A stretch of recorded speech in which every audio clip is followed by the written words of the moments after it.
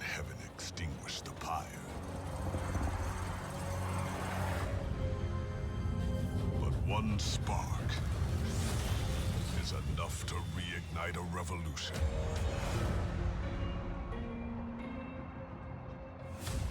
The Bone Shaker, our train, travels the rail connecting our two worlds. The last surviving remains of the pyre drives the heart of our engine.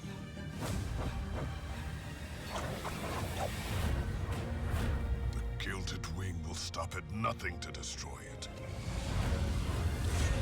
But the champions of hell will defend what's ours. Because if we don't, there will be nothing left to defend. Oh, goody. Here we go. I am Tolby, and today we are actually here with a good lifelong friend of mine. This here is... actually, I'll let you introduce yourself, because I don't know the name you currently use at this point of time. So, say hello. Hi, so I'm in-game name go by Pecholas. You call me Nick, whatever works for me. So yeah, I'm excited to try out this Monster Train game. Yeah. This is Pecholas's first time, kind of looking at Monster Train, or at least getting a chance to play it. As I want to be able to introduce some people to the game and sort of be like I'm the one that's in the controls, as there's no way for me to give controls to someone else without them coming over. So I will be doing all of the clicking, but all of the decision making is going to be on Pecholas. So what we're going to be doing is we're going to be doing... Actually, do you want to start on the hardest difficulty and just go in blind, or start on the easiest? I would recommend the easiest. But whatever you think will be the best experience. the best experience will definitely be... We're going to start you off on Covenant Rank 1. There's technically a Covenant Rank 0, but the best gameplay experience is at least with Covenant Rank 1 or higher. Let's go with 1 then. Cool, we're gonna go with 1. After that, we have choices for the clans. So are you aware of any of the clans and what they do, or you want an explanation, or do you want to just go in with a random? I'll take an explanation and then I'll probably still stick with the random. Okay. Kind of. So in this game, there are 5 clans, and each clan has 2 champions, 1 default and 1 exiled. So we're just going to look at the first one. In order to get the exiled champions, you have to get the level of that clan to level 5. Basically, you slowly unlock content of that clan, so you get a core gameplay experience of what the clan does, and it expands a little bit more for more diversity, as well as a second champion from their Friends and Foes updates. But for this, you get to choose either. Why not? Since I already have that all unlocked. So the first one to look at is the Hornbreaker Prince, and the starter card that will be put in your deck are Torches. This is a spell that just deals 2 damage to a target enemy, or just a target unit. You can target one of your own if you'd like. But Hornbreaker Prince, I mean, like he attacks. He's a pretty default brawl. He's a good default brawler, and that's basically his job. Next is the Sharktail Queen, exiled from the Hellhorn. Her starter card is not a spell, but a unit, the Queen's Impling. When this is summoned, it deals 10 damage to the front enemy unit, and she specializes in imps. So, like, she can summon she can give you extra imps, she can throw imps at all of the enemies, or she could just get stronger by playing things on her floor without it having to be an imp. Followed up, we have the Awoken. Oh yeah, actually, last but not least, the Hellhorn description. Hellhorn is a lot about fire. They deal with armor, rage, and have a whole bunch of direct damage spells that burn and Armageddon everywhere. The Awoken, this is the Sentient. The starter spell is Restore, which heals a target for 2 and applies Regen 1. And basically Regen 1 is at the end of that unit's turn. It regenerates whatever the value is, and then that value goes down by 1. Okay. So if that's a big tale of Awoken is healing, restoration, and additional card draw per turn. Whereas Windleton is sort of like a brawler that kind of does the same thing. His starter card is you give a unit to attack, and you draw an additional card on the next turn. And of course, card draw in a lot of these is interesting. You can also just go with whichever champion you think looks the coolest. And Yeah. you can go with that. Next, we have the Stygian. So the Stygian I would consider as the spellcasting specialists. They have their main mechanic is incant, where if you cast a spell on a floor with a unit that has incant, a special little thing triggers. Usually is powering up the unit, but there could be other effects for incanting. And their second mechanic is Frostbite, which is basically poison. It's sort of like regen, but it's damage, where at the end of that unit's turn, they take damage for however much Frostbite they have, and then Frostbite goes down by 1. So it's that way, like if the enemy has Frostbite 1, they take 1 damage, and then all of their Frostbite is gone. Okay. The 2 champions is Tethys Titan's Bane, which specializes in being able to cast a lot of spells or make your spells stronger. Or Soul Guard, which is a little crystalline octos or squid, I guess. Which Yeah, I guess it's squid technically. Yeah. I think it's squid technically. Soul Guard starter card applies Frostbite 6 to the front enemy unit, and it discards a card at random from your hand. And oh yeah, that's also another mechanic. So the Stygian Guard have is Offering, where if a card is with Offering is discarded, it's automatically cast. Okay. So that synergizes with that, and Soul Guard likes casting a whole bunch of spells for his abilities. Umbra is interesting. They get to summon a whole bunch of morsels, which are eaten by the front unit to grow stronger, either by gorging or through powerful effects that apply Ember Drain that reduce how much Ember you have in the following turn. Penumbra is really, really strong. Literally one of his is he gets bigger and just tramples over all of the enemies and can just solo all the contents for you. And he specializes in eating, whereas Primordium, the exiled one, is technically a whole bunch of morsels kind of cloaked together. And this is a champion that actually is meant to be eaten by your other units. Melting Remnant, their main mechanic is Burnout, where once their Burnout counter reaches 0, they die. Oh wow. Yeah. In some cases, they're stronger for that. They also have a mechanic called Harvest, where if something else dies on their floor, they get stronger. As well as the last mechanic of...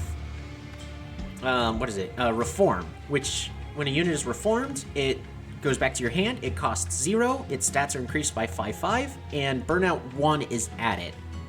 So that way, if you're regenerating a unit that does not have Burnout, it now has Burnout 1. If you regenerate a unit that has Burnout 2, it now has Burnout 3. So that way they last longer. Oh, okay. And they're So strong. it just adds a burnout to it. Cool. Yeah. And the 2 champions is Rector Flicker. He's all about Burnout and reforming. He's a really, really strong Burnout, or he just reforms your other units, or is good for if your units die. And Little Fade likes to die a lot. Little Fade is interesting. She has one of hers is she gets more attack based on how many enemies she kills, and more spikes. Oh yeah, spikes is another thing that the Awoken get, but Little Fade specifically also gets spikes. And we're mostly choosing the primary clan for the starting champion. Did any of them interest you? Either look or... I think probably the second one with the regen. With the regen, the sentient? Yeah. Yep. And I think I want to go this one. I think I like the look. I'm a fan. Okie dokie. Yeah, the regen sounds pretty interesting too. Pretty Can we take a 5-minute break really fast? I have to get to the bathroom. Of course. Yeah, go for Sorry. it. Alright, I wonder if I should... turn on googly eyes. I may have to cut this part out.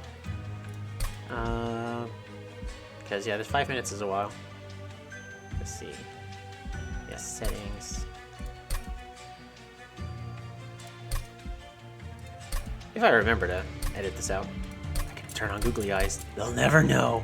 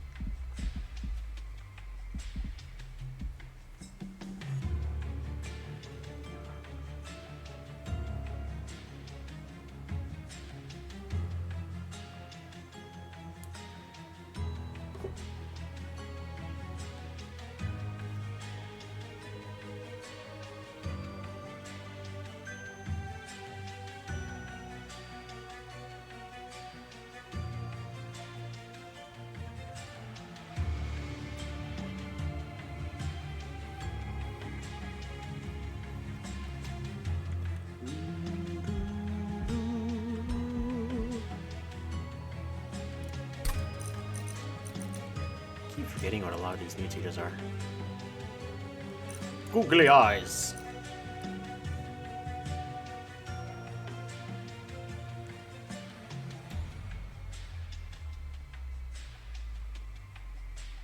That's true. I could be figuring it out here before creating a challenge. I didn't think about that.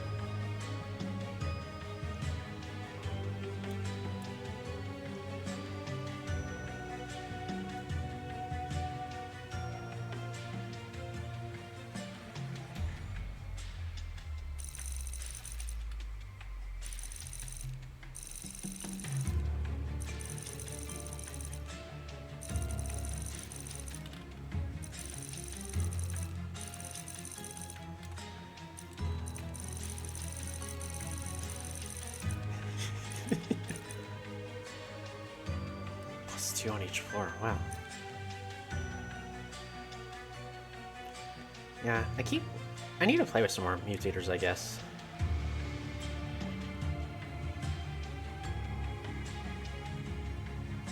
Restore 5 health to all units after combat.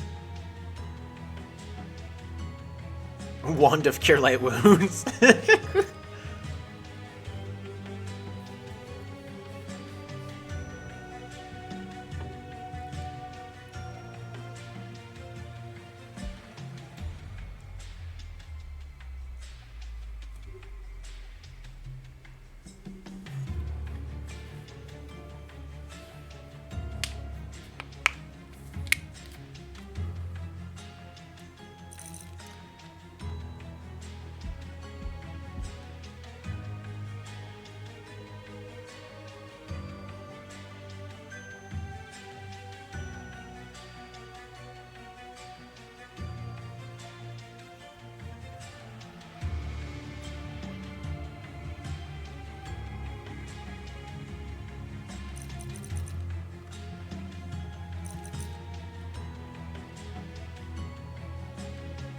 At your service. Ha! Ha! Ha!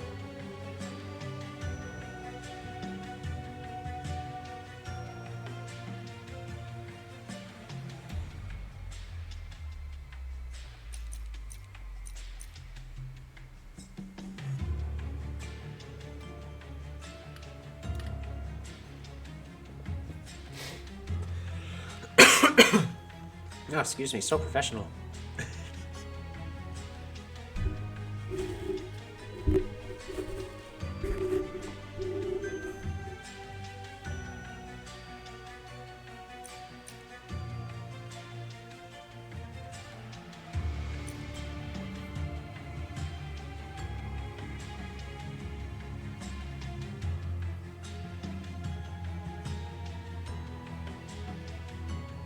Okay, sorry about that. I'm back. That's perfectly fine. What I'm probably going to do is we're just going to cut out the clan selection part, since I'm going to cut out something anyways, just for video saving time.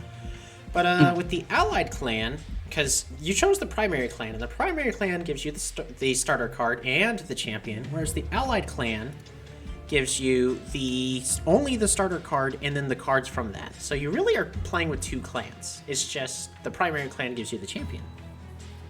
Nice. So that's how they keep the replayability. I see. Yeah. So when I play random, but when learning the game, I find it good to sort of play with whatever you think you'll enjoy the most and slowly migrate over to random. Mm-hmm. So that way you learn everything kind of at your own pace. Yeah. But yeah, so we're any of the mechanics: armor, rage, direct damage dealing, spell slingers, morsel eaters, or I'll add the frostbite mechanic if there's a card that'll let me do that. Okay, so foregone power. So you want the foregone power one of give frostbite 6 to the front enemy unit and discard a card at random? We have to discard a card. That's I mean, why not? Discard a card is not a requirement to play this. Oh, okay. Yeah, I'll go with it. So let's go with that. If this is the last card in your hand, you can totally still play it. And Fair enough. It costs 0. Alrighty. So with that, Covenant rank 1. Cool thing about Covenant rank 1 is the enemies are stronger. That's not really the cool thing. Really, honestly, Covenant rank 0 is tutorial. Covenant rank 1 adds additional random cards to your starting deck. Oh, okay. And that's what also adds to this game's replayability, is just the moment you start the game, your deck is already completely different. Mm-hmm. Alrighty, and so we'll depart.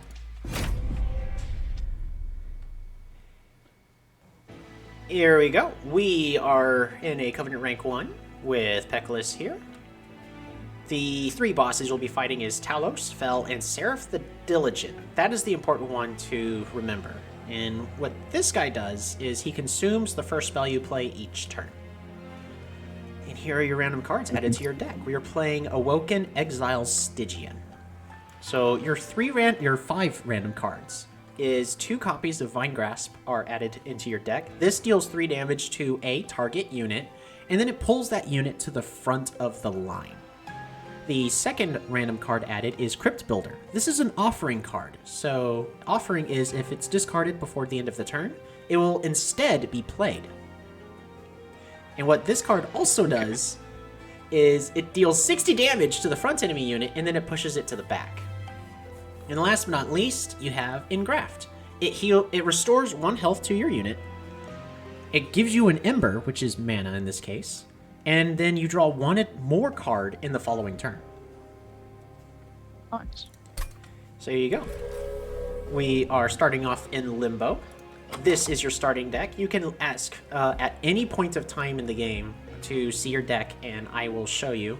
It helps if you give me an idea of what we're looking for in the deck, and I will assist as much to my ability as possible, since I am the one in controls, but you are the one that is giving all of the orders. I will try to move things along as quickly and smoothly as possible. In this first instance, you have a choice to go to the Dark Forge to upgrade your champion, or to go over to Herzl's Horde and get an artifact. The artifact. We're going to go with the artifact first. Confirm?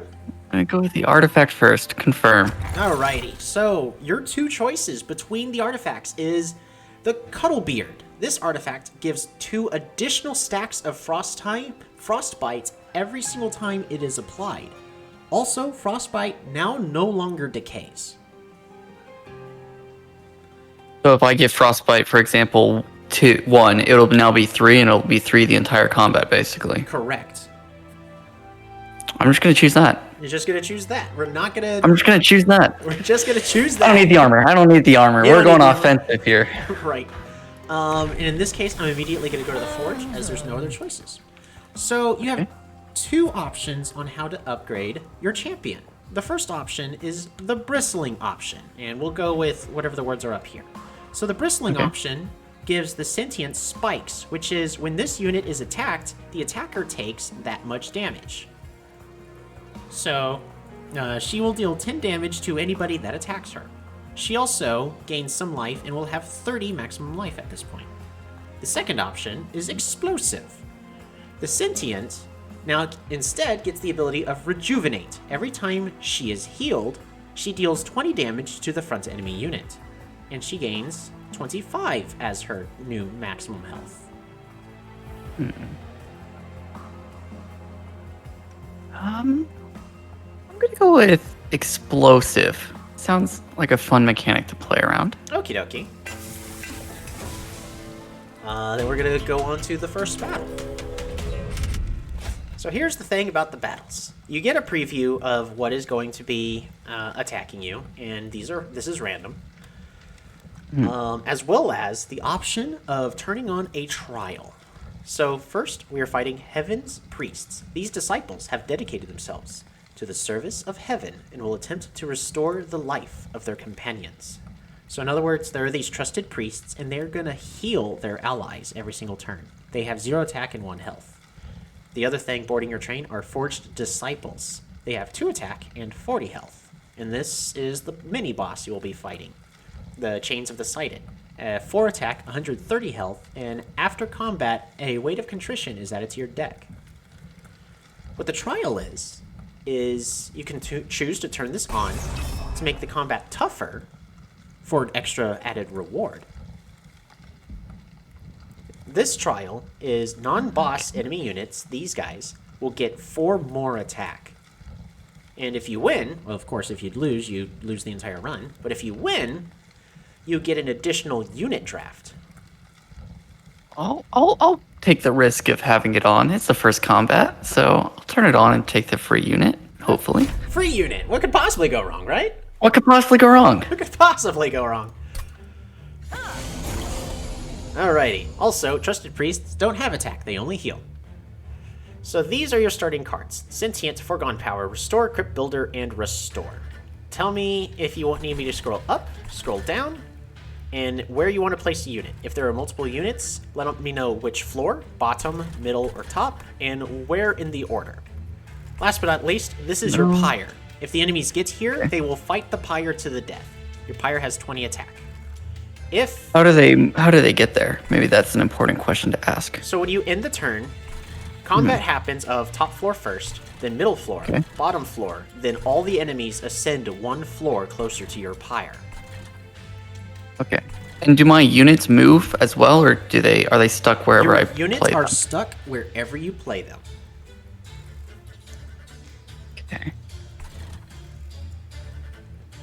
Let's see. One last thing to note is, so your pyre does have 20 attacks. So like, if this Forged Disciple gets there at full health, it's going to deal 12 damage to you total. Okay. And how often do I keep the cards that I don't play in my hand? No. At the end of your turn, all the cards in your hand are discarded. Okay. You can check to see what cards are still remaining in your deck. These are the cards still remaining inside of your deck. They're not in any specific order. They're just in the order alphabetized. Okay. So what I'm going to do is I want to play the Sentient on the first floor. In the bottom floor? Yeah, the bottom floor. Okie dokie. So now we get to see another thing. The damage preview. Right now, your Sentient is going to take 6 damage this turn. And the Forged Disciple, all the enemies are not having any change in their life totals. Yep. Then I want to... Can you mouse over my Sentient? So deal 20 damage to the front enemy. Okay. Every single time the Sentient is healed, even at full health, she will deal 20 damage to the front enemy unit. So what I want to do is I want to play the Restore, one of the Restores on my Sentient. Okay, so as it currently stands, this red X means the Forged Disciple is going to die. One other thing to note, that Restore has been added to your discard pile. If you run out of cards in your draw pile, all the cards in your discard pile are shuffled and put into the draw pile. So this Restore will come back. Perfect. So wait, why is the sentient gonna die here? Well, the Sentient's not going to die, but she's going to take 5 damage. So the way combat works is the enemy gets all of their actions. Sorry, the Forged Disciple is gonna die. So the Forged Disciple is going to die, because how the combat is going to turn out, the Forged Disciple is going to attack the Sentient, dealing 6 damage to the Sentient. The Trusted Priest does not have an attack, so it's going to heal at the end of combat. The Sentient then has her...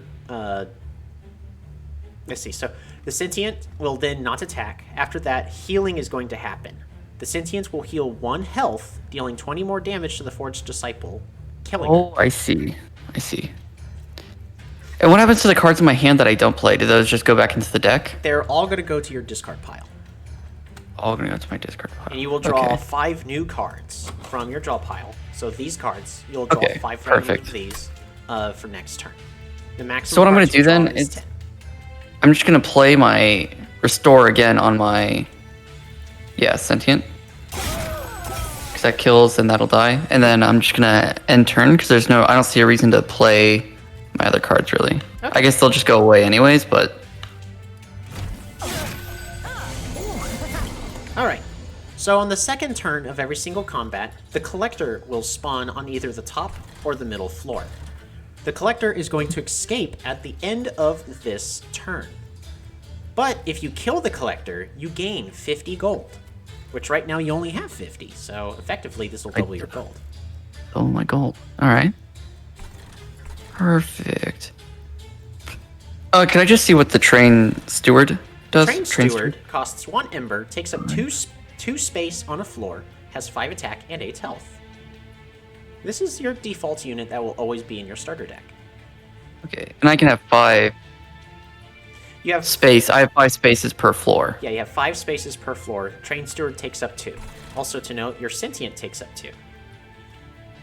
And can you just find a mouse over the Vine something? The first card in my hand. Vine Grasp. It costs Deals 0 Ember, but it deals 3 damage to a unit, and it pulls that unit to the front. So you got a lot of options. I do. So what I think I'm gonna do is I'm gonna use the Vine. I already forgot the Vine Grabber? The Vine Grasp on the healer. Okay. I want to play Restore onto my Sentient. Alrighty. And then I want to play the Train Steward on the 3rd floor. Top floor it is. Or top floor, yeah. Because I should kill that. Yep. And then I'm gonna kill the bottom, the bottom floor unit, right? Correct. Yeah, it's gonna die. So I'll just end turn there. You're just gonna end the turn? You don't want to play a Train Actually, I could play my Train Steward on the. I'll play it on the 2nd floor. Okie dokie. I'm not sure if that's the correct play, but that's what I'm gonna do for now. And then I'll end my turn because. Take that, Collector! A brief respite. So the boss is going to appear next turn. Okay. Is it guaranteed that they're on the 3rd floor, or could it be any floor that they? No, they're going to start off on the bottom floor, and they're going to Okay. enter what is relentless combat, which is instead of just 1 turn of combat, it's going to be they attack until 1 is dead. Okay. Can you mouse over the first card, the Engraft? The Engraft? This heals a unit for 1. You gain 1 additional Ember, and then you draw an additional card next turn. Okay, so what I want to do, I want to play both my Train Stewards on the bottom floor. Okay. We're on the bottom floor, in front or behind the Sentient? Will they still attack if they're behind? Yeah. They will So I'll put it- always attack the front unit. I'll put it behind. Alrighty, well, sadly, we don't have enough capacity Have for both space. train Oh, students. Then I'll put him on the second floor. Okie dokie. And then I want to play Engraft on my Sentient. Okie dokie. Do you want to Vine Grasp? I'm okay. Okay. Okie dokie. So, the way this combat is currently turning out, yeah, your bottom floor is dead. Let's see if we can fix that. Yeah, so I'm just looking. I have, okay, 2 foregone powers, a Vine 2 Grasp, foregone Engraft, powers, and 2 restores. You have enough Ember to play everything as it currently stands. yeah. So what I'm gonna want to do is I want to use Vine Grasp, Okay. and I'm gonna kill the healer. Goodbye, healer. You will not be missed. I then want to use the Restore on my Sentient. Okay. Minus 60, got closer. So I need to do, that's Frostbite 8, so that could become 16. Oh yeah, and it doesn't decay. It doesn't decay. Normally it does. That's usually one of the drawbacks, but not only is your Frostbite stronger, but it no longer decays. Then I want to, oh, okay, because he can't heal more. So, if you're talking about rejuvenate, could do it the- triggers yeah. when healed, even at full health. Yep. See, I'm gonna play Restore 1 on my Sentient. Okay, 10 points away. I'm gonna play the Engraft as well on him. All right. Now he's Do you want to do dead. some overkill? Yeah, I'm just gonna go Overkill if you could just play one of them, because I think it'll discard the other one, right? That is Yep. correct. There you go. And then I'm gonna end my turn. That is your first combat. How do you feel? I'm feeling pretty okay. It feels at first like it's gonna be like pretty complex, but the game is simple enough that you can understand what's happening with enough mechanics. Oh yeah, right. You know, the 3-4 floor thing can really throw you in for a loop. Yeah. So with that, you gained 50 more gold as part of the reward, and now you get to choose 2 cards. Plus, you took the challenge, so you also get a 3rd card to choose, which is a unit. The first one is your clan pack, so this is always going to be 3 Awoken cards. And your choices are Vine Grasp, Razor Sharp Edge, and Wildwood Sap. Do you need... Consume do again? So what Consume does is once you play it, it's then put into the Consume pile, and it can't be played for the rest of that combat. Okay. So basically, this Wildwood Sap is you play it, and then you can no longer play it for that combat, but you can still play it other combats. Yeah, I'm really debating between getting this Wildwood Sap and the Razor Sharp Edge, because I think the Razor Sharp Edge could synergize really well with my kind of like the other healing I have, so I can have my Sentient lose 2 health and then gain 10 attack, which Well, this is 2. instantly makes it. This is 2 maximum health it's losing. It's not dealing 2 damage. Oh, to it's yourself. maximum This health. it's losing 2 health. So an interesting thing about Razor Sharp Edge is it can be used to kill 1 health units or 2 health units, as an extra thing. So like the 10 attack's pretty good. The -2 is pretty good, but it's a trade-off, and it's a high skill card. Go with the Wildwood Sap. I think I'm just gonna go with the safe play. Right. Yeah. It does synergize pretty well with your champion with its rejuvenate, because regen 5, that's suddenly 5 turns of just 5 Daka. turns of 20 damage, right? Yeah. Yeah, 5 turns of Daka. Yeah, 20 damage. Go on. Pew, pew, pew, pew.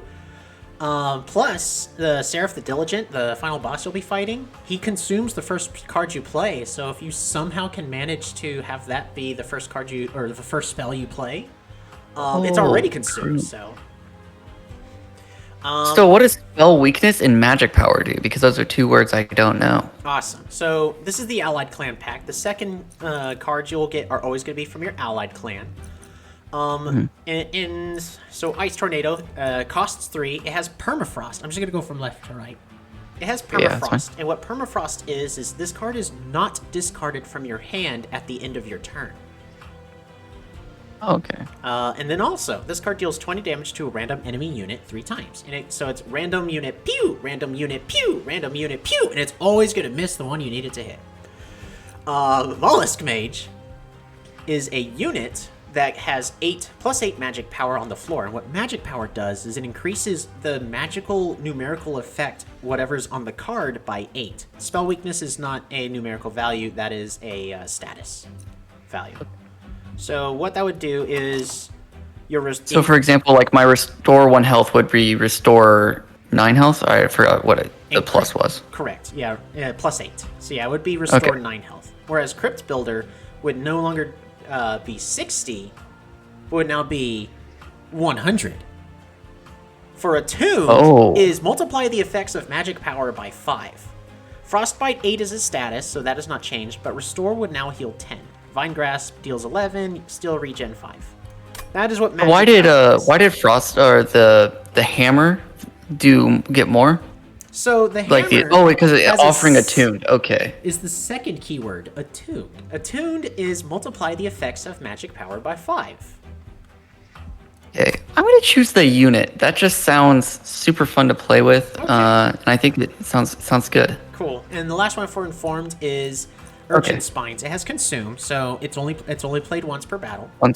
Yep. And it applies spell weakness too. And what spell weakness does is, let's say the enemy has spell weakness 1 on them. The next the next damaging spell that hits that unit, it will deal that X plus, the X plus spell weakness +1 times the amount of damage. So if you hit it with, let's say, just something that deals 10 damage and it has spell weakness 2, it now deals 30 damage. Whereas if you hit it with Crypt Builder, that would deal 60. Well, times 2 makes it 180. But then spell weakness is then consumed and goes away after. Yeah. Seems like a pretty good mechanic and like pretty strong. I think I'm gonna still stick with the unit. All right, Mollusk Mage it is. Is there a way I can see as well? This is just like a question of how much space a unit takes. Yes, right up here at the top middle, you see these little yellow pips. Yep. This Mollusk Mage takes up 1 space. It is a tiny little guy. He goes meow.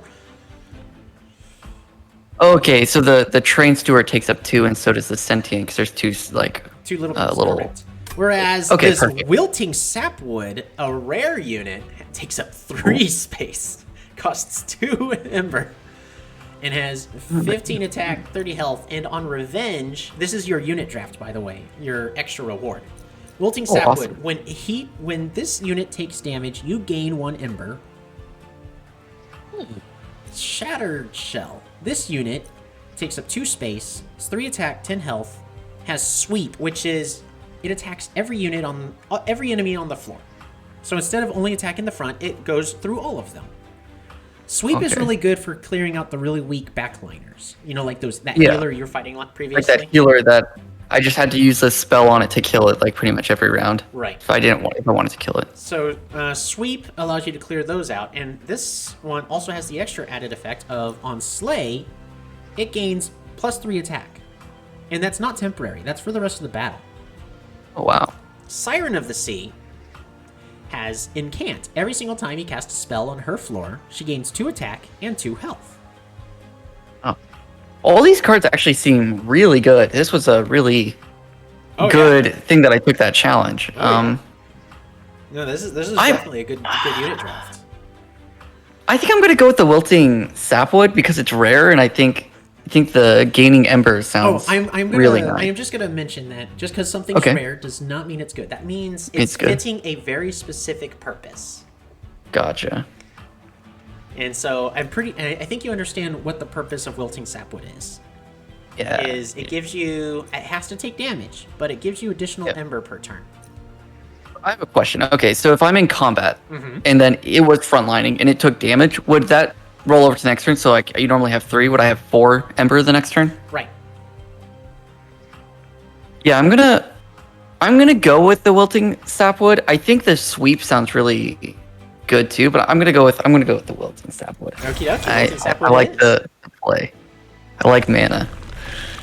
Alrighty, so now we are in the second ring of hell, the Cliffs of the Fallen Souls. You have two choices, left or right. In this case, the left will take you to a Merchant of Steel. This will allow you to forge and imbue your units with new powers, making them stronger.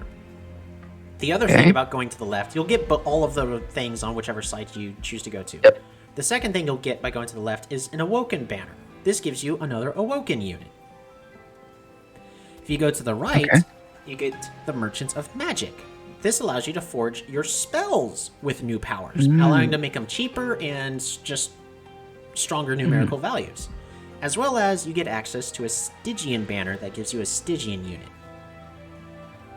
Oh, quick question about the merchants. Is it all my spells, or do I have to select like one or two? So, when you go, there's going to be 3 things to buy. 2 cheap and 1 rare, expensive upgrade that you can buy. With 150, you can basically buy both the cheap things and the expensive upgrade, no matter which path you go. I'm gonna go with the creature with the awaken. Last thing to note is all of your spells and your units can only get 2 upgrades. So you can't be like, all right, we're gonna just dump everything onto the smallest mage. The smallest mage now takes up 6 spaces on the train. It has 500 attack, 3,000 health. No, it's you only get 2 upgrades. I'm gonna go with the spells. Actually, I'm gonna go spells and get a. I forgot the faction. I guess the important the Stygian unit. Yeah. So last thing is trying to figure out what would you want to be upgrading. Like which units would you want to be upgrading, or what spells you would want to be upgrading. I guess I could technically Can I upgrade the sentient? Oh, that's a champion. The sentient so it's different. is a champion. You got the first upgrade by this Dark Forge. The next time your champion upgrades is after here when you beat the first boss. Okay. I'm gonna upgrade. I'm gonna upgrade creatures because I want to upgrade my mage if possible. That mage, the new unit I got, and like the 2 new units I got. Okay. Yeah, I'm Mollusk mage and.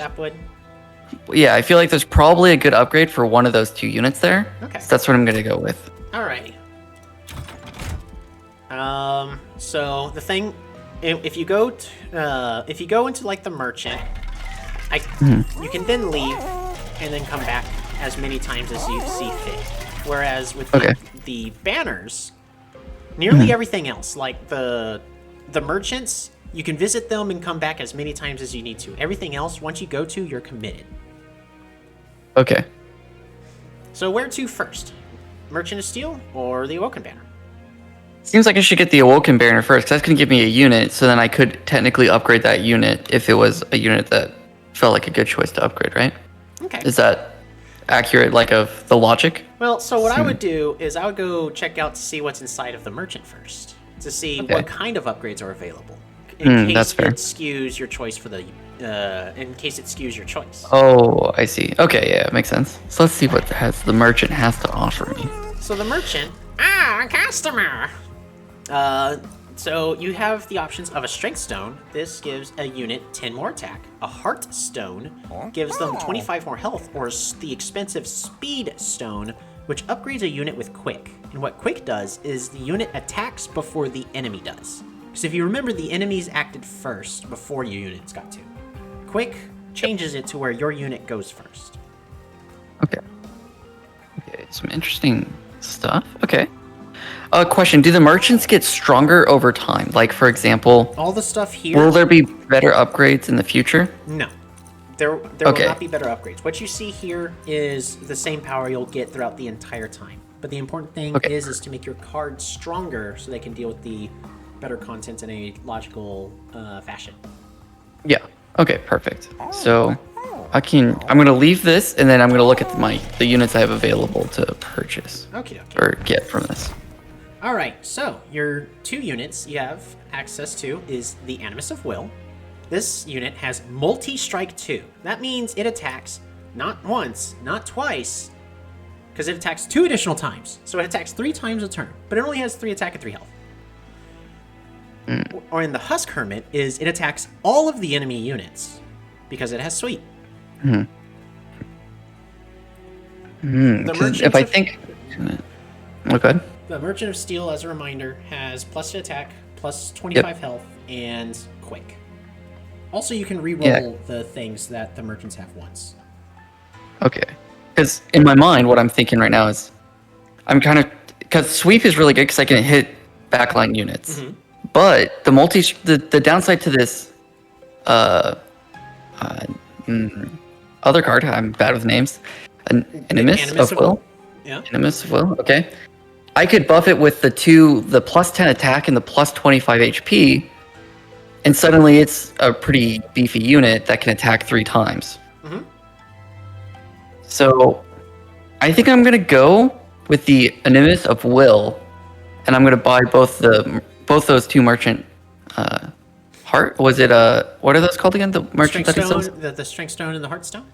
Okay, yeah, the stones for it. Oh, does it increase their size if you use the stones on them? Not those stones. There is one that does. It's called a large stone. It gives +1 to size, 15 attack, 40 health. Okay. Yeah, so I'm gonna go with the Animus of Will. Okie dokie. Animus of Will. Final answer. Final answer. Alright, back to the Merchant of Steel, I'm assuming. So, Yep, other things that you can also get at the shop is you can purge a card, which removes a card from your deck, or you can re-roll, but it costs money to do both of these. Reroll only happens once per shop visit, so you can re-roll every single Ring of Hell that you visit. And Purge, the cost permanently increases to purge additional cards. Okay. And I can come back to this in the future to, like, if I wanted to buy the Speedstone. So the moment that you go down to a different ring, you're no longer at this ring. So once you leave these shops, you're no longer able to. Yeah, they're gone. Okay. But you can always check ahead to see like where you might plan on going. Like in the next ring, there's another Merchant of Steel over here. Yep. As well as there's a map here that we can access at any time. Okay, cool. So yeah, I'll buy definitely the first 2 stones. Okay. So Strength Stone is going Strength on. Stone. I want to put it on the new guy I got. The Animus of Will? Yep. Okie dokie. Well, Alright, and the and I also Heartstone? want to put the Heartstone on him as well. The Heartstone on the Animus of Will? Yep. Okie dokie. Just from experience, if you re-roll, you'll be given more options. The Speed Stone will be rolled away. However, you won't afford what is in this big slot, but you can still get the 2 lesser things. I'll re-roll then because I think the quick is good, but it doesn't match Large Stone. anything. Oh hey, look. There's the large stones. Yeah, this one makes the unit bigger. Bigger. Yeah. But this time you got another Heartstone, but a Battle Stone, which increases the strength of the unit by 5 and 10. I definitely want to buy the Battlestone. Okay. So your Animus of Will is fully upgraded. It can no longer receive any additional upgrades. Yeah, I want to put the Battlestone on the Wilting Sapwood. The Wilting Sapwood, turn it into a 2040? 2040. Okay. Yep.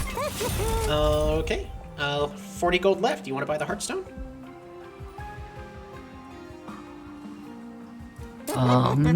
Yeah, I do want to buy the Heartstone, and I'm gonna do something unexpected. I think I'm gonna put it actually on my Mollusk Mage. Okie dokie. Because I'm worried that there's something that can just deal. Oh, actually, no. I should put it on my. If you're asking if enemies can have sweep, yes. Yeah, so I'm worried about the sweep. So I want to give him health. That's the reason I'm doing it. Okie dokie. And yeah, I'm gonna lock that in with the upgrade. Okie dokie. We're just gonna move on since there's nothing else you can afford. Yep. Moving on. How are you feeling? You feeling good with this deck so far? Yeah, I'm feeling pretty good. I feel pretty confident right now. Feeling. I don't know if that confidence is misplaced because I went through the first combat, which of course is probably the easiest. I've died on the first combat a couple times. I don't know. That first combat can be brutal. Okay. Yeah, I'm feeling good. I know what all my cards do. Okie dokie. So let's see what these units are. The Pyre Absorbers. These pyre-sensitive attackers are heavy hitters and get stronger when spells are cast. Use your spells wisely. So what they're referring to are these overcharged apprentices. These black armored, red glowing Pyre Absorbers, the Overcharged Apprentice. Every time you cast a spell on the floor they are on, they get one more attack. Oh, that's pretty scary. And they only start off at 2. The Trial is the Armor Emblem. All of the enemies except for the mini boss enter with 10 armor, but you get another unit draft. Okay. Ooh. What does armor do? Maybe that's an important question to ask. So armor is, so like this Overcharged Apprentice has 40 life, and he'll enter with 10 armor. So damage is dealt through armor first.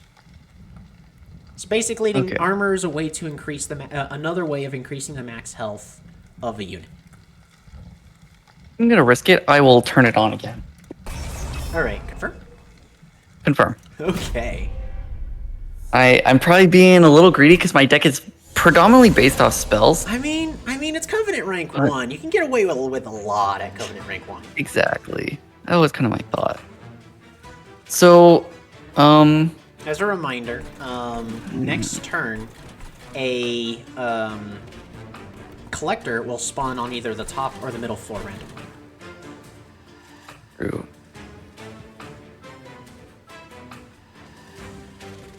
So I want to play my scientist on the first floor. The sentient? Or sentient, sorry. The sentient. Yeah, not scientist. Sentient's on the first floor? Sentient. Yep.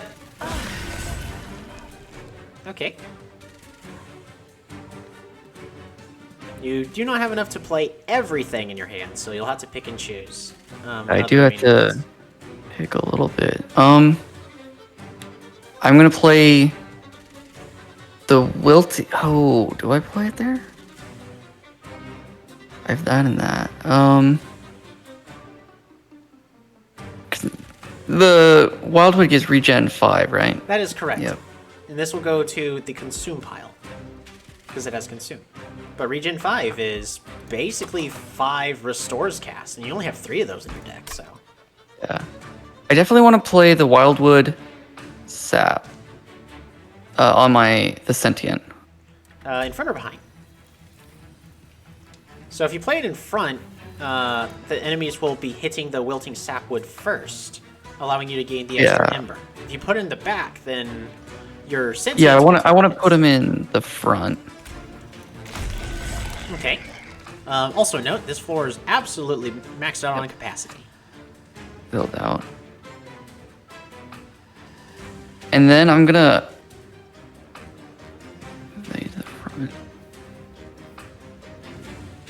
So, I'm actually gonna play Vine... I want to play Vine Grasp on my Wilting Sap, actually. Okay. Confirm? You can absolutely do this. I see what you're thinking. Confirm. I want to do it. All right, you now have enough Ember to play everything. I'm going to play in my Train Steward on the... I'm just going to risk this. I'm going to go second floor. On the second floor? Yep. Alrighty. And then I'm going to play the Regen 5 on my Sentient. Okie dokie. So notice you got +1 Ember, and you're about to get +3 more, so you're at 4. Well, rats. Oh, how tragic. How tragic. Okay. So right now it is escaping. It's 50 gold. But, I mean, sometimes surviving is more important. Sometimes. I have a question with the offering. So Okay. let's say I use the foregone power. Mm-hmm. And it discards the card. Do I get to choose what unit the cryptic... the Crypt Builder will always hit the front enemy unit. Oh, but will it be of a random floor? On the floor it's kind of you're like on. You get to choose the floor. It's just okay. I get to choose the floor. Whichever floor it is cast on. So, like, if you wanted to Crypt Builder the ever-living daylights out of this collector, you'd have to get rid of the rest of the cards in your hand, and then Foregone Power, which would then apply Frostbite 8, discarding Crypt Builder, and then boom, 60 damage. But I could use it on a different floor than what I use the Frostbite on, for example. Incorrect. Okay, so it has to be the same floor. It has to be the same floor. Okay, good to know. Let's restore 2. 3 capacity remaining on the middle floor. Yeah, so I want to play my unit on the first or on the second floor. Okay, in front or behind? Behind. That take care of that floor. That floor is dead. I then want to. Can I look at the first floor again? Of course you may. Thanks. So I want to use Engraft? engraft Heal? on my Heal? sentient. On the sentient. Healing. Kaboom! That will now die, That will now die. but the other ones survive. That is very true. So I'm gonna play restore onto the sentient again. Alright, so the 2 damage dealers are dead. The healer is getting through, but... Healer's gonna survive, but that's okay. And then I'm gonna use Forgone Power on the merchant. Is that what it was? The collector? Or the collector. So Yep. even though I was joking about, completely overkilling the collector, you're gonna do it anyways. I'm gonna do it anyways. Boom! Okay, that's the turn. Alright, so your Wilting Sapwood got attacked twice, so now you have 5 Ember to spend. Which, of course, I don't have that much Ember to use, but... Right? Oh, does it always roll over? So if I had 3... No. Okay, It's no. all consumed. You gain 3 every single turn. Okay. There perfect. is an artifact. Actually, hold on. Hold your horses. Nope, I lied. You don't have access to it. Never mind. Okay. It's in a different clan. I was going to say, there is an artifact that allows you to carry it over. That's a different clan. So now I am basically the turn before the boss, correct? Correct. So this is a brief respite. Up here, waves remaining 1. So the boss is going to spawn on the bottom floor and make his way up your train. Okay, so I'm going to play my mage on the second floor. Okie dokie. Where's this? In the back. In the far back? Yep, farthest back. Farthest of backs. I then want to put my train steward on the top floor. Okie dokie. Also notice and then Restore and Vinegrass now do more damage on the middle floor, yep. but not the bottom or the top. And then I'm gonna restore 2 onto my is it the wilting sap? So you can choose to heal. This is basically going to heal 3 to the Wilting Sapwood, or you can increase the regen value of the sentience by 1. Oh, true. Because that would be 5 health to restore instead. I honestly think both of them are good choices. It's just, do you value the regen on the sentience, or do you value the flat health on the Wilting Sapwood? I didn't think about the regen on the... Yeah, I'll put it on the sentient for the regen. Alright. Because I think the 3 health is good, but it's not going to make a big enough difference to last it out. And then I'm just going to end my turn, because there's no reason for me to play the other cards. Right, yeah, you don't have any enchanters yet, so... Exactly. Alrighty, so as it currently stands, you're dead. You're done for. 200 health. 200 health. Yes, Wow. 200 health and 10 armor. Okay, so... Gotta think a little here. I could... You gotta think a little bit here. Play that deal. Restore 2.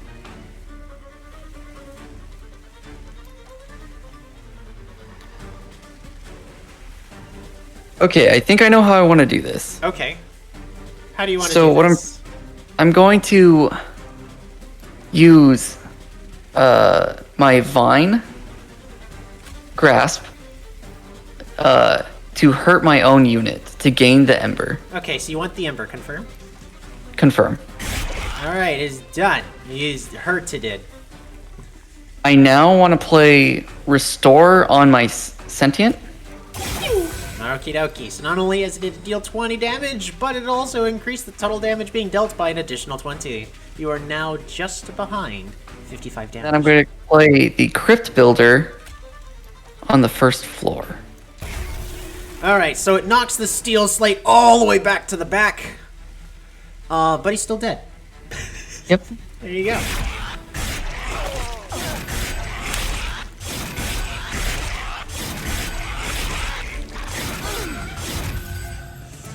Ooh, that went pretty well. Let's say the first floor, he had beaten the first floor.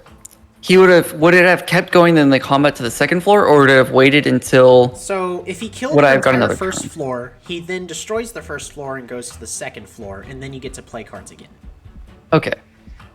Perfect. Perfect. Well, let's collect. Let's go. Collect. All right, your choices are a Wildwood Sap. Do you need an explanation? Okay, well, you twisted my arm. This is consumed on play, and it applies regen 5 to the unit it is cast on. Second up, for 1 Ember, is Glimmer. This restores 2 health to all friendly units on that floor and deals 2 damage to all enemy units on that floor. Restoration and Detonation, likewise, is a spell that will restore 10 health to a friendly unit. Then it deals damage to the enemy, depending on how much health was actually healed, times 5. So this can deal 0 damage, it could also deal 50. Oh, I see. So if it doesn't actually heal, so for example, like the Sentient where I was over-healing, this would do no damage. This would do no damage. It would still trigger the Sentient's Rejuvenate, but yeah. Oh, that's an interesting card. I think I'm going to pass on that, though. I'm kind of debating between getting, like... oh, no, not quite. I'm gonna go with the Wildwood Sap here, because I think the possibility of just getting a super big regen on... Yeah, I'm gonna go with the Wildwood Sap. Okay, Wildwood Sap. On the Sentient. Alright, Allied Clan Pack, Energy Siphon. This does not have Consume, but it can apply Spell Weakness 1 to an enemy unit. Second card, Helical Crystals. 2 Ember, deal 25 damage to the front enemy twice. If the first one would kill the enemy, then the next one is dealt to the enemy behind it. So this could just deal 50 damage to the front enemy. It could also kill like up to 2 units. Crypt Builder, offering a tune, 60 damage, push it back. Last but not least, there's also Skip. Sure, I could get 10 gold. Yep. So yeah, the main question is what makes the deck better? You do, yeah. I mean, you can... I don't think another Crypt Builder helps, because I don't have enough to, like, the chance of me getting the discard is just slim, so I think that's not the right card to go with. Okay. I'm debating if applying Spell Weakness is going to help me a lot, because I do have some cards that do deal damage, which could be nice. Yeah, like I have... Builder. Crypt Builder, yeah. And it costs 0. So I think that's what I'm going to go with. I'm going to go with the Energy Siphon. Alright. Last but not least, because you took the challenge, you have the unit draft. First up is Guard of the Unnamed. With Incant, he gains 3 armor. Second up is the Nameless Siren. On Incant, she gains Rage 2. And Rage is, they gain +2 attack per stack. And it goes down 1 every single turn. Okay. So every single time you cast a spell, she gains 4 damage. And at the end of the turn, she loses 2 of it. Titan Sentry also has Revenge. Apply Frostbite 5 to the enemy units. I'm going to go with Titan Sentry. Titan Sentry, because my Frostbite doesn't decay, and I think that's a cool thing. Okay, so now I get 2 options. I get a Steel Merchant, and what is the other one? So this is Pyre Remains. This will heal your Pyre up. So that way you can take, you can heal up all of the... I gotta do some math, hold on. 80 over 80 divided by character. No, you have none... No damage, so it's not actually helpful to me. That won't help you. Okay. Whereas on the left, you have Herzl's Horde. You can gain another artifact or an Awoken Banner.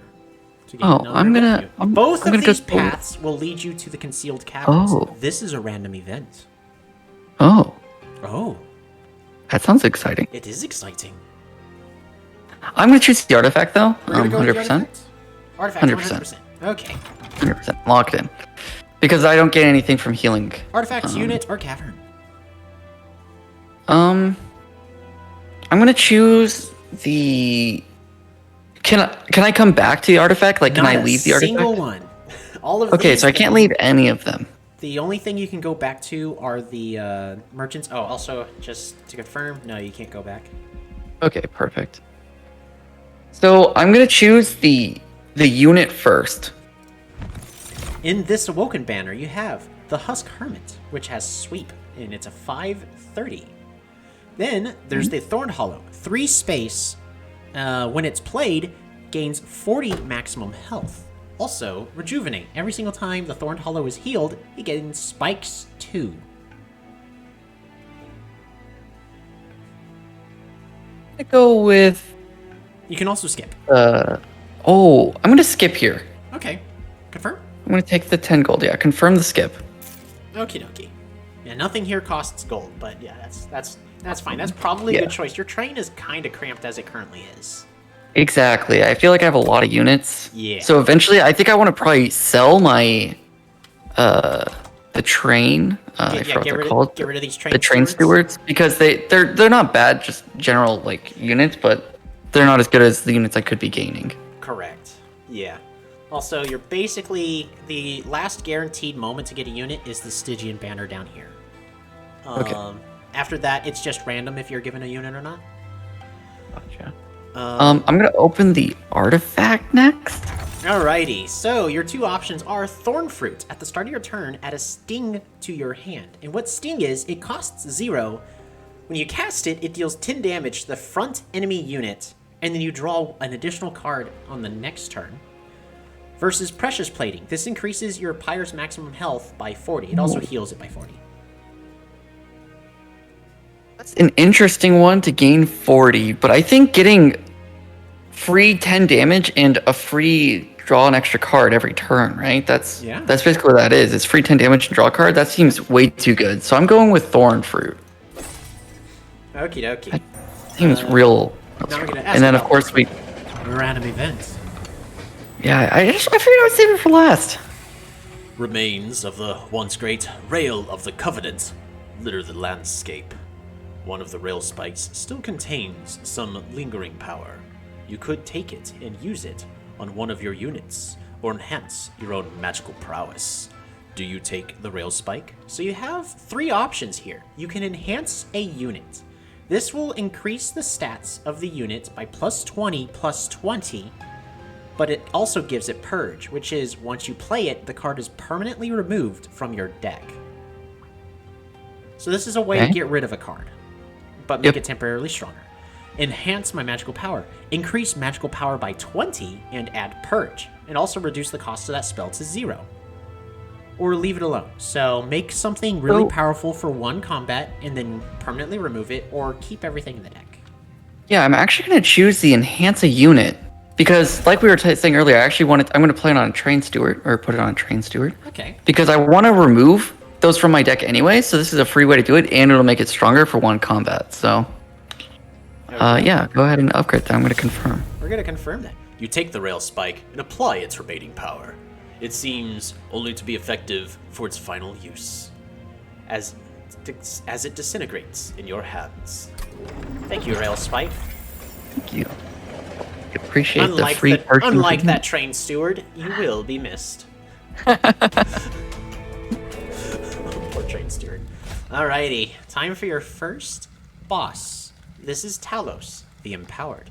The Architect of the Exodus gains more protection with each unit she slays, and her clergyman horde will break down your defenses to get her those kills. Her ability in this combat is Empowered Offense. All of the enemies enter with Rage 2, and Talos attacks every turn and gains armor on a kill. Jeez, this seems strong. Okay. Yeah, I'm kind of worried about this combat. should be. Whoa! So how does this work? So Talos is going to be jumping between your floors, going whew, and be doing things on this. And in this case, she's going to be attacking that floor every single combat until she enters Relentless. So instead of appearing on the bottom floor at the end, she's going to be flying around your train and then doing a Relentless phase, going slowly up your train. Okay. Alrighty, and notice now you have 6 cards in your hand, even though you're only drawing 5, but you have been given a Sting! This deals 10 damage to the front enemy unit, and you draw an additional card next turn. So, will the boss attack any floor? Is that a correct statement? She attacks the floor she is on. So if you set up on this bottom floor, she will not be attacked. She will only attack on this floor, which is currently nothing. Okay, so there's no negative effect for not blocking the 3rd floor right now. Correct. Other than I wouldn't be, like, I could hurt her technically. Right, you could technically hurt her. Okay. And do units continuously spawn, or will, like, the minions stop spawning after a certain point, like normal? When she enters Relentless, they'll stop spawning. Okay, and how does she enter that again? After 5 waves. Okay. So, what I'm gonna do is I'm gonna start with the Sentient on the 1st floor. She's dead. How things currently are, that is true.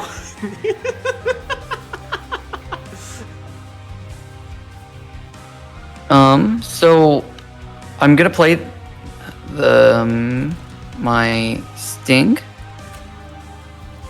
Yep. Alright, she's alive.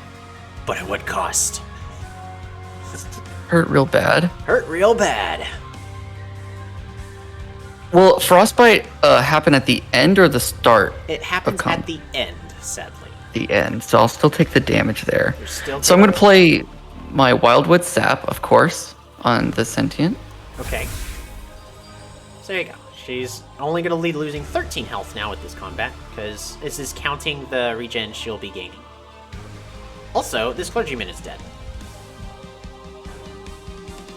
And I have to make a decision here. Mm-hmm. I want to play...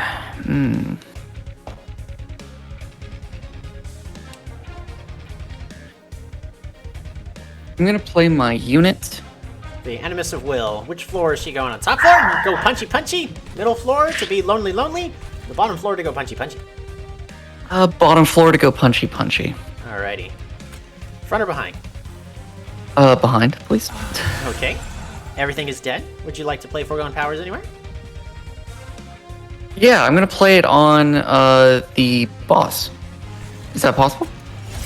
Is it? It is. And she's going to be taking 8 damage every turn now. Exactly. Exactly.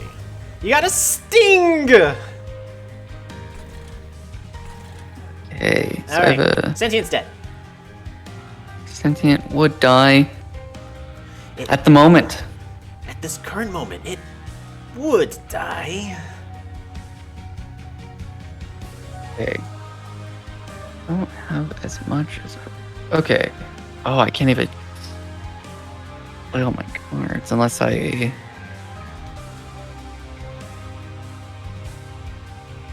Okay, I'm gonna deal the 10 damage first. Oh, I should decide who I want to... Oh, it's front enemy. It's always the front. Always the front. This one is always the front.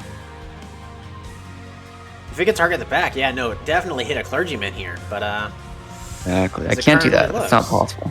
Yeah. Okay, so I want to deal 10 damage to the front still. Yeah, I still want to use that. Alrighty. He's currently going to die, but that's because of that. I want to use my Restore on the Sentient. He's still going to die. Yeah. Yeah, sadly, the enemies attack first, and that is 25 incoming damage. So unless you could find a way to deal extra damage, the Sentient's a goner. This extra rage just really buffs the damage by a lot. Oh, that was a really strong ability to get.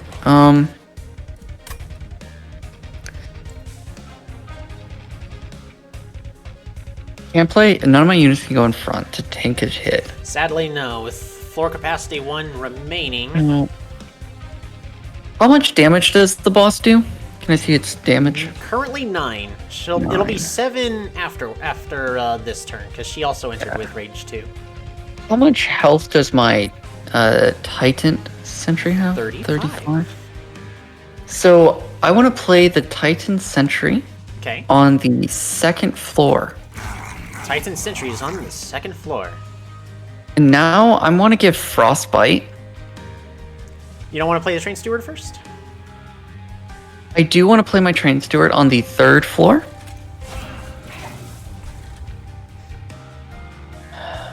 Now the question is, I'm going to play it. I'm tied between 2 options. Go ahead. I could try to do a. So there's only really 2 options. Like, I could play it on the 1st floor in hopes that the Crypt Builder ends up working, because then, I guess my unit still dies no matter what. It Actually, still dies, but it saves 9 health on the Animus of Will. Yeah. But that's a 50% chance of that happening. Or I could automatically start dealing more damage to the boss every turn. Right, with a chance of an extra boost of 60. I'm gonna do it on the You could boss. also just cast it on the top floor and just completely whiff. Or even in the pyre. That's true. I'm giving you your options here. I'm gonna use it against Talos, so.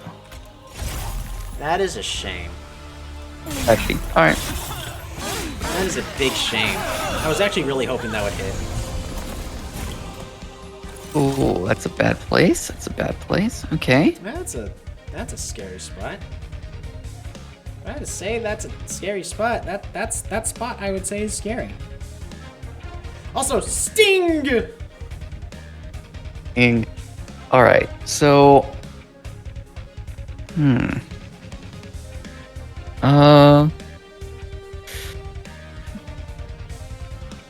That's 6. How much health does the Train Steward have? Train Steward has 8. It can eat both of these before dying and then keep your Animus of Will alive.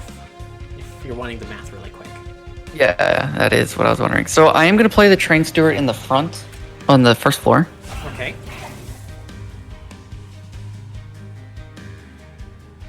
I could do... I have 2. You have 2 left, and Graph does give you 1, but Graph it does also give me currently 1. costs 1. Yep. Okay, so I want to play my mage also on the 1st floor. Also in the front? In the very back. In the very back. Very back. Very back. Oh, yeah. 100%. 100%. Okay. For a second, I was thinking about You it. were just about to think about putting it somewhere else, weren't you? I was, but it's okay. It's okay. We'll make it work.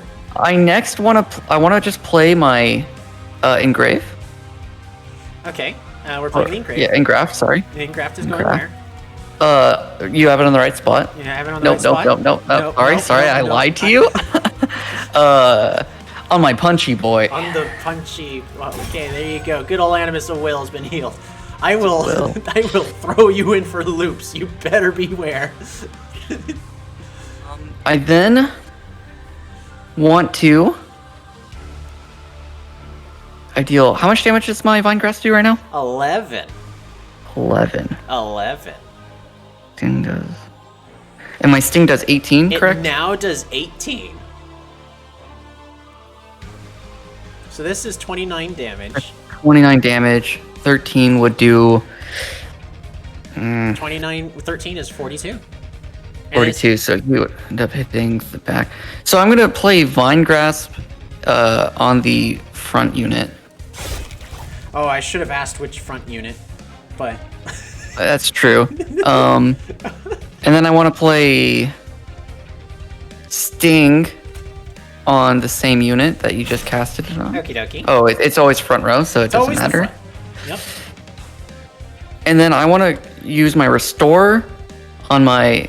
Oh, I forgot I could put it on my Sentry, but yeah, your Titan I'm going to use it. Currently the only unit that's damaged. As to note, if you're going, I want to start stacking up regen. Also remember, only 1. Regen decreases every turn, so... So yeah, I'll do it on my Titan Sentry. And that's all you can do. Okay, so we're about halfway through the combat. How are you feeling? A little nervous, I'm going to be honest. Okay, cool. Everything's dead on the bottom floor. Specifically the Animus. Perfect. But hey, you got another Sting! And you've redrawn a Sting! Oh, I can redraw it. I didn't realize that this could be a minor downfall. Oh yeah, it's a minor downfall, but you can also play them both, and then have 2 additional cards drawn next turn. True. Also, you drew your empowered Train Steward. Oh, that's super cool. That is. That is super cool. Can I see the 2nd floor really fast? Yeah, you can. Your Titan Sentry is alive. Okay, he's alive and he kills. So what's going to because of happen is the Forged Frostbite. Disciple is going to punch your Titan Sentry for damage, applying Frostbite 5 to all of the enemies, and then the Talos will attack the Shark Titan Sentry, dealing Frostbite 5 to all enemies, which will then be enough at the end of the turn to kill the Forged Disciple, and now Talos will have 31 stacks of Frostbite. So I want to go to the first floor. Okay, we're back on the first floor. I guess you want kind of I want wanna- to save that unit. Yeah, I'm going to play my Empowered Train Steward in the front. In the front. In the front. the front. I know, surprising. Surprising. Surprising. Cool. Your Train Steward is now permanently out of the deck. Goodbye, Yep, Train he's gone Steward. forever. But it was this nice is while it definitely, lasted. from the way this combat's going, this is probably the best thing that could have happened. Because Yeah. this Train Steward wouldn't have done that. Exactly. He's a champion. He'll be remembered. He will be There'll remembered. be songs written. So now I have some options. You do have some. I could just keep my Train Steward alive, actually, he could survive if I use all of my attacking abilities on the first floor. That is very true. That is very true. And Talos is going relentless in 2 turns from now. So I'm actually going to do that. I want to play my Sting, both my Stings, on the first floor. All right. So I could reduce 8 damage if I play my Vine Grasp. Yep. How long, can you mouse over my energy, the third card in my hand? Your third card, Energy Siphon. Spell Energy weakness. Siphon. It only goes down the moment that the unit takes spell damage. Okay, that's So important you to can know. start stacking this up as much as you want to. So I want to play the Energy Siphon on Talos. Okay. So she now will take times 2 damage on the next damaging Damage spell. on the next damaging 3? spell. No, turns out I'm not going to do that. Turns out you're doing I that. Shame. I want to. How much health does the frontline unit have? 9. Okay, yeah. So I'm gonna use the Vine Grasp on the bottom floor. Okay. It doesn't matter which of the 2 enemy units I played on. So 2 enemy units. Okay. I'm then want to use the Wildwood Sap on the Empowered Train Steward. On the Empowered Train Steward. Alrighty. And if we just look at the second floor, is my Titan down any health right now? He is down health. He He's is. about to lose 11 more. I'll play Restore on him. Okay. Then end my turn. Ah, Talos is heading up to the top floor. Cheeky little jerk. Hey, you. So I have 3 stings. Stings!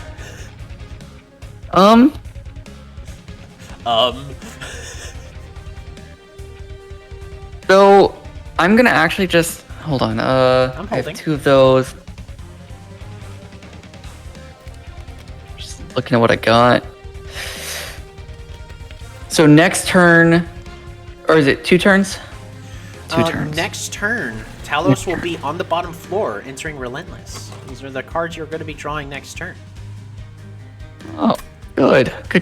Oh, goody. Because you only have 5 cards. If I don't have enough cards to draw, will it so go from my discard? Yeah, your discard pile no? is shuffled and then put into your draw pile. So you just keep you keep going through your deck Okay. over and over and over again. So I'm gonna play my 3 stings on the bottom floor. Dead.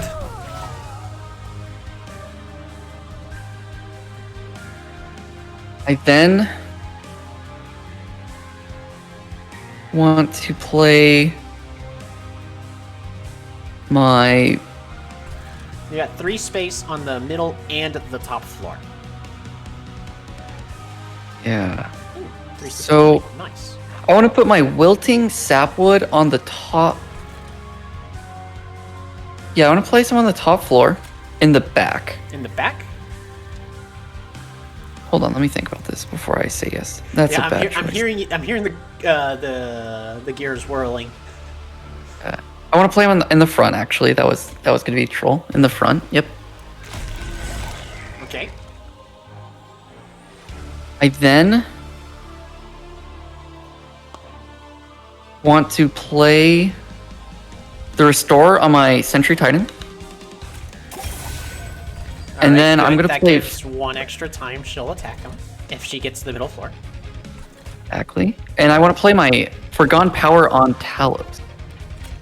Alrighty, cross your fingers. And we're gonna cross my fingers that it discards the Vine Grasp. Hey! It did. So I'm gonna also play my Forgone Power on Talos again. That's Frostbite 47. Frostbite That feels pretty 47. good. How are you feeling? Do you think you stand a feeling- chance? I think I do, but 297 health is a lot of health. It is a lot of health. Oh, but it dies actually hey, cool, without me energy playing. siphon. So I'll play Energy Siphon. Okay. And then a Crypt Builder? Yeah, yeah.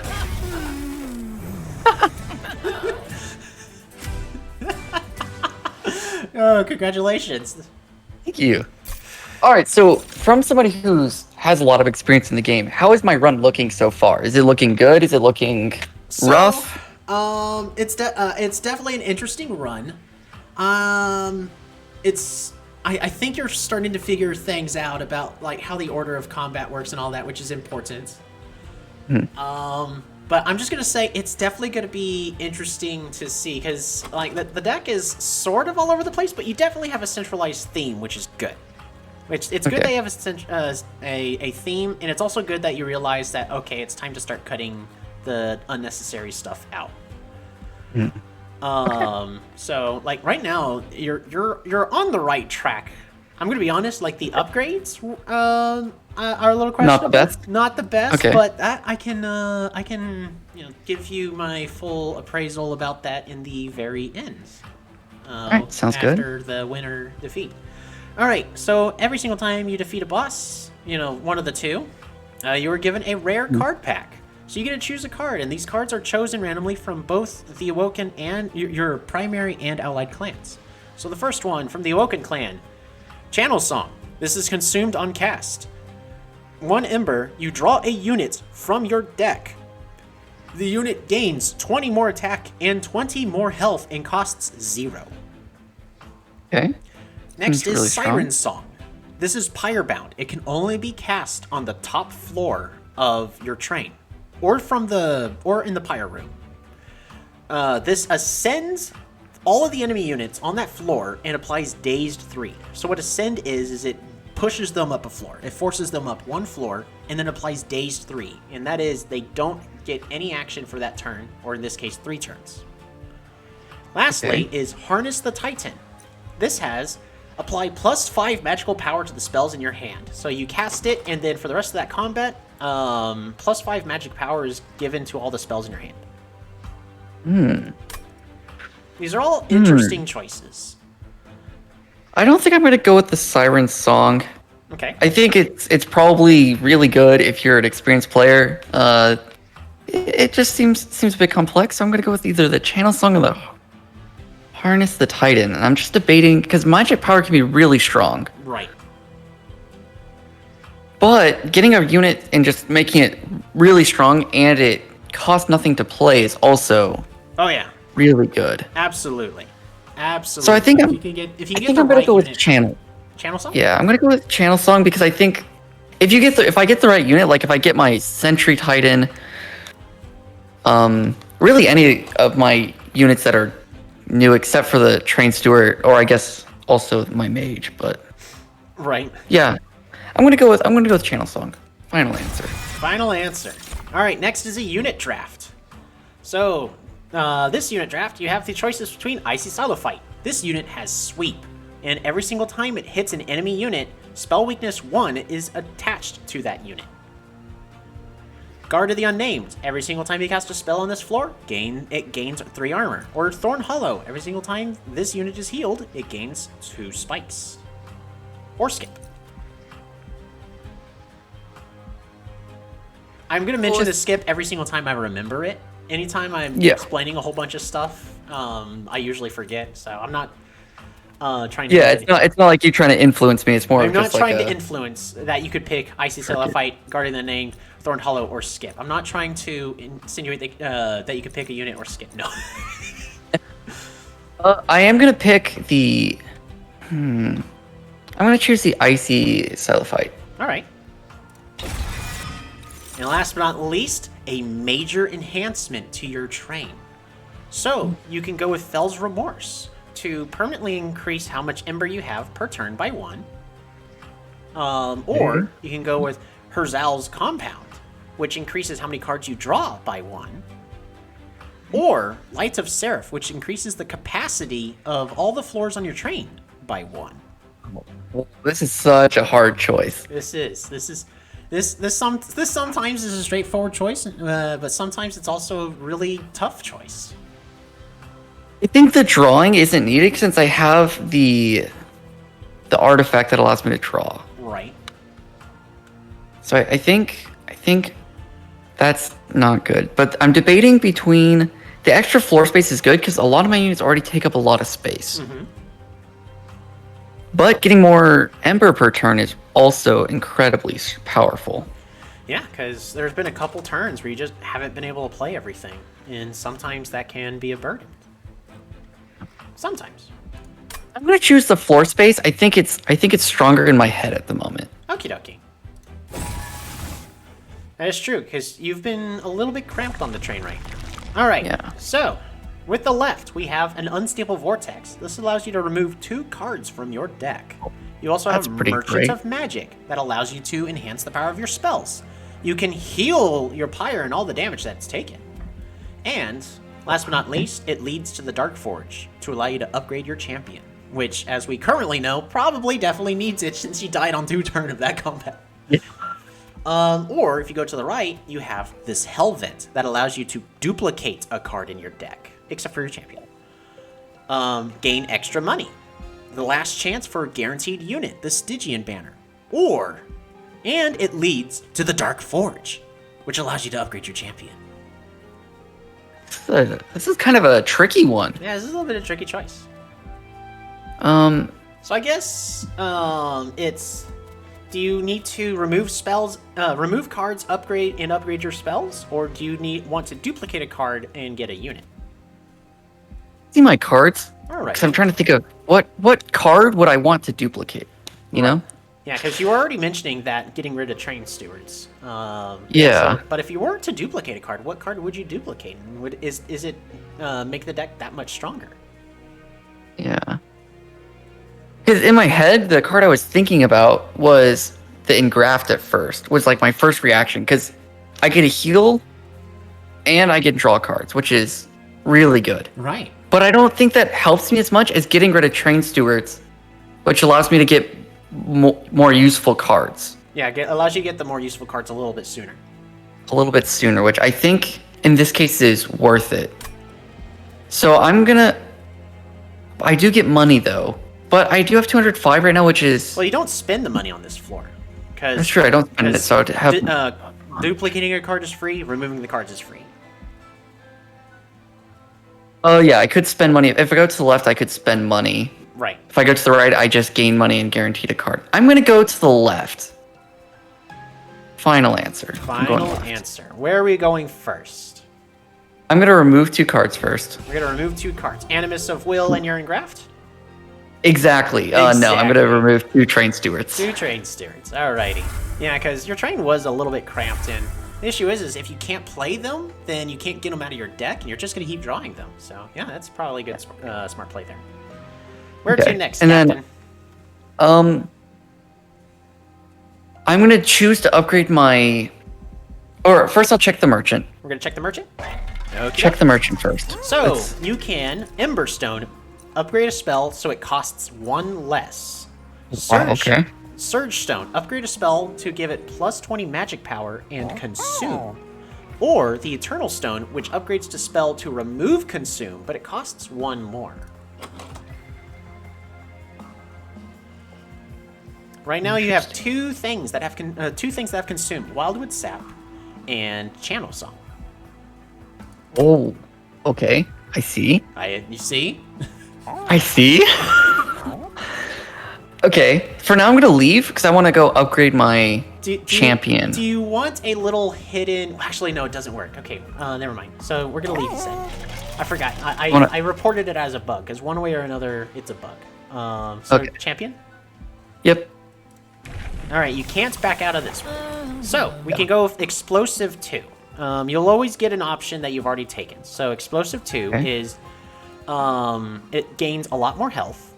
And then every single time the Sentient is healed, it doesn't deal 20 damage, it now deals 40. Or you can multi-class into Cultivating to give to gain Revenge, Cultivate 1, and you draw 1 additional card each turn. And then you gain up to 55 health. Now, this is more health in the now, but it'll be less health in the later. Just could you mouse over what Cultivate does again? So what Cultivate does is when Cultivate triggers, it boosts the attack and health of a friendly unit with the lowest health value on that floor by whatever the number is. So if the Sentient is the only unit on the floor, she will gain 1 attack and 1 health. If, like your Mollusk Mage, or let's say your Animus of Will is on the same floor, and your Animus of Will has less health than the Sentient, your Animus of Will gain +1/+1. But no matter what, this increases the maximum card draw by +1 each turn. As a note, you can only draw up to 10 cards a turn, and you can only hold 10 cards in your hand. So that is good to know. So one of on the last battle, at one point you drew. I can't remember if it was. I knew you drew at least 8 cards. I can't remember if you drew 9. Yeah. I'm gonna go with Explosive 2 to deal 40 damage. Okie dokie.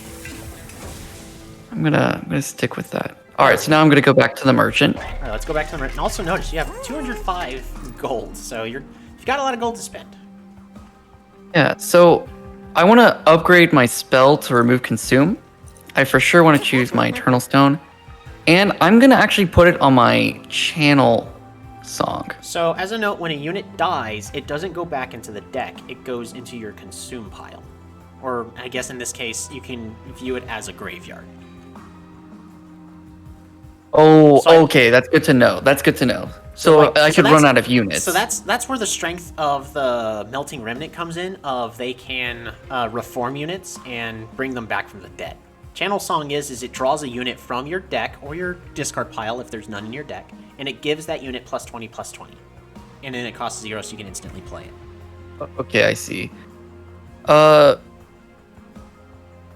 Could you press X on this? So I want to look. Because I think I just saw something that could be interesting. I can also click these, and so you can see what it'll look like. Like Oh, cool. So, that's cool. The only time because one thing there are certain moments where I'm afraid to click like that and go, I don't want to accidentally go kablam. Yeah. Because one strong thing I could do right here is I could upgrade a spell to get +20 magic power, but it gains Consume, but then remove the Consume. Right. The other thing is Emberstone will always be rolled here. So if you re-roll, this will still be Emberstone. So you can upgrade Emberstone, re-roll, and have another Emberstone. This one alternates between Surge Stone, which is +20 magic power and Consume, and the other one is just +10 magic power. So this Surge Stone Eternal Stone is a 2-card combo that gives +20 magic power and increases the cost by 1. Whereas you could potentially just re-roll and get +10 magic power twice. Same number of upgrades, costs less gold, and it also doesn't increase the cost by 1 ember. Okay.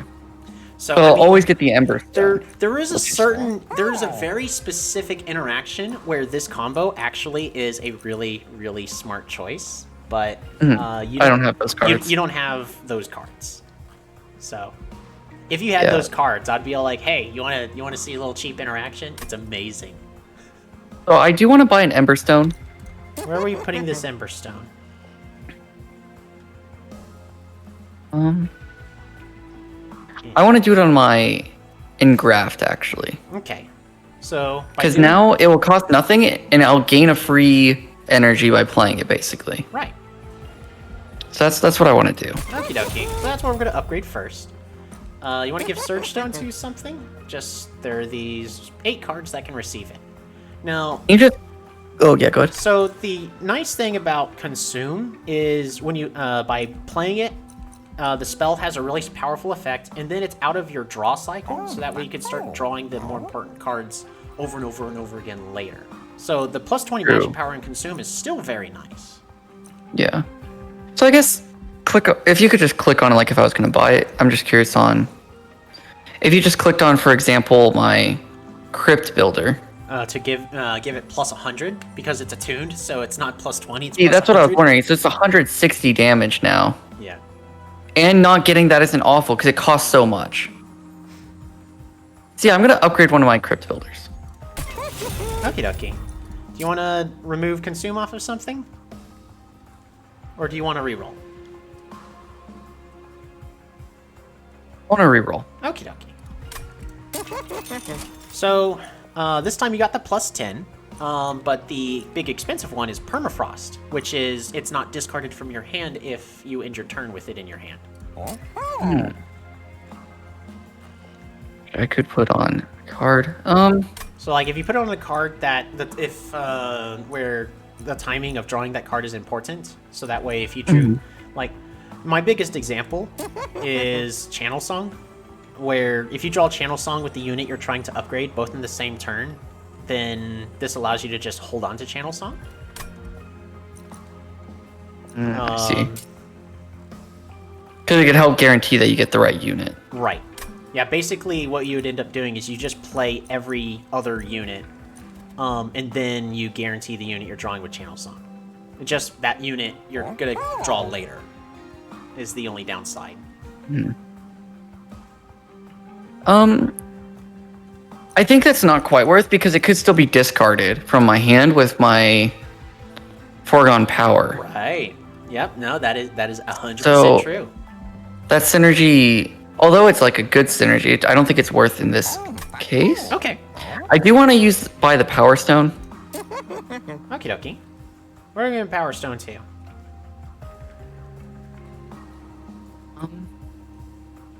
The interesting thing, why is my... oh, it is there. It's right there. I could put on my... Because if I put on my Crypt Builder, it now would probably do like 200 something damage. 210? Yeah. Or just make 210. this one do 110. Hard to make that one do 110. Yeah, I want to make that one do 110. Oh, or would that... It could restore more health. On a card.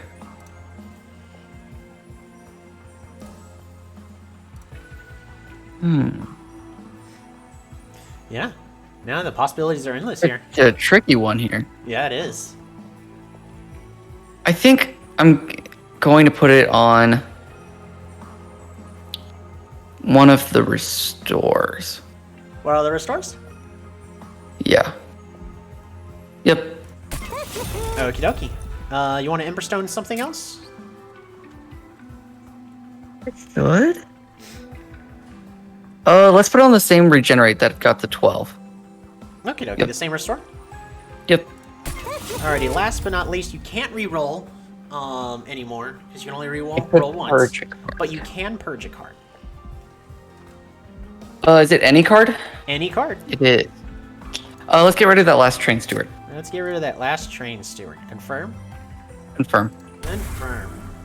There is nothing else for you to do here. Do you want to collect 20 health? Sure. I don't know if I'm allowed to. I am. You are allowed to.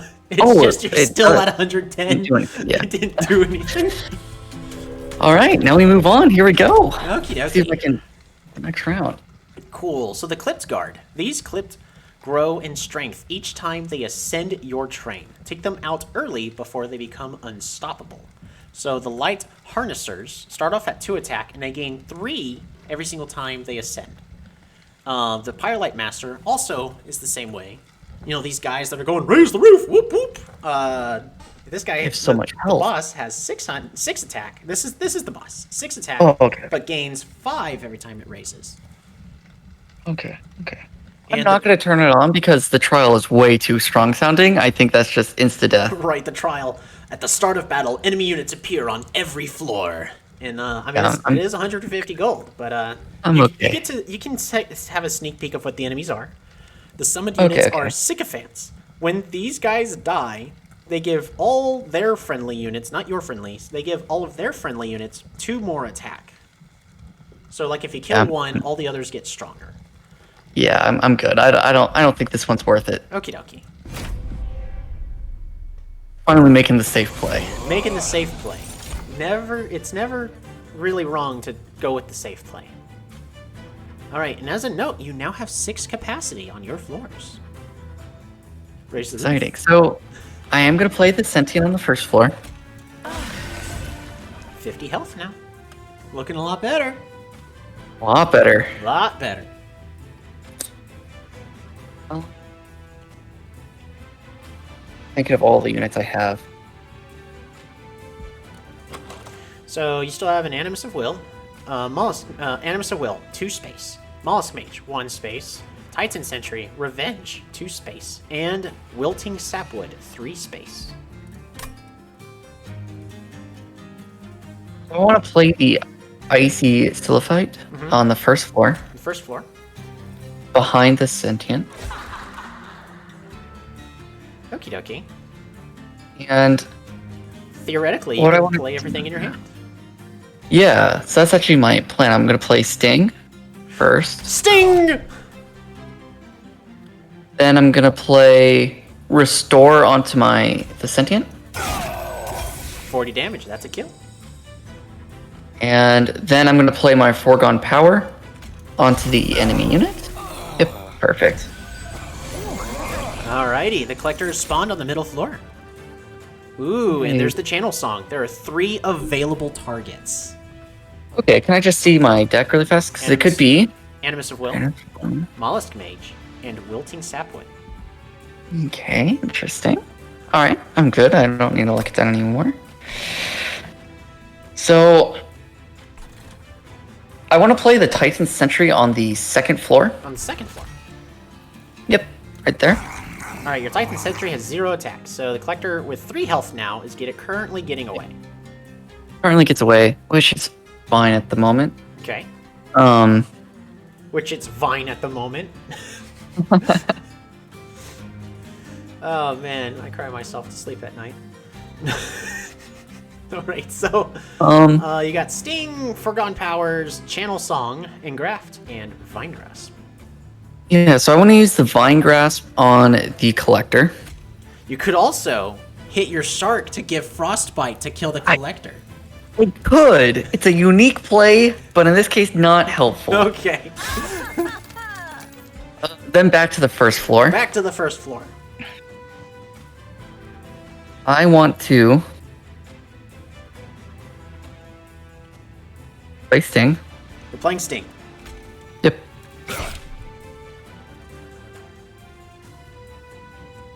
I'm gonna play Engraft onto the Sentient. Alright, 40 damage, it's killed. Kills that. Cool. I'm gonna play Channel Song. Alrighty. Wilting Sapwood. Okay, that's not bad. That's not bad. 40-60 is pretty big. Pretty good. The issue is I can't put him on the first floor. I could put him on the second floor, but now it's kind of a weird conflict that would happen. Right. Yeah. So I should have thought this through a You little got 2 characters more. going, stop trying to hit me and hit me.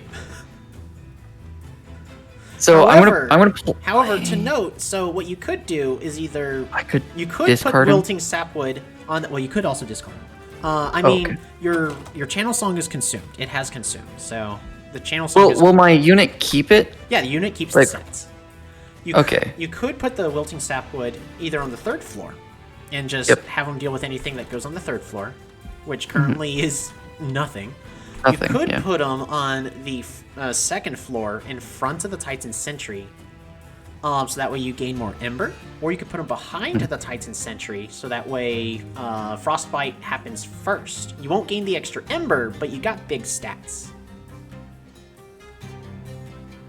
I'm gonna put him in front of the Titan for the Ember, and he can also probably kill anything that gets up there faster. That's my thought. They'll kill at the same rate. I guess they kill the same rate, but I would rather have the Ember in this case. The way combat works is the enemies go first, and Enemy they go attack from the first. front to the back, and they always Back. attack the front unit they can available. True. And then after that, your units act from front to back. So in this case, your Wilting Sapwood will go boom, and it hit the front unit, True. and then the Titan Sentry will then not attack because it has 0 attack. If it was the other way, your Titan Sentry would not attack, and then the Wilting Sack would go boom. Yeah. Probably a mistake, but it's all good. I'll use Foregone Power on the bottom enemy unit. Alrighty. Advanced. Oh, look at all these cards you've drawn. Freaking goodness. So many cards. So many cards. Well, you drew 7, and then you're technically, because you can only draw 10, but with Thorn Fruit, you technically only need to draw 9 to theoretically draw the max. Yeah. So in this case, what I want to do is I want to play... Yeah, it's gonna work. If you go to the second floor, he dies, right? He's dying. Your Wilting Sapwood is punching him. Really, perfect. So hit it really hard. We'll go down. I want to play my Mage and my Animus of Will. That's 3 capacity total. Oh, he costs 2. Your okay. Animus takes 2 slots. Your Mollusk Mage fits on the middle floor, however. It does. It does. But I'm gonna play him on the first floor. You're gonna play Mollusk Mage on the first? Yep. And I want to put him. Okay. Yeah, I want to put him in the back. In the back? Yep. Okay. I now want to. I have 2 left. Yeah, you got 2 Ember remaining.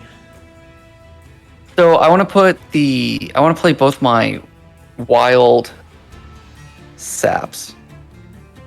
I want to put them both on, or wild wit sap. Yeah, and I want to play them both on him. Yeah. On both of them on the Sentient? Yep. Okie dokie. I want to play Sting on the first floor. And the last card you can play is Energy Siphon. Everything's done. I'll put it on the front unit or the second unit in the first floor. Yep, right there. Alrighty.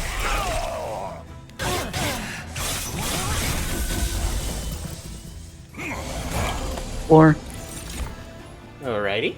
Interesting. Okay. Can I see the second floor really fast? Second floor. Right now, only the front guy is dying.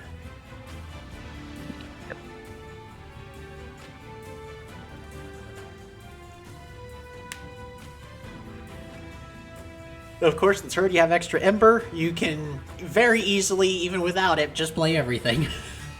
Yep. So I'll go down to the first floor again. Okay. Take 46. So I want to I regenerate. I have that and that. Okay.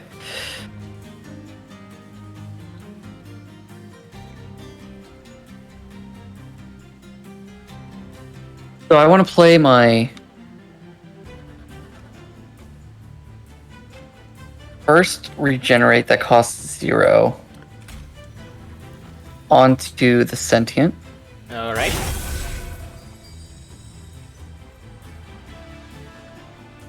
Still got more restores and an engraft.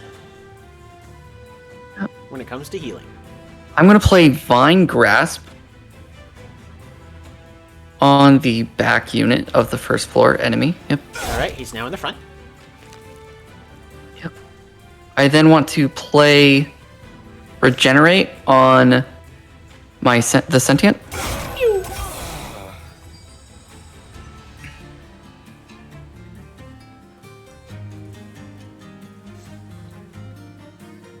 I see the top floor again? Here's the top floor. Or second floor? Right. I guess the top floor is technically the buyer. But for me, the top floor, we got top, middle, bottom. Yeah, third, second, and first floors also work so far. This is spell weakness 2 right here. It's true. So I'll play Sting on the middle floor.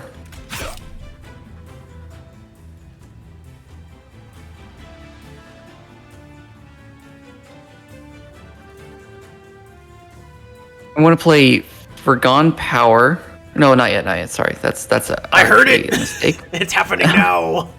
I want to play Engraft on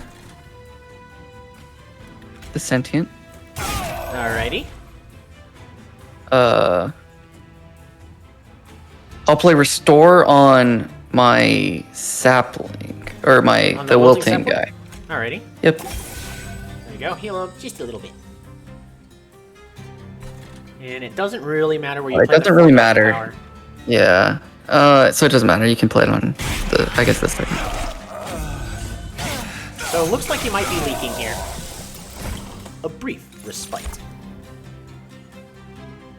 Not a bad draw. Hey, not a bad draw at all, actually. So just looking, Mm-hmm. I'm looking. I have enough to play all my cards. Yes. I'm gonna play my my will on the top floor. And how much will my sting do to the top unit? Right now, just 20. 20. So he'll survive. He'll survive, but you have two I mean, more I have stings. 2 more stings. So you have enough to So I'll, what's on the first floor again? Absolutely nothing. Absolutely nothing. So yeah, I'll just double sting the top floor. All right, it has been double stinged. Triple sting it actually. Triple sting did it. And then there's no point in me playing any other cards, so I can just end turn. Yep, sounds good. Alrighty. Well, right now the Pyrolite Master's killing ya. Let's see if we can fix that. Hey, so I have, let's see, 3 stings it looks? 4 stings. We got 4 stings. What's is that a vine grasp? That middle is card? a Vine Grasp. Yeah, I'll bring the card to the front. Okay. So, Also, as a reminder, the Crypt Builders do knock a unit back when they're played. oh, true. But also because of the magic power on this floor, this Crypt Builder is doing 100, and this one is doing 200. So Yeah. you have enough mana. You can technically play every card in your hands. Oh, gosh. So, I'm gonna... Oh, my stings do 18. Your stings do 18 magic power. Okay. So, first thing I'm gonna do, I'm gonna play Sting. Done. First floor. He has 42 health, right? 42. Which means I'm gonna play another Sting. Another sting. 24. Are we going Then for what I another? want to do is I'm gonna actually play, another Sting. Another sting. And crazy enough, I'm gonna play another Sting. Another sting. Then I'm gonna use Vine Grasp. I don't think the order really matters. Oh, the order does matter. It Vine does Grasp, matter. It does yeah. matter. On the enemy unit. On the enemy unit. Okay. Restore for 20. Want to fix it? I'm gonna restore my sentience health by 20. Will consume still use it if I discard? Yeah. And it'll still be just because when it's offered, it's auto-played. Okay. And whenever it's played, it's consumed because it has consumed. Okay. I'll play the 100 Crypt Builder first. Boom! And then I'll do the Foregone Power on the... And, yeah. So, fun. And turn. Alright. Well, compared to how it went against Talos, all your units are alive. A little less scary. A little less scary. Yeah, your shark never saw action there. Yeah, I should have kept the shark in the front because I Right. forget it had no damage, right? So that was So minor So mistake. my other little questionable thing is you put the Mollusk Mage on the same floor as this Icy Silo fight. Why not put the Mollusk Mage on the floor above the Icy Silo fight? Because spell weakness happens after combat. Yeah, I forgot about that applied spell. Yeah, Icy Weakness Silo is fight applies the- spell weakness. I forgot about that. So the reason I actually put the Mollusk Mage on the first floor was because I wanted the upgraded heals and abilities on the first floor with my... Oh yeah, fair. Because that's where the main damage... Oh, like, I wanted to absolutely. try to kill everything on the first floor. But I forgot about the... Really, it was a lack of memory about the icy sillifight. Right, yeah, no, there's a lot of stuff being thrown at you all at once, but you're doing great. You're doing great. That was a very, very solid combat. All right, the primary clan, we've got the Pyrogrow. This is a consume spell, where you're going to draw 2 cards on only the next turn, but for the rest of the battle, you have +1 Ember. Yeah, I lose 2 cards in the next turn, but I get +1 Ember. Yeah, for the rest of that combat. The rest of the combat. Wildwood Custodian is a unit, a pretty fragile unit, that every single turn you draw an additional card. I don't know if card draw is a problem for you though. I don't think that's a problem for me, Right. so that's not. Last but not least is because you got the little gem here in the center. Unleash the Wildwood is a rare pick. Again, rare does not mean better; it just means it fills a specific niche. Unleash the Wildwood. Restore friendly units to full health. Not it restores them. That's for the floor. If it's for the floor, which is pretty good. It's pretty good. I'm debating between -2 for a turn, but it's really only -1 because I get a sting every turn. So it's really only a -1. But I get more Ember per turn, which I don't normally have an issue with Ember though. It's the big thing. I mean, there are those very occasional turns, but those occasional turns are usually just early on, and then all those cards are played, and it's just getting your units on the train is the hardest part. And the issue is you don't immediately start off with this -1. It's, you got to play it, and you got to draw it, and then play it. I'm going to go with the restore units to full health. Okay, final answer? Final answer. Okay, so your choices is a Cuddle Hex, adorable little thing. That's pretty cute looking. I'm gonna be honest. Really cute. Cuddle Hex. At the end of your turn, apply Frozen to a random card in your hand. Then there's Titan's Tooth. It's an offering card that deals 5 damage to all enemy units on the floor and applies Frostbite 10. Did I say 10? I meant to say 12. Because of Cuddlebeard. Also note, Cuddlebeard, Cuddle Hex. Oh. Oh.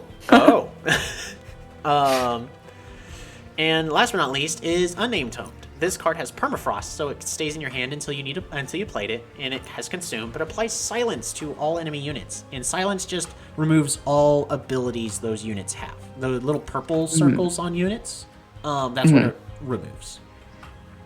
Seems 5 damage. I'm gonna choose Titan's Tooth here. Titan's Tooth, go with the Frostbite theme. I want the Frostbite theme. I'm gonna go with it. Okay, sounds good. I think my deck is probably in a little too many directions, but well, I don't think so. I mean, like the only thing that's kind of out there, depending on how you play it, is the channel song. If you're just trying to buff either a random unit or a specific unit. I don't know what you're planning on doing with that yet.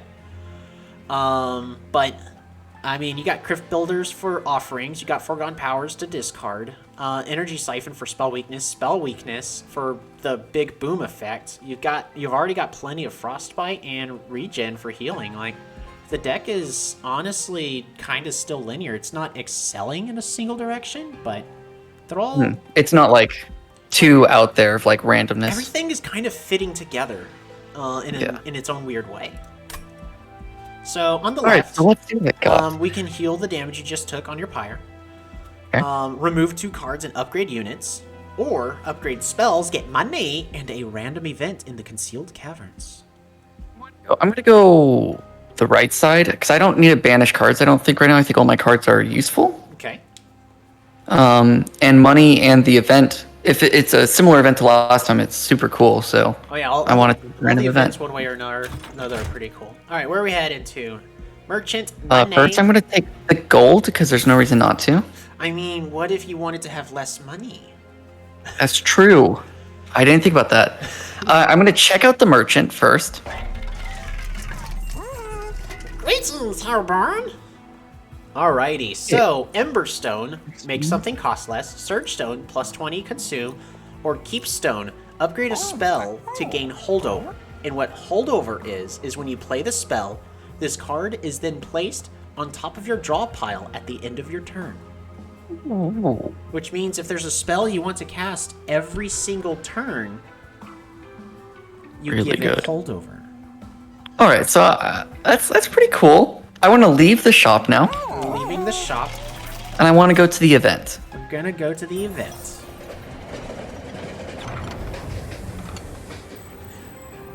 Oh my gosh!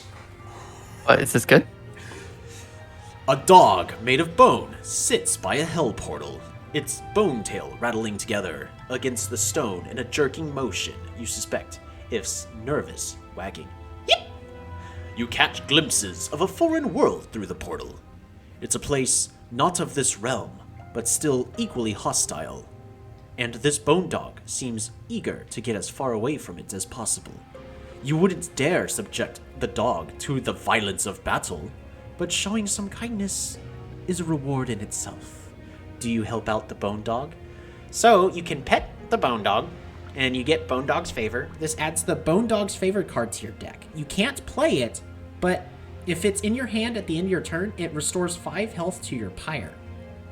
Or you can leave something thing behind and purge a card out of your deck. Wait, I 100% want the. I want the pet bone dog. You want the pet bone dog? It's too cute. I gotta take it. So by the way, this is the rarest event in the game. Oh, dang. Yeah. Like Well, that's awesome. I got on my first run. I wasn't gonna tell you that until after you've decided. That seems to be a good enough sign as any for the bone dog. It licks your face and jumps aboard the bone shaker to surely make quick friends with all the other monsters inside. Time to depart. So there you go. You got the bone dog. Oh, I like it. All right, so now we upgrade. I mean, I'm gonna be honest. This probably hurts your deck more than any, but It was just too cute. It doesn't really help my deck at all, but I just wanted it. it's just it's the bone dog. Okay. The bone dog. It's the bone dog. Okay, so alrighty. So purge, and notice your purge is still increased in price since you've done it once. Okay, good to know. And of course you can always reroll. So I do want to use the keepstone for sure. Okay, what are we keep stoning? That's the question of what spell would I want to be able to use every single turn? What spell would we want to use every single turn? I'm gonna be honest. I see like 2, maybe 3 excellent choices. Many. I think Energy Siphon is really strong. Energy Siphon is really strong. I think even the Engraft is really good because then I always will have a bunch of Ember. Oh, I can't do it on my Engraft actually, so I could. Yeah, you could do it on Graft. If you scroll down a little bit. I mean, you can for some reason you can give it to Bone Dog's favor, even though you can't play it. Yeah. So it would never work. Permafrost works on that.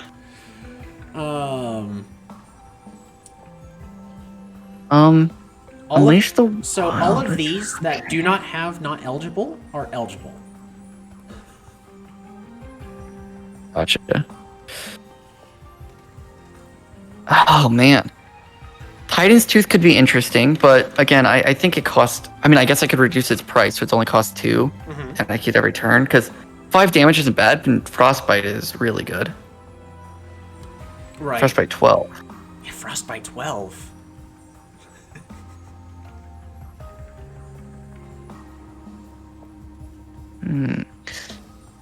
I'm tied between the Restore, or not the Restore, the Engraft and the Titan's Tooth. I'm gonna go on Engraft. That's final answer. Engraft. Engraft final answer. Okay. Interesting I choice. think that's good. I'm just gonna word it like this. Yeah, interesting choice. Oh. No, I'm gonna be honest. I would have chosen the Engraft there. Okay. I on a heartbeat. That's just it's just so good. Plus 1 card draw next turn. So this is essentially Yeah. free. It's free Ember, restore health for the sentient. Like it's good. I think I'm gonna. If you had incant in this deck, that'd also be in a guaranteed incant every turn. You know, assuming you're playing on the same floor. I think I'm gonna use an Emberstone here too. Okay. It's just these 8 cards. You cannot do it on these other cards. And I want to do it actually on the Titan's Tooth. You want to do it on the Titan's Tooth. Yep. Okay, just in case you can't discard it. Exactly. If I can't discard it, I want to. You still want to be able to. Yeah, fair play enough. Yeah, no, that sounds good enough.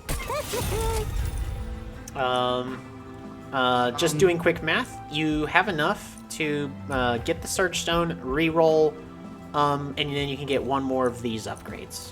I don't want the Search Stone, but I do want to re-roll. Okay. Create a spell to remove consume. Okay, yeah. So, oh, can I put? Okay, if you click the Ember Stone, I'm just curious on something. I could. Okay, so I could make my Titan's Tooth worth 1. Correct. Just an interesting thing that's possible. Yeah, that way you don't have to worry about the offering effect at all. That's what I'm gonna do. I'm gonna do that. Alrighty. You want to give something plus 10 magic power? I think I do. I'm gonna put it on this. On the Crypt Builder that already does 160. Alright, so one. Oh, I have a question. Could I have doubled up on the same one to have 2 consume on it? Sadly, no. Okay, that would so I not, can- that is not possible. Yeah, I'm gonna put it there. Alright. Alright, so one time deal 210 damages. All right, and that's it. That's it. That is everything. You can't afford anything move else. on. We're moving on. Choo choo. Here comes the pain train. Alrighty. Hidden Assault. Sneaky Clipped have infiltrated your train. Use spells and higher floors to take them out. And what they're referring to are these nasty little buggers, the Silent Marksmen. They have Stealth 1, which is they cannot be attacked as long as they have Stealth. And of course, Stealth goes down by 1 at the end of every single turn. But you can still target them with spells. Okay. It's just your units can't attack them. Yeah. Then the overcharged tanks. Every single time a unit dies on his floor, he gains armor. And the boss is multi-strike 4, so attacks 5 times a turn and deals 4 damage.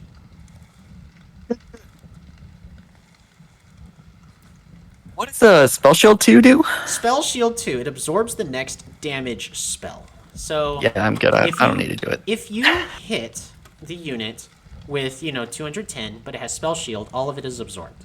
If you hit it with your Titan's Tooth, the 5 damage is absorbed, but it still gets the Frostbite 12. Okay.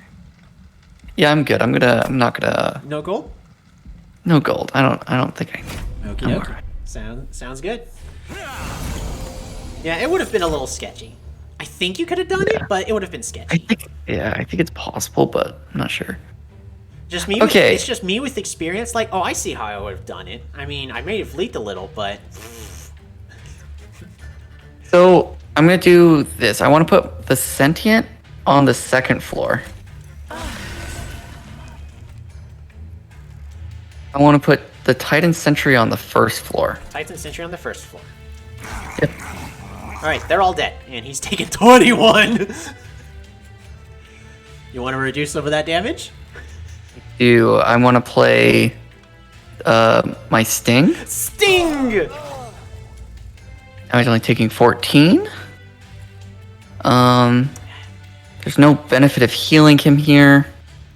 And the Frostbite, both those die anyways. So yeah, I'll just play I'll play a Frostbite. Rats. And then I'll just end my turn. Collector is on the top floor. Bound Dog! So yeah, you can't play it. Nice. But at the end of your Can't turn, play you will restore 5 pyre health, which is, very important to you. Yep, very important. Yep. So looking I am at looking. this, can I see the 1st floor again? Yes, you can. You saw it, now here's the pyre again. We're looking. Thank you. Thank you. We're looking at the. Okay, here's what I want to do. Okay, what do you want to do? Icy Silphite on the 1st floor behind my Titan. Behind the Titan. Okay. I want to play my Mage on the 2nd floor behind the Sentient. Behind the Sentient. Okay. I then want to. I want to play. You have 2 space remaining on the second floor. I think 1 unit remaining in your deck. Actually, hold on. That's the wrong phrasing. 1 unit is remaining in your deck. Yep. So I want to play. You've also not drawn your channel song yet. If that is, Yeah. I don't know if that's a thing. It is. It is what I'm considering. So what I want to do is I want to restore my Titan. All right.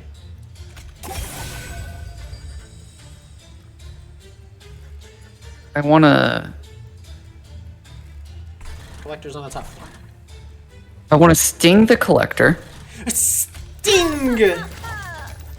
And I want to play my foregone power on the first floor.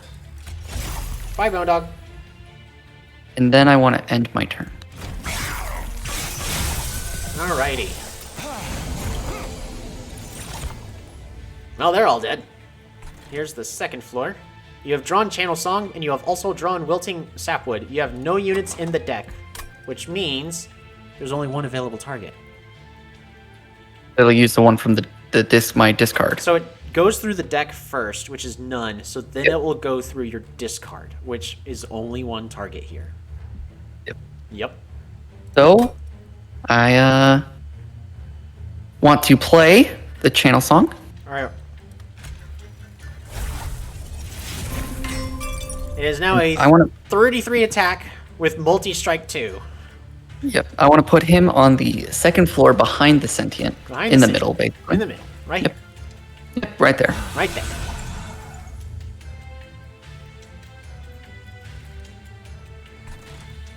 So now I have place the Wilting Sapwood fits. And that's Yep, so I just want to put him at the top. Alrighty. Well, you can't play everything, but... I can't play everything. So what I want to do is I want to play my Engrave. Hold on, before I do that. Restore 1 health in this case. Restores 1 health or 9 health in the middle floor. And then you gain 1 ember. And right now that'll make it where you can then play Wilting Sap. Yeah, so I want to play the Engrave on... Engraft, sorry. Not Engrave, Engraft. Do you want to heal the Titan Sentry, or do you want to do 40 damage to the Clip Defender? I want to do 40 damage to the Defender. Okie dokie. I then want to play the Wildwood Sap onto the Sentient. On the Sentient? Yep.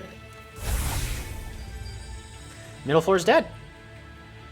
And then, can I see the bottom floor? Yes, you're taking 21 damage. I want to play Sting on the bottom floor. A Sting! Because now he's only taking 14. Yep. And there's no reason to apply the Energy Siphon because, yeah, it doesn't matter. So now on my turn.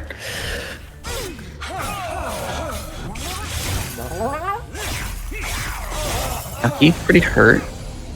Alright, this is the last wave before the brief respite. Yep. And I have... A Sting! This. I have a Sting. Okay. So I want to play Engraft onto the Titan. I'll play my Sting. You play the Sting? Wait, actually, I take it back. I want to play the Vine Grasp on the front enemy unit. Harvest, gain 10 armor.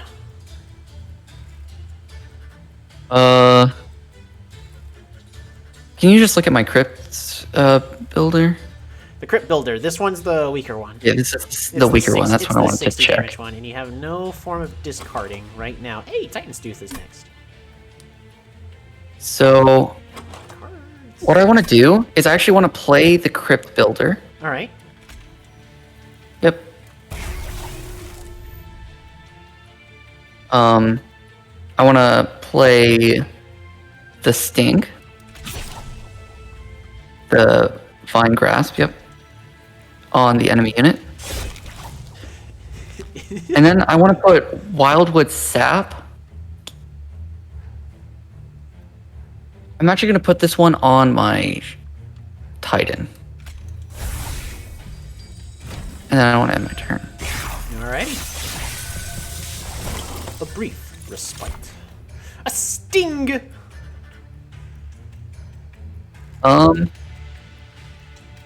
So I'll just play the Sting. A sting! I'll play the other Sting. A sting! And then I want to...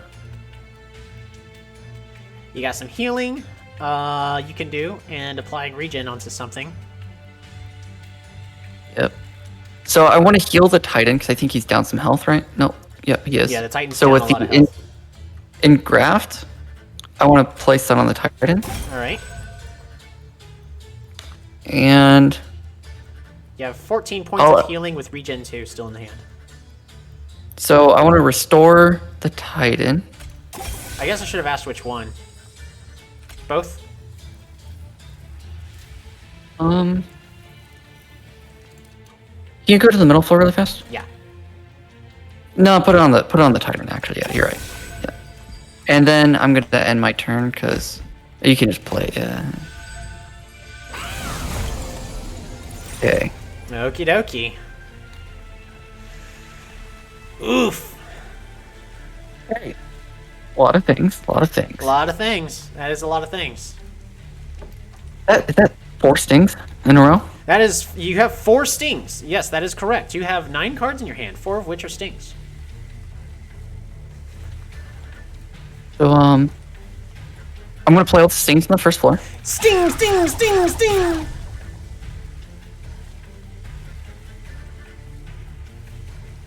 I'm gonna lose 81 health at this rate. Shame you couldn't get the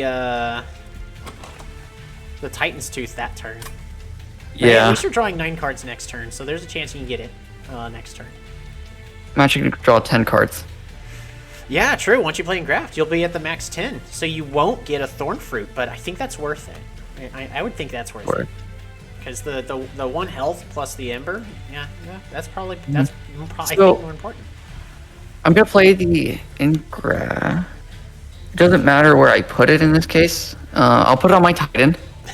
It doesn't matter where it goes in this case. It Okay, I'll matters put it enough. on the big baddie, is what I'm hearing. So here's what I want to do. I want to first play. Well, You're trying to figure out how to play both Foregone Powers, aren't you? I'm trying to think of the best way to do it. If it's play the. All right, yeah, I'm gonna play one of the Foregone Powers. Okie dokie. And we know what you're wanting to do, so we know it's getting discarded. And that is exactly the correct card. Yeah. Nice. Actually, no. Wrong order on that. I should have just played the card. Well, no, that was the right order. It's just a big bummer that it targeted the Crypt Builder first. The best thing is it should have hit the Unleashed Wildwoods. That way you could have gotten max Frostbite on the self harpy. So then I'll just Foregone Power again. Okay. Yeah. No, that was the best play. It's just it was a 1 in 3 chance of it actually being useful. Isn't too bad. Now he moves up a floor. Oh, which he already is gonna die, but we'll make this more entertaining. We'll make this more entertaining. Are you not entertained? So first, Energy Siphon. Energy So the next damage it takes. The next damage it takes. And no, So the Frostbite would not be ×3 in this case. The Frostbite would be still the flat 12. Yeah, I figured it was only that. So I'm gonna play Crit Builder. Boom! Yep.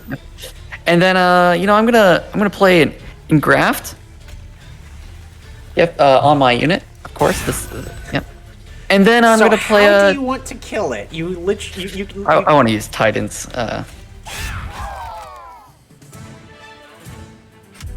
There we go. There we go. There we go. All right, your choices Okay. are Pyrogrow, Engraft, or Awake. Awake costs 3 Ember, but it restores 30 health and applies Regen 3. I I don't think I need another. I mean, Engraft I think is a really strong card. Mm-hmm. So it's tempting. I agree with you there. It is a strong card and it is tempting, but I'm hearing a but in there. But I'm assuming with 1 T, not 2. yeah, 1 T. Just 1 T.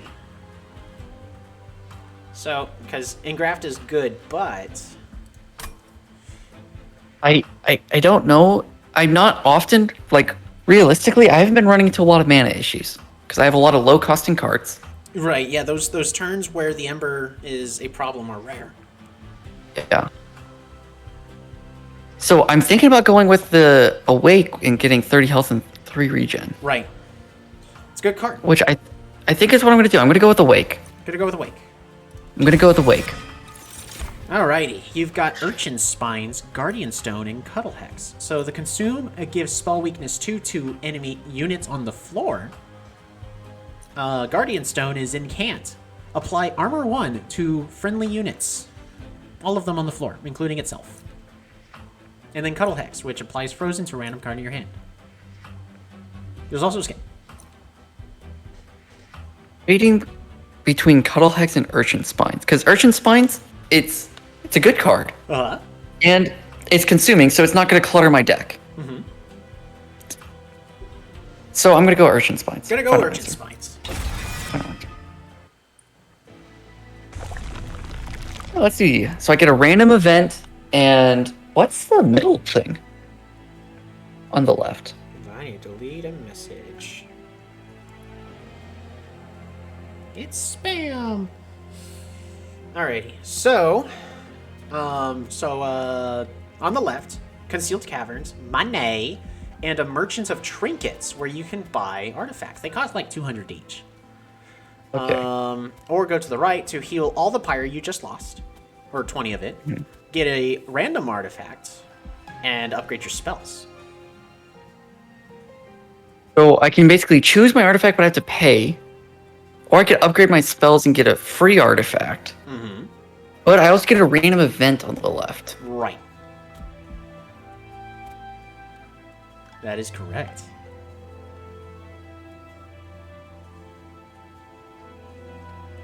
With. I'm going to go with the left. Gonna go with the left?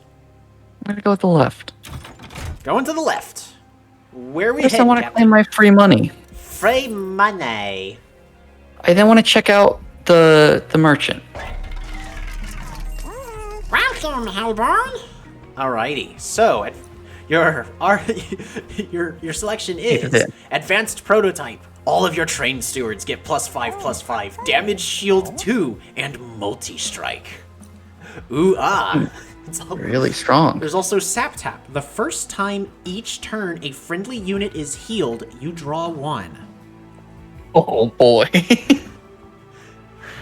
And then there's Tethys Scales, which is a 50% chance to apply Spell Weakness 1 when an enemy unit enters your train. Well, that's also pretty good. That's also pretty good. I think the Sap Tap is really interesting. I do heal a lot, but I already draw so much that I don't think it's worth. I mean, technically, the maximum, even with Thorn Fruit, you draw is 10. Sap Tap is, as long as you're healing, you're drawing an additional card. It's true. So I could just basically have unlimited cards. Right. I mean, it's the first time each turn a friendly unit is healed. Yeah. So it's not like you can just go infinite with it. That's true. Unless.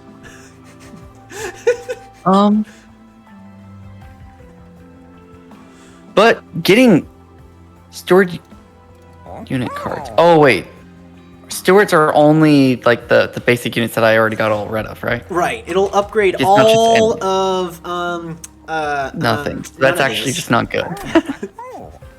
So it's really a question of, do I think 50% chance of a spell weakness, which is a really high chance. I'm surprised. I guess it is. I mean, it is a coin 225. flip. Or the first time each. Okay, I'm gonna leave for now We're going to leave. because I'm gonna do the random event first. Random event first. Watch. Can any of these be a combat, or are they always like a is pick this? something? Oh, this one. Stranger The train Portal. jerks to a halt to avoid the chaos portal that spontaneously appeared. The whirling pit tears apart everything around it, sucking in anything that gets too close. Do you throw something in? So this allows you to purge a card, but then you'll gain a card at random, and you don't have to keep that random card. See all my cards again? We're gonna look at all your cards. This is the perfect chance to get rid of your Animus of Will.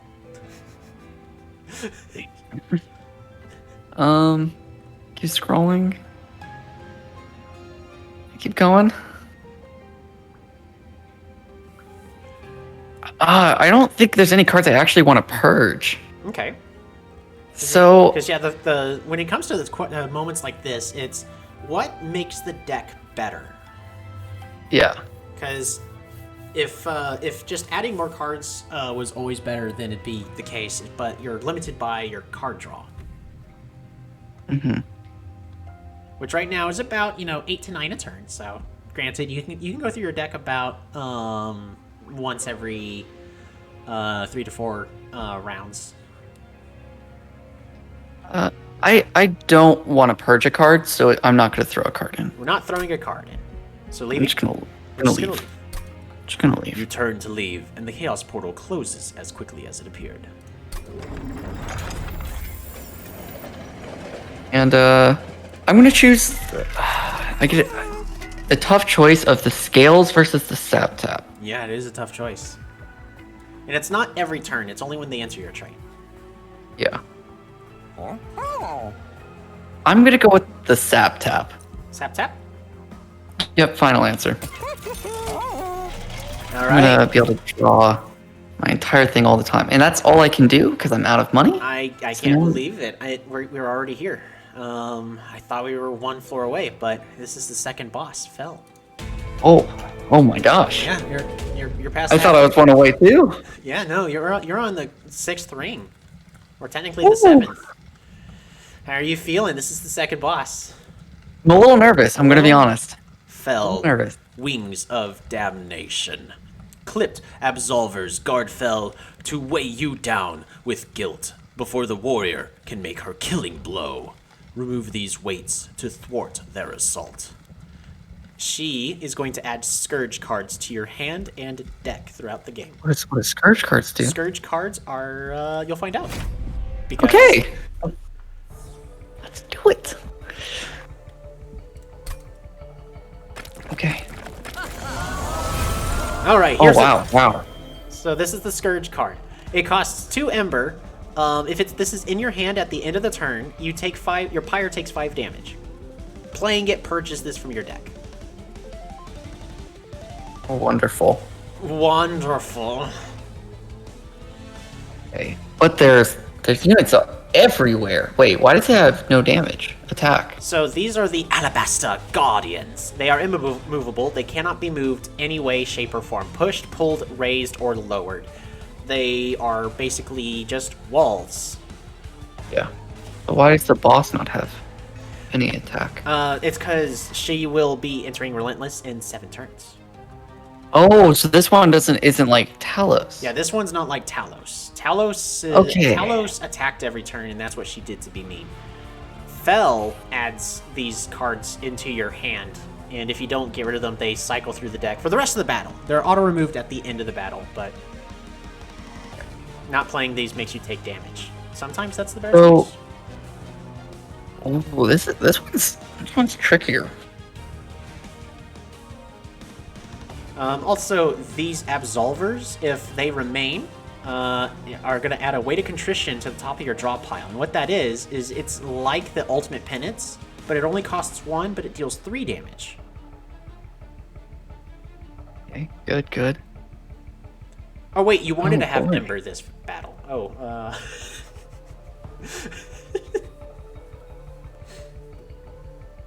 Oh man. Man. This one's trickier for sure. All right, I'm gonna play. Yeah, especially with this starting hand. This starting hand goes against like every single one of your plans. Yeah. It's going, here's a little mix of all of them in the wrong order. Of course, you're always guaranteed to draw your champion on the first turn, but Yeah. oof. I'm debating where I want to put my champion this time.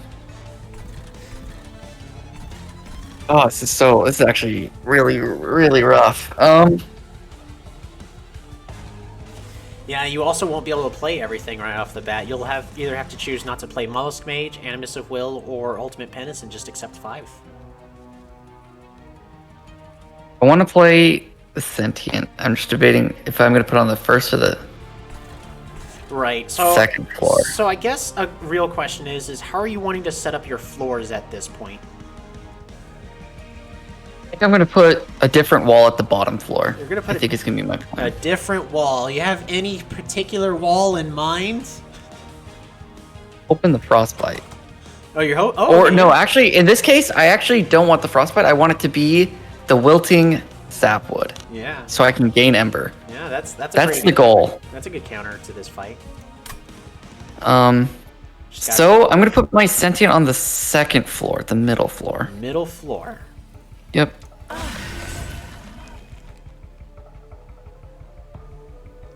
So last combat, you chose not to play Animus of Will for your channel song. Are you gonna try to do the same thing, or are you gonna play the Animus of Will now?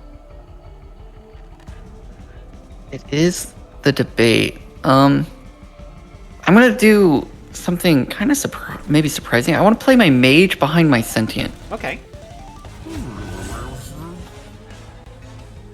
I then want to I'm gonna play Purge. Or the Ultimate Penance. The Get rid of Ultimate it. I don't want Penance. So we are not I don't want to playing take Animus. 5 damage.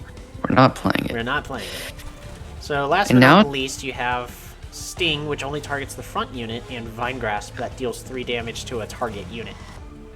So I want to use Sting on the unit that is 6-2, the middle unit on the first floor. Alrighty. And then I want to play Sting on the second floor. On the second floor. Get that started? Get that started. Because I have the 18 damage there. Okie dokie. So I do get the card. You still get the card. And she's not going to add that, two mana one every single turn, luckily. But you do have this one that this guy threw in. Oh, by the way, there's 2 of them now. Good. Good. But we're gonna be okay because we have some options here. We do have some We're options. really exciting. I want to put my Wilting Sapling on the first floor. That's number 1. That is number 1. Well, here's a predicament, because I know you were holding off on Animus, probably for your channel song. But, hey, Captain, there's a problem. You didn't draw it, and you can't play every single unit in your hand. So, what do I do is the question. you have 4 things with 1. You have Icy Silophyte that you can play. Wait, so that way you don't take 3 damage. Titan Sentry to put it somewhere as a revenge wall. Or the Titan's Tooth to just deal 5 damage to all enemies on a floor. And then apply Frostbite 12. Yeah, so I'm actually going to... Can I see the second floor again? I'm gonna be Or the honest, middle? like all 4 of these choices are They're all valid. good. They're all good choices. So, what I'm gonna do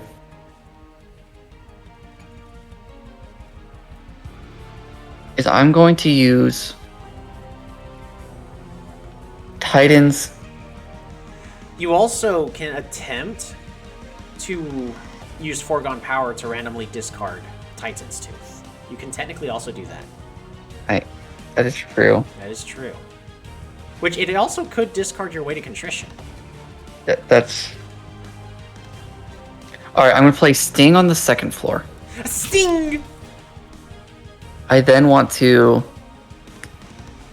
I'm gonna risk the Foregone Power. Foregone Power first? Or plan a unit? I want to play why Foregone are we, Power. I want to hear your logic. Why are we doing the Foregone Power? Okay. So my logic here is if I play the Foregone Power, there's a chance it will... I want to play Titan's Tooth, right? You guarantee you want to play Titan's Tooth. That's what you're going for? I do want to guarantee that play.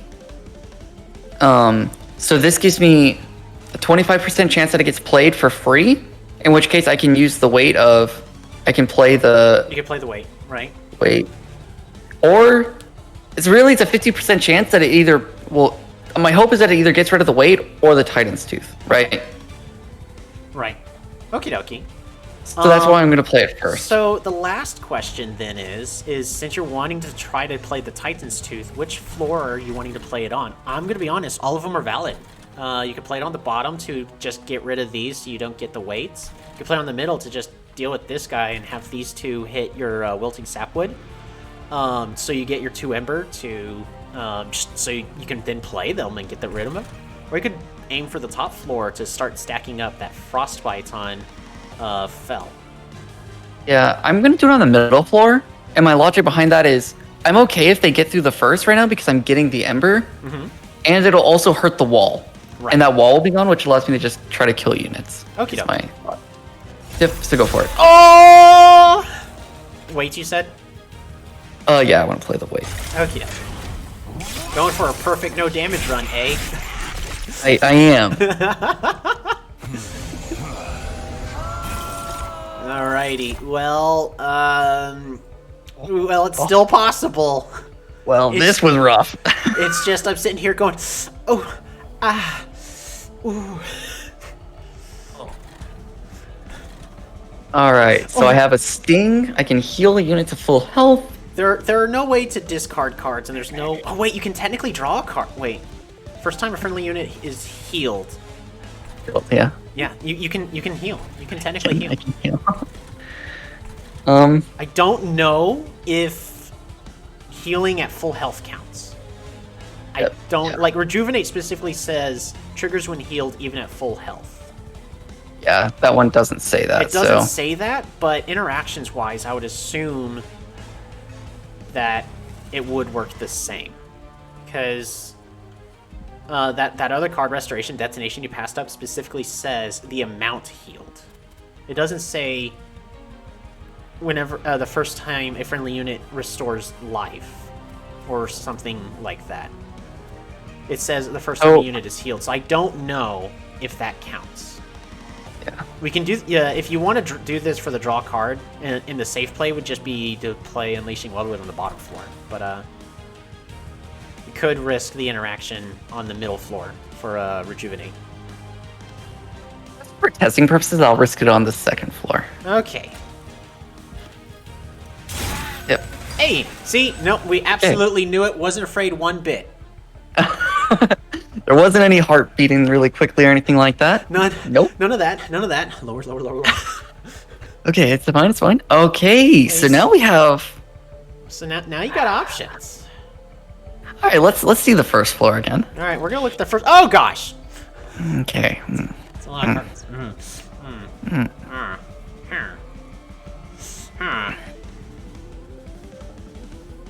That's a lot of stuff. And even with drawing Forgone Power, you still can't play everything. Yep. It's okay.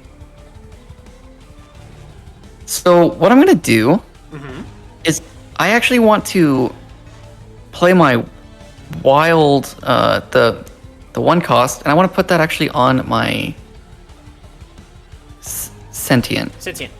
Start shotgunning. Start machine gunning. Yeah. More Daka. Then if I go down to the first floor, is it worth the risk? All right, so here's the dilemma.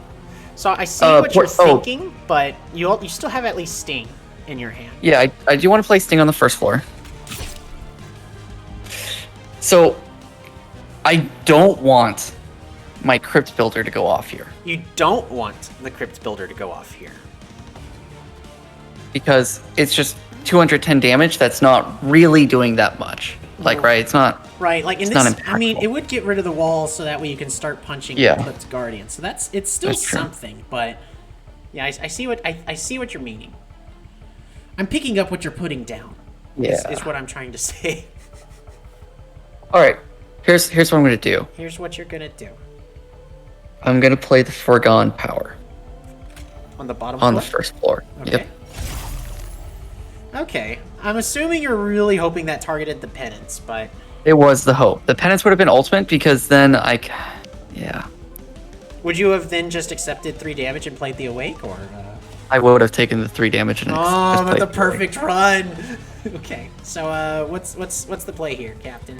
Are we taking 5 damage awake? Are we just getting? We're removing all damage. We're removing so, all the damage. Yep. All right. Let's play this one. Both of those cards. Ready? Yep. Yep. Go for it.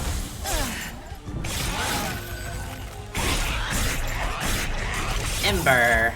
So much ember. Hey, cool. You can play everything in your hand. Awesome. Awesome. Poplar's a little stronger than we would have hoped, but not a big deal. It's currently in the... Okay. Oh wait, I could have accepted the damage and my dog would have healed it. I'm so silly. Right. I forgot I had the dog. Dang it. But it would have been recorded that you still took damage. That's true. That's. All right. I want to play. Okay, hold on. I gotta use my brain. I want to here. play too, but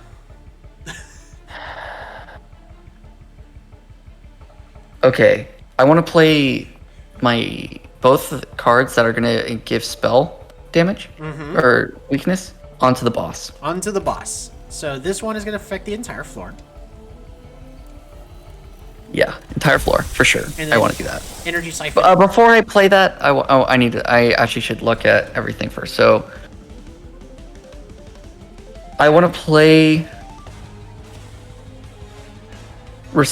Oh gosh, can I see the bottom floor again? Yes, you may. All right, back to top. All right, Back to all right. top. I'm getting there, or middle. Sorry.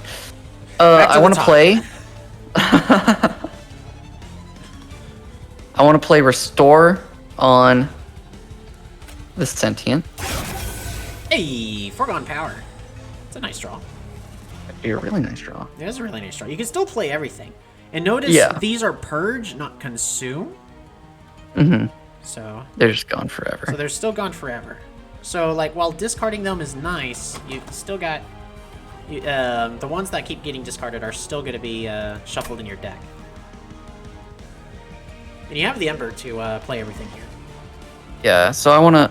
Oh, they get discarded. Yeah, so actually purging it isn't that great. I see.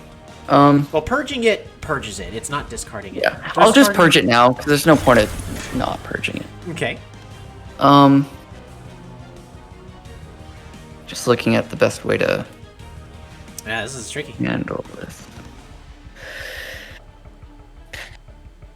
I could... If I applied spell weakness to the front guy and played Sting, would that kill?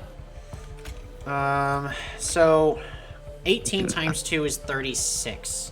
So he will technically be dead, but no extra damage will be going in the back, because 55 minus 36, 19.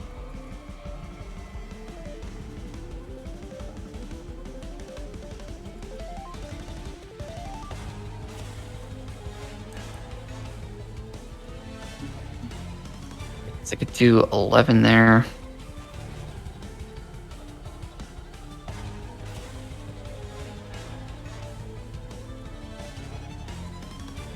To the back.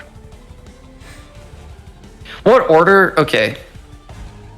Also, these Well, these are the cards you're drawing next turn, which is no Nothing to deal- nothing to yeah. deal direct damage to anything. Yep. So, what I'm thinking. Okay. Well, because the heal happens at the end of combat, right? Right. Yeah, the regen happens at the end. Okay, And perfect. currently does 40 damage. Yeah. Here's the bottom So I floor, just think- in case again. I think my plan. I'm gonna Vine Grasp. Hold on, before I say that. Also, looking at the card you're drawing next turn, I think your perfect damage run is over. Actually, no, not necessarily. No, Not necessarily. Channel Song. Right. Channel Song. Well, I think I can actually avoid. I think I can kill everything here if I play my cards correctly. Oh, okay. I would So love to here, know. I'll talk through the logic, okay? Okay. I can Vine Grasp the front unit. You can Vine Grasp. Oh, it moves it to the front. It moves it to the front. It sadly moves No. it to the front. Move it to the It's front, not not the. If it was pushing it back, then yes, that would have absolutely Would've worked. fixed it. That would have worked. Okay, so now I have to. Oh, it becomes a lot harder. It does. It really not doing does. Because yeah, the Vine Grasps to move a unit forward. You could target one of the two in the back. The only issue with that is well, then they die. If it's an issue. And then okay. It's all my stuff hits the front. Oh no.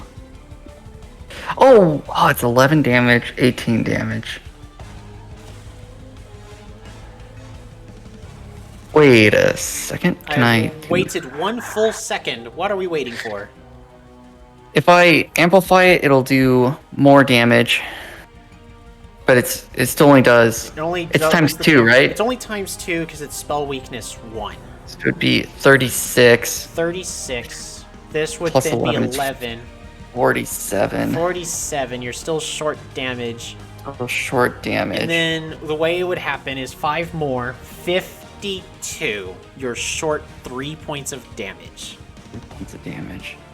And I'm going to be honest, I don't know which one triggers first, if it's Frostbite or the Regen. I think Regen triggers first. I'm gonna assume the. I'm pretty certain Regen Regen does. triggers first. Oh, so I should have played my other card in the The second Urchin row. Spines on the second. Yeah. Yeah, probably. Yeah. Yeah. But it's okay. I think I was gonna. Yeah, it's not a big deal. So what I'm gonna do? This fight's tough just because of the order you've been drawing all the cards. Yeah, I'll Vine Grasp. Which one do I want to kill? So, like, because me looking at all the different ways to play everything, no matter what, at least one guy is sneaking through. Yep. I guess the better question is which one are you okay sneaking through? This guy adding another weight to your deck, or this one that will do 6 damage?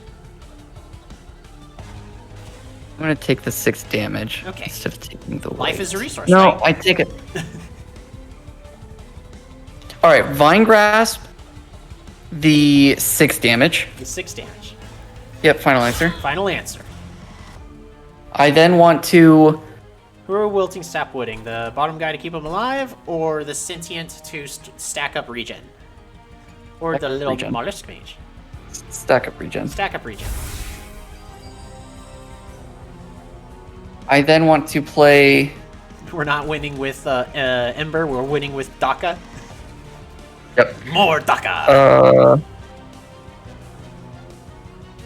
I have to kill.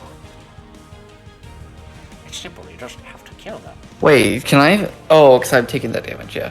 I'm gonna play Sting on the top floor. Top floor? Or middle floor. Middle floor. Middle floor. Middle floor. Middle floor. Yep. Alright. Yep. Final answer. Flip Guardian's dead. And again, I don't see a Um, way to Yeah, I can't. kill the Absolver, sadly. So I'm gonna energy siphon the boss. Now taking time for And then- damage. All frost power. Wait, is the other one still? Oh, it is! So if you can land this Crypt Builder, that is currently 840 damage. Exactly. To the I'll fact. frost power the first. Actually, Everything is in the front is dying. Only the top thing is not I'll dying. do it. I'll do it top row actually. That way, in case I need to fight something on the top floor.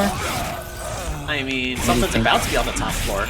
So currently, Yeah. yes, you are about to fight something on the top floor. Oh gosh. Well, Oh. so you didn't draw everything because both these weights got added to your deck because they're being put on the top of your deck. Yeah. So they're technically Yeah. eating into your card draw. So next turn you're guaranteed to draw 2 restores unless you draw like somehow get like 50 more, or 6 more, which are not. But you did draw Channel Song, which means you can get a random unit, Units, Animus of Will, which is all of them. Icy Silophyte, or Titan Sentry.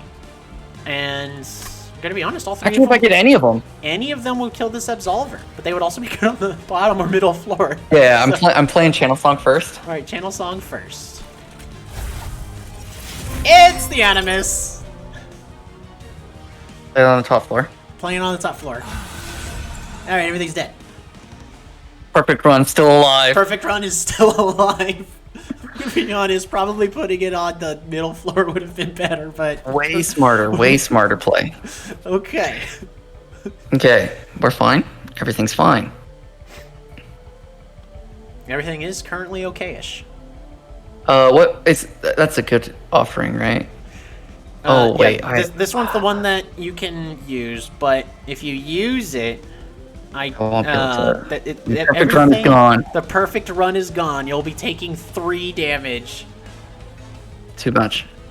So I'm gonna play. And I'm gonna be honest, because of the order of the cards, you'll heal 5 and then you'll take the 3. Oh, that's so sad. Because I believe all the cards go from left to right. All right. So what I want to do is I want to play the. Can I see the bottom floor really fast? Yes, you can. Oh, he's hurt. He's hurting. He is hurting. Oh wait. You haven't drawn a card from Sap Tap yet. Oh, true. And in Graft with Holdover, not only are you drawing an extra card next turn, but you're also always now going to be drawing a card this turn because of Sap Tap. All right, I want to go up one. I want to play in Graft on this Sentient, yeah. It's a Restore!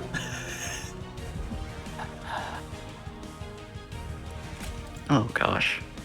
I was just checking how much damage really fast. So that is 54 damage, 1 off. My goodness. Oh, true. 1 off. I have to decide here. I mean, you could kill this front guy and start dealing damage to the middle one. I think I'm killing? Oh, by Restore. Yeah, because you can Restore, which heals. That goes pew, and that's 40 damage. Also increases the regen. And then with a Sting, that's a kill. Dead. And then 5 damage plus another Rejuvenate for a regen Rejuvenate trigger will be 45 damage to the middle guy. Yeah, I'll do that. I'm gonna put So Regenerate. Yep. The Sting. Yep. And then I'm gonna take no damage. No damage. Okay. No damage. No damage versus making the run less scary. Got it. I see how it is. Perfect run to think about. Got a perfect run to think about. Come on. Okay. So, I have good news and bad news. You have Titan's Tooth for potential Frostbite on the boss. The issue is if you do that, then it absorbs the ×4 and will do, it'll do 54 damage. Or 52 damage. But it'll start doing 12 damage every turn. It'll start doing 12 damage, but there's also only 2 waves remaining before Relentless. True. I'm gonna be honest, I'm a little nervous right now. You can play everything in your hand. Also, you can still draw a card from Sap Tap. Here's top floor. Top floor is dying, and you're taking 6 damage on the Animus. Yeah, we're not too worried about that. So, hold on. So we have 3 stings. 3 stings in Graft. The free Restore. Okay. I want to engraft my Sentinel. Oh boy! Because I get to draw a free card. I'm gonna be honest. Yeah? Well, I guess the worst card would have been Bone Dog's Favor, technically. Or, literally any other card would have been better here. Yeah, it would have. But it's okay. Wow. It's okay. Okay. It's okay. It's okay. I'm not salty. Are you salty? No, not at all. No, not at all. No, none of us. How? I have 3 stings? You have 3 stings. That's a lot of DACA. Alright, I'll play 1 sting in the middle. 1 sting in the middle. Another sting in the middle. Another sting in the middle. And, hold on, I'm thinking here how I want to play this. I want to go to the bottom floor. Okay. Bottom floor. Right now, your Wilting Sapwood is dead. I want to restore my Wilting Sapwood. Restoring the Wilting Sapwood. I didn't draw a card. It's because you already did this turn. Oh. It's only once per turn. Once per turn. Okay. Right. It's still strong. Still strong. Still strong. I'm gonna go and play the weight. Yeah. Might as well get out of the hand. I'm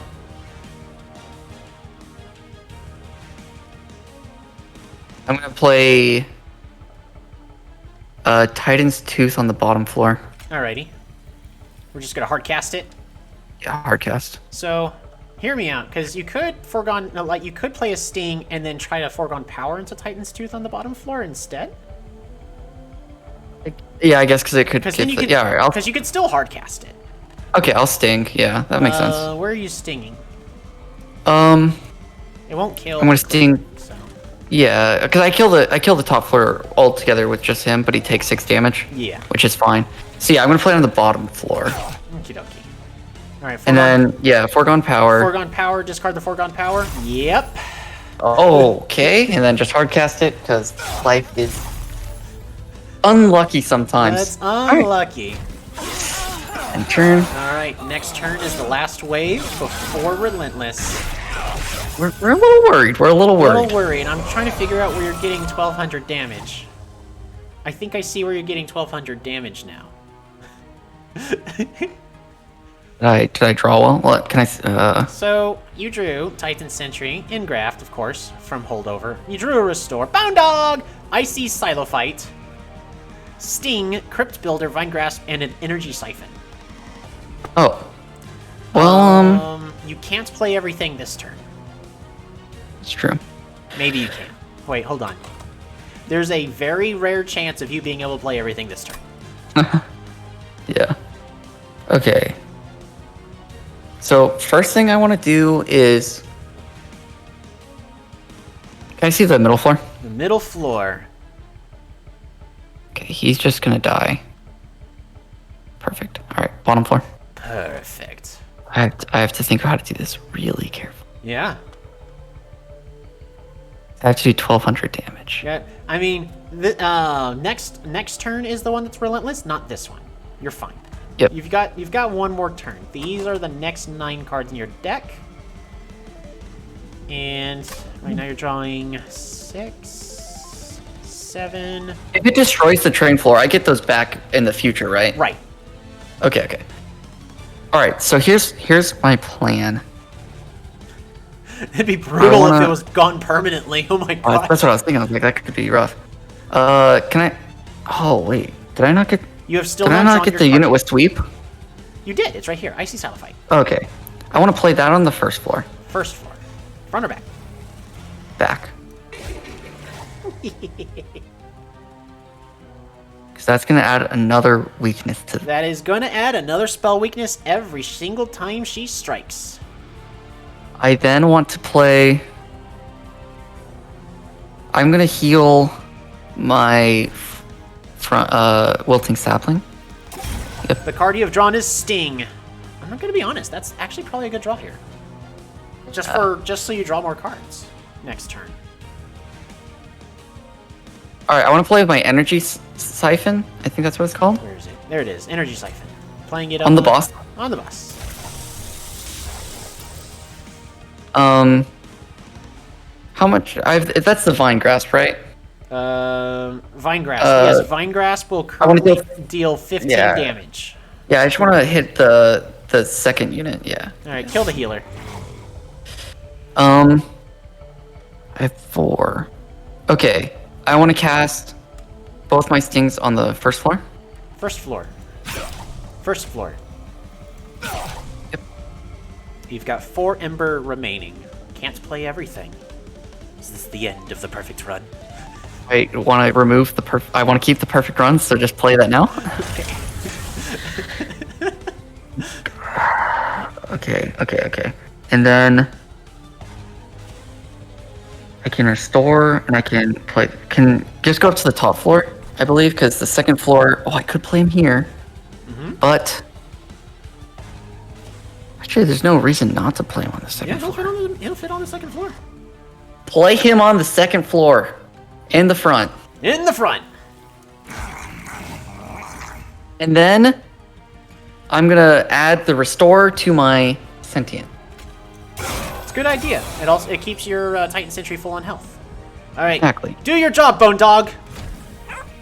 Great job, Bone Dog. Keep it up. Alrighty, so now we know Fell's attack. Multi-strike 1, 10 times 2. Both of your units will die before they get to do a thing. Oh, hey. Oh, 10 times 2. Oh, perfect. So how much damage is that going to do? It's going to do like... Oh, wait. Does it just kill it? Alright, yeah, just play it. So that's how I'm getting 1,200 damage? That's how you're getting 1,200 damage. Okay. Okay. Alright, so your choices are Shard Channeler. Spikes on friendly units deal +1 damage per stack. Right now you have no forms of spikes in your deck, so it's a really good card. Really great card. Probably should pick it. So we're picking it, you said? No. I'm just joking. Spreading Spores. It costs 2 Ember. It applies Regen 2 and Spikes 2 to a target unit, and then you add a copy of this card to your discard pile. Oh, so it really just spams your deck, but you get a bunch of regen and spikes. Mm-hmm. And last but not least is Siren's Song. You can also skip. I'm gonna skip here. You're gonna skip here? Confirm? Yeah, confirm, skip. Yeah, I don't know if I would have chosen the Spreading Spores or not. My instinct is I was yes. debating. I was just worried that it would clutter. Yeah, but maybe it would have been worse. It's just your final fight. You're fighting against the boss that consumes your spells. I don't know if that would have been worth it or not, because... Really, oh, I forgot that it would consume. I mean, I forgot about that. I mean, because you're getting spells every turn with Thorn Fruit already, so... True.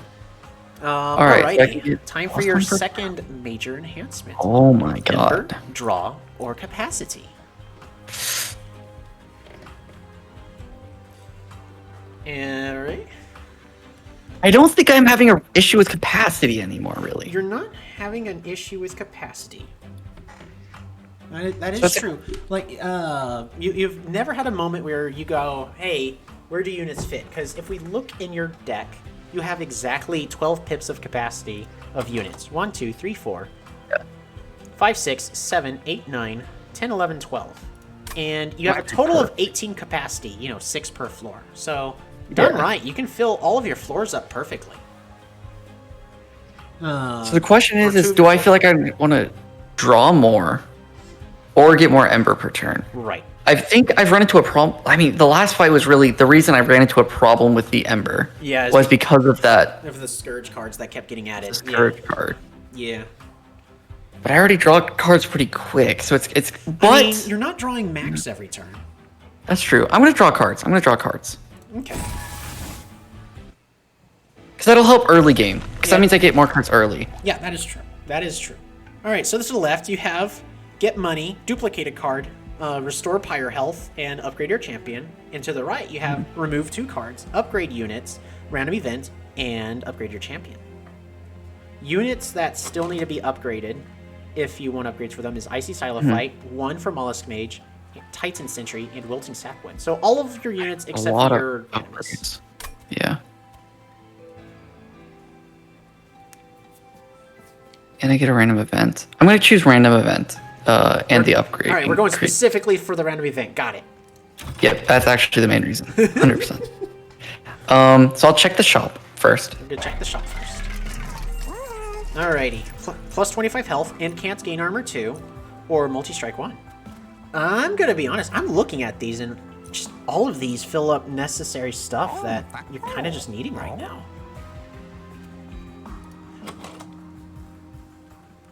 Yeah. That's definitely... Yeah, that's interesting stuff. Those are all great choices. And of course you can reroll. Well, if you reroll, you won't be able to afford whatever's in the large thing here. Multi-attack would allow my Ciliophyte to give 2 weakness. Is that correct? That is correct. So I'm going to put the multi-attack on her. Confirm? Because I think that's really strong. Confirm. Okay. Excuse me. So now the question is which tank do I want to give the health and armor to? Right, so this is incants gain armor 2. So anytime you play a spell on the floor this unit's on, they gain 2 armor. Oh, okay. That's actually... So The question is really, do I want to put that on the Titan? Or... Oh, my sap... What does my sapling guy have current? Oh, he has plus 20 damage, right? Yeah, your wilting sapwood has +5, +10. +10.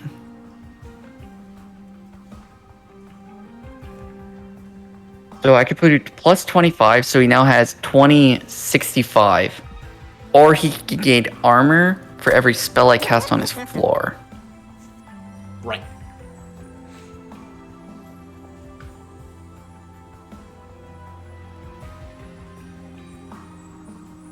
Yeah, because both of these units are great choices for their revenge triggers.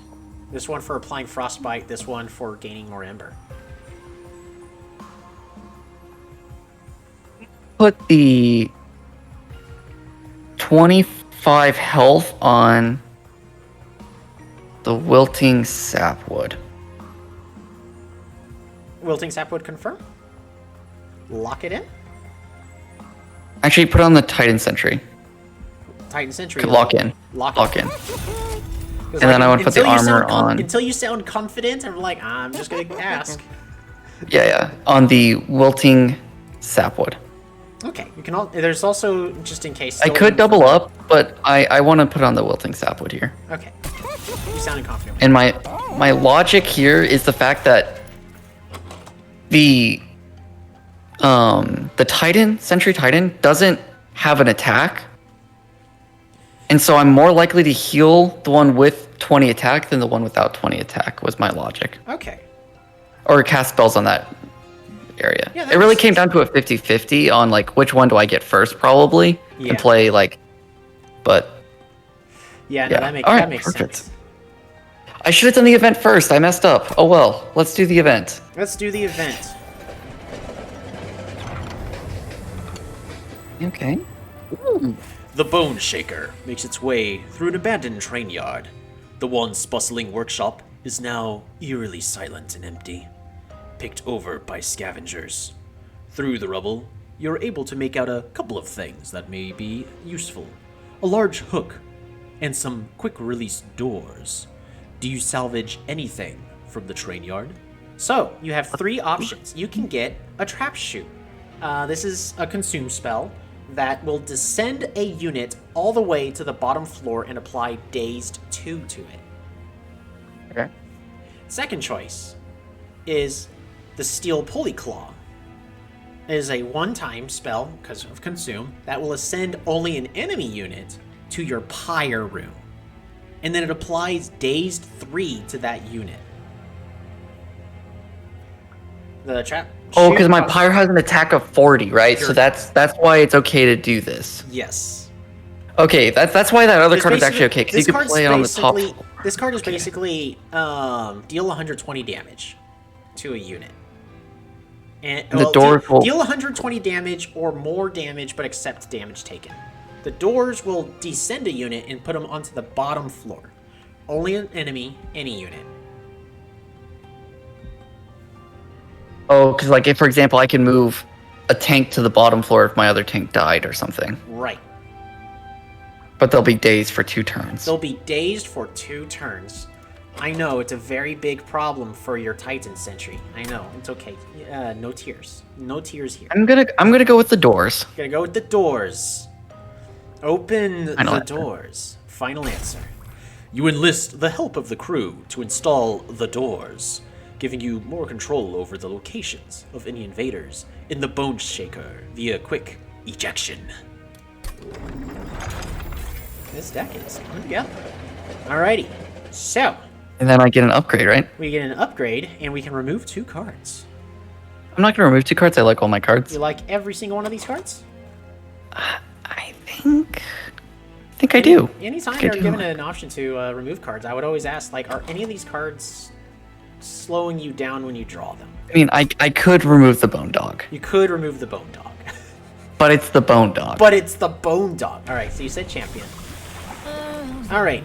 Explosive 3 for 100 health, rejuvenate 60 damage, or cultivating for only 80 health. And anytime the sentient takes damage, boost the lowest health unit on her friendly unit on her floor by +1/+1, and increase the number of cards you draw each turn by 1. Although the drawing cards is nice, I want that 100 HP. 100 HP is very nice. And plus I think that's just 60 damage Daka is no joke. exactly. Well, maybe let's look at the discard. Like, what card would I get rid of? Do any of these cards hurt me? Like Other than the Bone Dog. right. And I think the answer is no. They all are helpful. They all are helpful. That's my answer. They're all helpful. They're all good. I don't think removing any of them really helps my deck a lot. So yeah, final answer. All right, final I'm gonna keep answer. all my cards. We're moving on. You haven't collected all the rewards. Are you sure you want to start the battle? Yep, that's fine. The Pyre Wings. The winged scavengers of the Hellpire have learned to dampen the effectiveness of the Pyre Shard. You ferry to the end of hell. So the trial is going to be Spell Shield 2 for 400 monies. Your enemies I'm good. are the Pyre Wings. These guys, when they hit your units, are going to apply Ember Drain, which is at the start of your turn, you lose 1 Ember for every stack of Ember Drain. And then it decreases every single turn. And then Steel Wings. These guys are big, giant, burly tanks. That's all they do. Oh wow, they're very tanky. Very, very tanky. They're very tanky. Alright, let's do it. I don't need the trial. You don't need the trial? Okay. Yeah, I'm good. Okie dokie.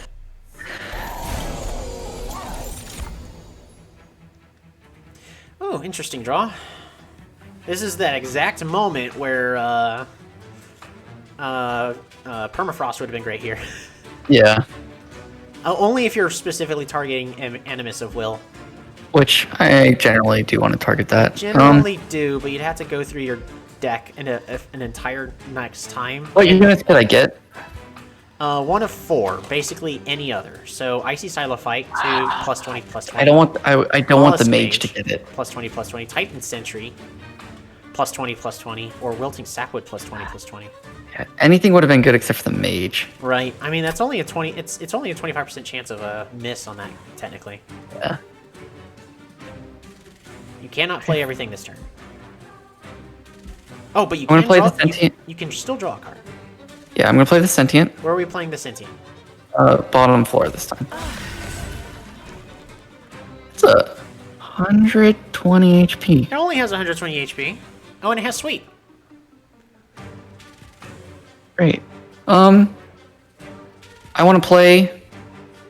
You're still not drawing a card from Septap. Yeah, I want to use Restore here. Yep. So I can draw a card. Chin Spines. Okay. Just gonna look at that and go, Well, so hear me out. Like, Channel Song here would be great for like literally anything else. But if you do draw a Mollusk Mage, Sad. But it's not Is end of the it? world. It's not like it's bad. hold on, no, you'd still be short just a tiny bit of damage. Okay. What? Well, I was going like kill it before it does its Ember Strike. Oh. Yeah. It's still I'm dead. gonna take the Ender Strike, unfortunately. Yeah, the more units you play on the bottom floor, the less Ember you're gonna have next turn. Yeah. So I'm not gonna play another unit at the bottom. There's also So- the Collector to think about. Yeah, that's true. What I want to do is I want to play Sting on the bottom. Sting! Do I want to risk getting a random unit? This could 'Cause be. I wouldn't wanna- This could define the entire run. I'm just gonna say that. No pressure. 7 cards, 20. I'll cycle through. I'm gonna play Wildwood Sap on my Sentient. Alrighty, Channel Song or Animus, And, or neither. You could also play neither. I'm actually just going to play Foregone Power. No Urchin Spines. I'll play her. Yeah, I guess I can 'cause play the only reason to play Urchin Spines is to get it out of your cycle. Because it has consistency. I might want it in this cycle for whenever the tanks show up. Okay. So I'll just flip Forgone Power and then end turn. I'm not gonna play. It will not draw Animus of Will because it will prioritize the deck first. Yeah. So end turn. End turn. Final answer. Collector, top floor. Neither of these guys have reach, correct? Sweet. None of these guys have sweet. You also have no way of getting the heal trigger for Sap Tap this turn. You will draw an additional card at the end of your turn, though, for regen. Yep. So, I want to play Icy Silphite on the first floor. First floor? Oh, no. Well, it won't. Icy Silophyte won't kill the Collector. The Collector has 5. Well, I guess Icy Silophyte plus Vine Grasp will. Yeah, Icy Silphite on the first floor. In the back. Yep.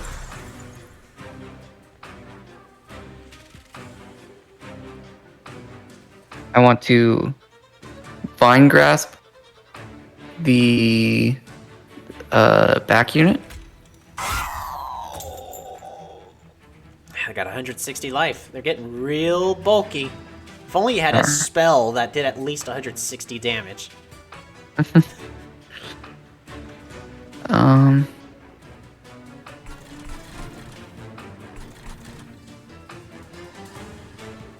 Last spells you can play is Energy Siphon, Titan Sentry, and Sting. Yeah.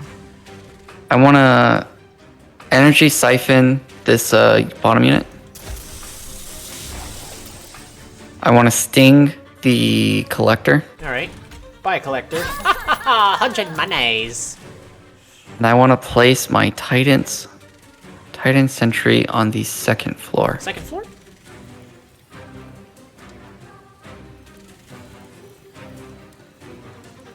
Second floor.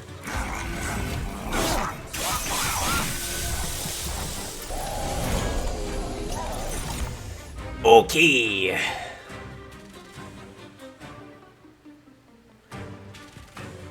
Well, good news. You can draw a card with Sap Tap this turn. True. Can I see the second floor? Yes, you may. He's pretty alive right now. Yeah, For now. He is, isn't he? Oh wait, he's gonna take a bunch of damage. Okay, everything's good. Everything's great. Sorry, I'm thinking through how I want to do this. See. Alright. Right now, you have 6 mana worth of stuff in your hand, and technically, I believe you can play everything, depending on what is drawn with Sap Tap.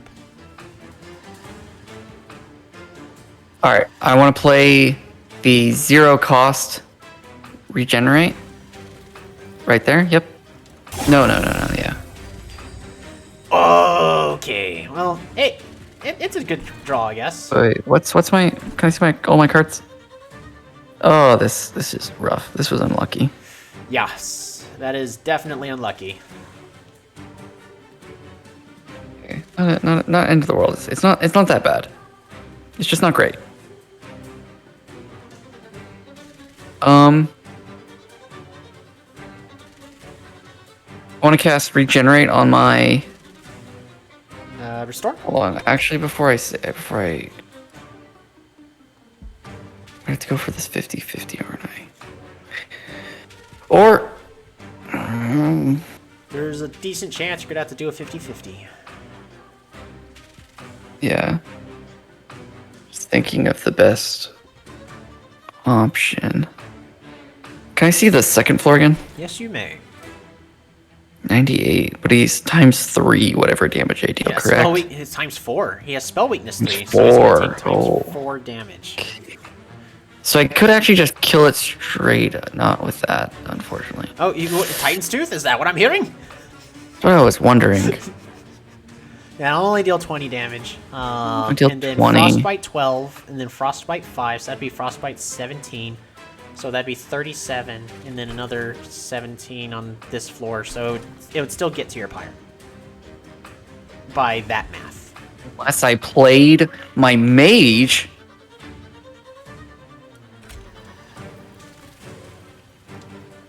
Mage behind. Second floor? Yeah. Right there. Yeah. Okay. So the math is different now. That is different. Because Sting could do 18 times 4. times 4. 72. 72. 72 is quite a bit.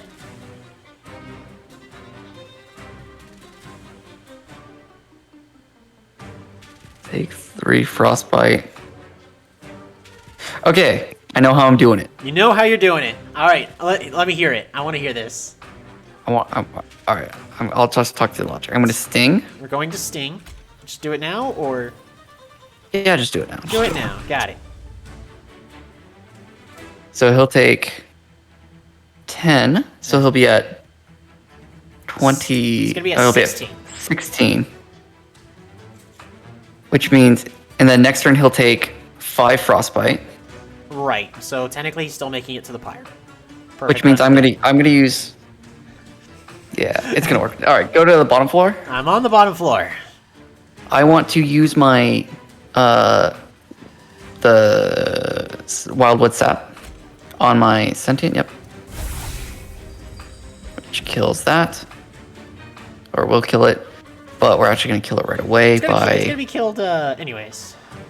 Yeah, but we're gonna restore him to full health with unleash the Unleash the wildwood. Yep. Middle floor. Yep. Yeah. It's the first time you got to cast that. I know, pretty exciting. Pretty exciting. Every other time you're all like, I don't need to cast this right now. I then want to play my trap, the trap, door on the bottom unit, actually. On the bottom it's unit. consume. What do you think? It does have consume.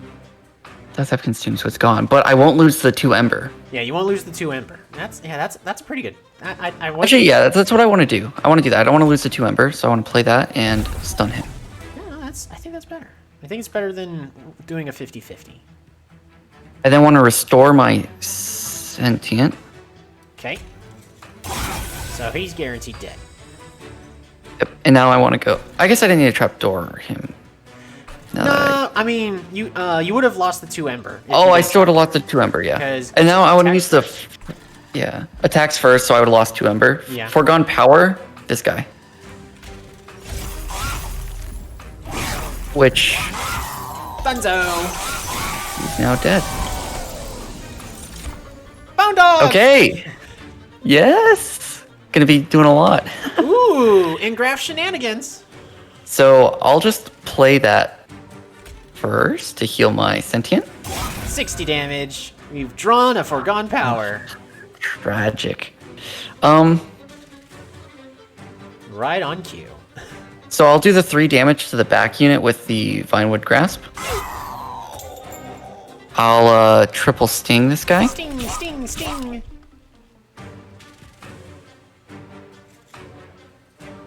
How are you wanting to finish him off? Are you using foregone power to frostbite 8? Yeah, foregone power. Yeah. Or are we crypt building? What if the foregone power discards the bone dog? That's that not end of the acceptable? world. That's acceptable. We'll foregone power. I can't believe you, you monster. And then an enter. Okay.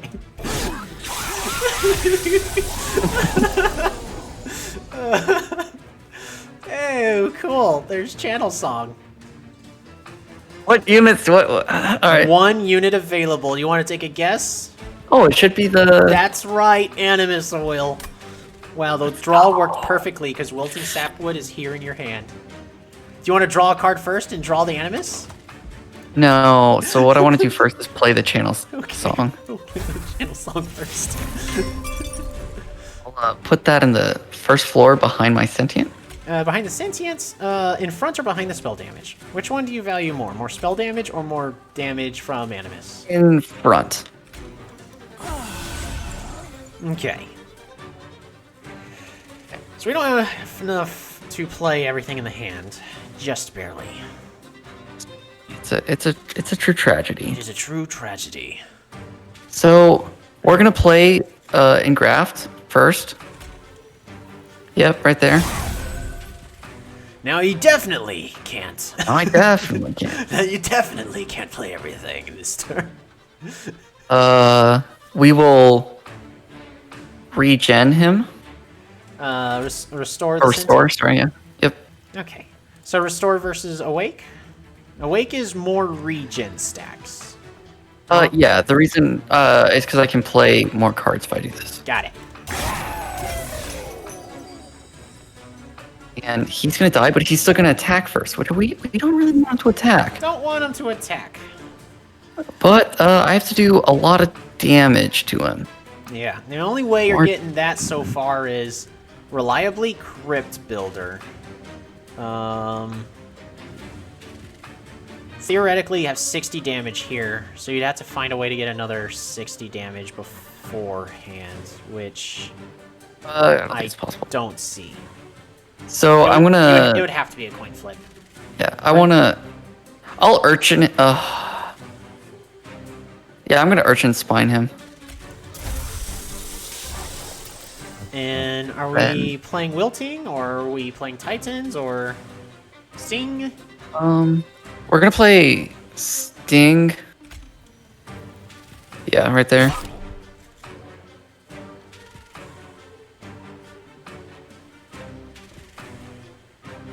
Then we'll heal him just for funsies. Alrighty, down to 30. Really close. It's not doable, unfortunately. We'll play the Wilting Sapwood. It only fit on the middle or the top floor. Yeah, we'll put him. Middle. Okay, so we're gonna put on the middle. Do we want to put Middle in the middle. middle in the middle? Yep. Middle in the middle. And then I'm gonna enter. Intern? Um. There's a chance, but this one is the consume. Yeah, I'm just gonna enter. Alright, goodbye, Ember. Hey, +1 Ember. Oh, because I have a turn off. I forgot about that. Yeah, this is the brief respite. So the next one is the boss. Okay, so I'll do the graft first because there's no reason not to. So this doesn't give regen. Do you want to give 1 point to one Yeah, I'll of... give 1 point to the back one. That's at 8 HP. Alright, the card you have drawn is Foregone Power. Nice, perfect. Oh wait, you got incants I on could give the him Wilting armor. Sapwood. So you may want to cast random spells like Sting on the middle floor? Yeah, that's what I'll do. So Sting on the middle floor. Cool. These guys are still missing some healing. Plus you can put more regen stacks on the Sentient. So, Yeah, I'll do. based on everything, you can't play all the cards in your hand unless you target Self with Vine Grasp. Yeah, which doesn't help that much. Yeah. So I'll restore. I'll restore the HP of the sentient once, and I'll give 1 HP to the middle guy. Yeah, Alrighty. and then I'll. Do you want more armor? Unfortunately, I would have to target it one of my units, Well, right? I mean, you could play Foregone Power twice. Oh, I'll play. yeah, I would Power definitely not Vine Grasp one of your own units due to magic power. twice. Yeah. Okay, we're just gonna do that for the double incants. So this guy only has 5 attack. Did I say only? He gains 1 every single time he takes damage. Oh gosh. Oh This is gonna gosh. be. Can I? I don't know if I can. What crit is that? This is the big one. No. Oh no. Oh yes. I might lose here. Okay, so I need to do 1200. You only need to do 1200. How can we do 1200? Alright, well, let's see. What cards are in my deck? So, when you heal, you're going to draw either Bone Dog's Favor, Foregone Power, Titan's Tooth, or Unleash the Wild Wood.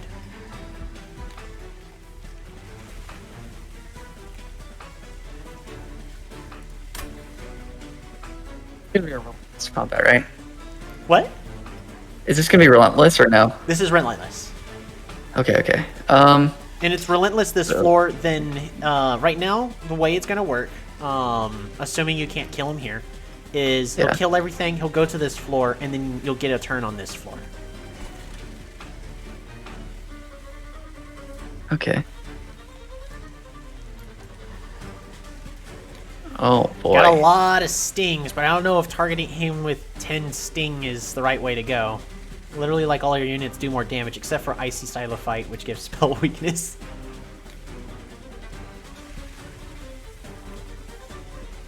For sure want to... grab. Yeah. Of course I would get Bone Dog. You got Bone Dog! That's a good boy. Of course. Naturally. You just need 20 more points. Oh. You're right. But I have the 3 heal. Oh, but it's not actually that. Yeah, use that. Use this? Yep. On the boss? Right there. No, on my sentient. Alright, you need more damage now. Uh-oh, that was bad. Oops. Oh, that was a mistake. That was a mistake. I should have used a Do little it bit again? of brain power. No. Oh gosh. Do we just want to incant the middle floor? Yeah, exactly. I want to play all my stings on the middle floor. Okay, so... Oh yeah, heal. I'm going to heal him. 18 armor. Do your dog, Okay. dog. I just want you to know this is the first time you didn't kill him on the bottom floor. If you just played the Crypt Builder, you would have killed him. Oh, you're right. I mean, he's dead. It's just... Right, is there an achievement for not losing the first floor? No. Okay. All that matters is perfect. It wouldn't matter because we're also playing on mine, and I would have probably had it already at this point. Oh, true.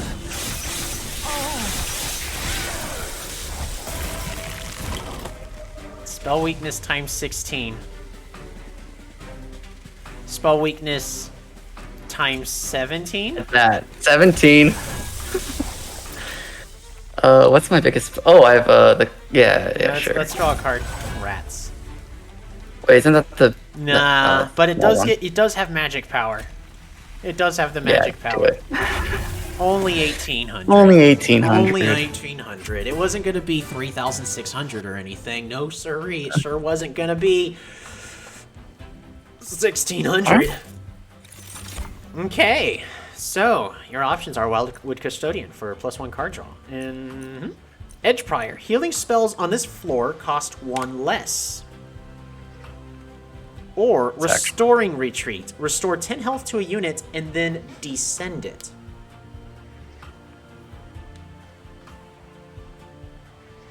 Descending is an interesting thing. It is. So, one of the interesting thing about descending units is it ignores floor capacity. Oh, I didn't know that. Yeah, so you can theoretically, if you can go through your deck plenty of times, you could put all of your Just units deck everything at the bottom. on the bottom. Give me that restoring retreat. Give me that Restoring Retreat. Give it to me. Just, 2 Ember is kind of expensive. It is. All right, Allied Clan Pack. Oh, by the way, these are your last clan packs. Oh. Oh no. Frenzied Swarm. Apply Dazed 1 to all enemy units on the floor and discard your entire hand. Okay. Ice Storm. Deal 1 damage to a random enemy unit 5 times. Or Urchin Spines. Between Urchin Spines and Frenzied Swarm, because Dazed is pretty strong. Yeah, not gonna lie, Dazed seems pretty strong. I mean, Daze prevents them from attacking your revenge units, but still, it's a thing that also just buys you an extra turn. Yeah, I'm gonna go with Frenzied Swarm. Frenzied Swarm? Yeah, final answer. Final Lock answer. it in. I could have skipped, but I didn't want to. Alrighty. So, to the left, remove cards, upgrade units, and heal your Pyre. Or to the right, duplicate a card, upgrade spells, money, and both of them lead to trinkets. With the money, you'll just barely be able to afford one trinket. I'm gonna go right so I can afford the trinket possibly. Okay, we're gonna grab the money. Money first. I want to see what trinkets I can get. All right. So, the trinkets you can get is Split's Anvil. Whenever you play a spell, spells in your hand that cost less are reduced to 0 for the turn. Priorities Cloak. When a friendly unit is healed, deal damage to the front enemy unit equal to the amount healed. So, if you heal a fully healthed unit, it's going to deal 0 damage. And Titan's Claw. At the end of your turn, frozen cards are reduced to 0 until played or discarded. Which you... Dang, I wish I had frozen stuff now. That's such a good trinket. Right, yeah. I mean... most of your deck is pretty cheap, so it's not like that's the end of the world missing that. Yeah. But there are definitely certain decks where Titan's Claw is insanely good. Mm-hmm. Priorities Cloak. Or I could risk a reroll, but... I don't think you can afford anything with a reroll. It's really rare that you'll be able to afford anything on reroll here. Okay. If you're rerolling, you're just rerolling to see what's available. Well, Anvil could be interesting, because that means if I cast it, like... We can still go to the spell Yeah, shop. let's look at the spell shop first. Alrighty. -1. I have a question. If I duplicate a card, does it duplicate the stones on it? Yes. That is important to know. Okay, good to know. Good to know. Okay, That is good to know. I'm looking at you, Titan's Tooth. Alright, -1, +10, and holdover. Oh, we want to use holdover probably again. Do we? What would I put it on? What would you put it on? You could get a second bone dog. You know what's better than one bone dog? 2 bone dogs. We scroll to the bottom real fast, Yes. just so I can look at all these cards. So these are the other cards that you could potentially hold over.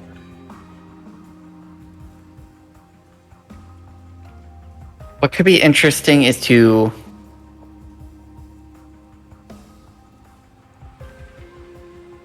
Okay. I gotta decide on a lot of things, like... Oh gosh. Mm-hmm. Scroll up really fast for me. Here's the top half.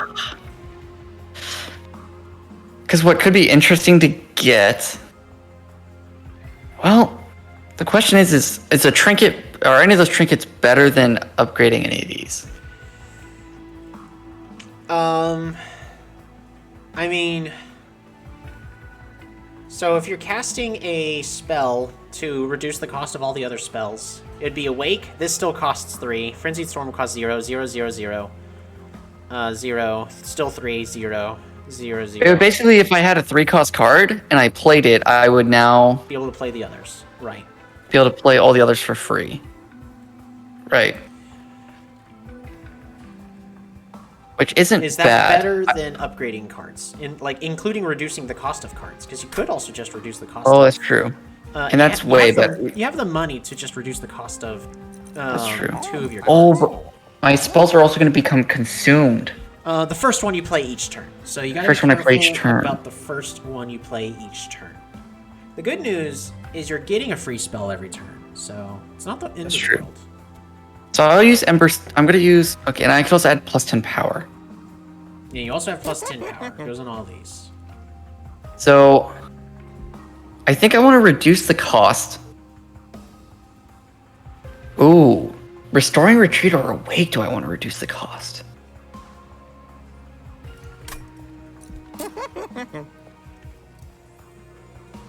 I want to make Restoring Retreat cost 1. Okay. Lock and load? Yeah, Alright. lock and load. And then I could... So, because here's the thing. If you really liked the idea of stacking everything onto the single floor, I keep stone it. you keep stone it. But that's if that's your plan. If that is your plan, then I should keep stone it. you here. should keep stone it until everything's on a single floor, then you restoring retreat to consume it. Restoring retreat. Oh, you're right. Yeah.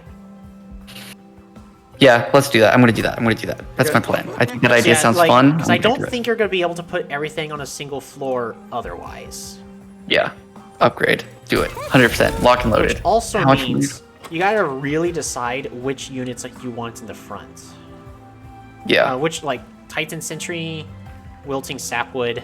Because once you start descending units, then they're just... Because when you descend them, the descended unit goes in the back. In the back? In Okay. the back. And So it plus does 10 change the reroll. play.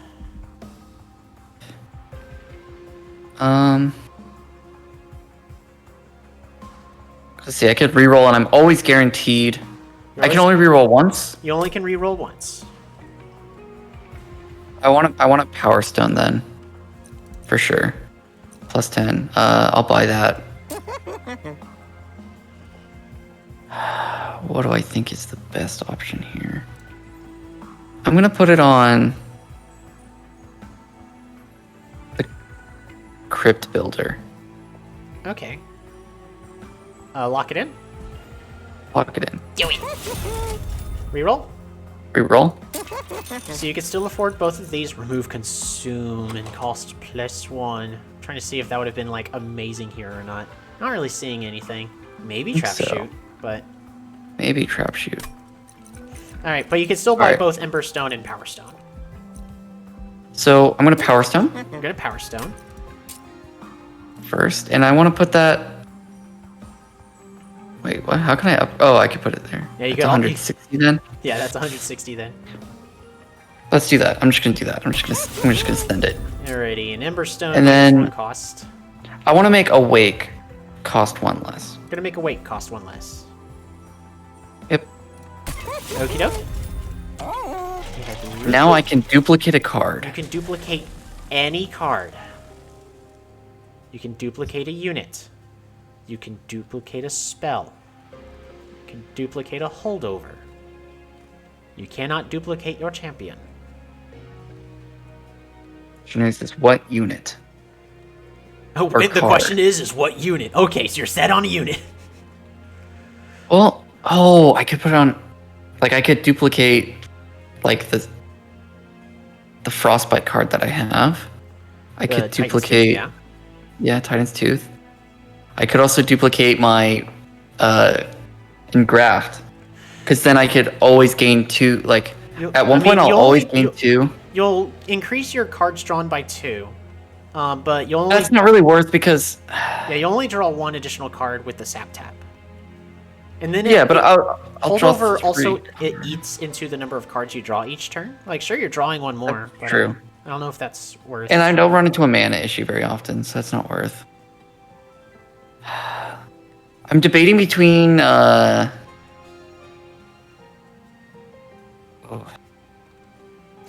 think- there's a lot of good choices here. I'm not gonna lie. There's Yeah, a lot of good choices to duplicate. because I could choose a unit. Because like I'm looking at all the like, I'll try to make like my point of view. A lot of the good cards is you could duplicate Animus of Will, make it easier to channel song Yeah. it. You could duplicate Channel Song. Yeah, that's a you good could duplicate thing. Bone Dog for the memes. I think 2 Awakes is just too much. I Same agree. thing with the Crypt Builders. Energy Siphon, no. Engraft 1 is good enough. Oddly enough, Frenzied Swarm I think is a decent choice here. I thought that Icy could be Silo an Fight's a choice. good choice for more spell That weakness. was. Yeah, Mollusk Mage is a good choice for the magic power. true. Not the Restores. Maybe the Restoring Retreat to just draw it sooner. Yeah. Titan Sentry for just being able to get it sooner and a lot more Frostbite with that. Titan's Tooth, just for a lot more of casts and Frostbite that way. And then last but not least, which out of all of those choices is Wilting Sapwood, which I would rate as the lowest interesting one. Yeah, I'm kind of debating between. Like, I understand why this is our choice. Yeah, I think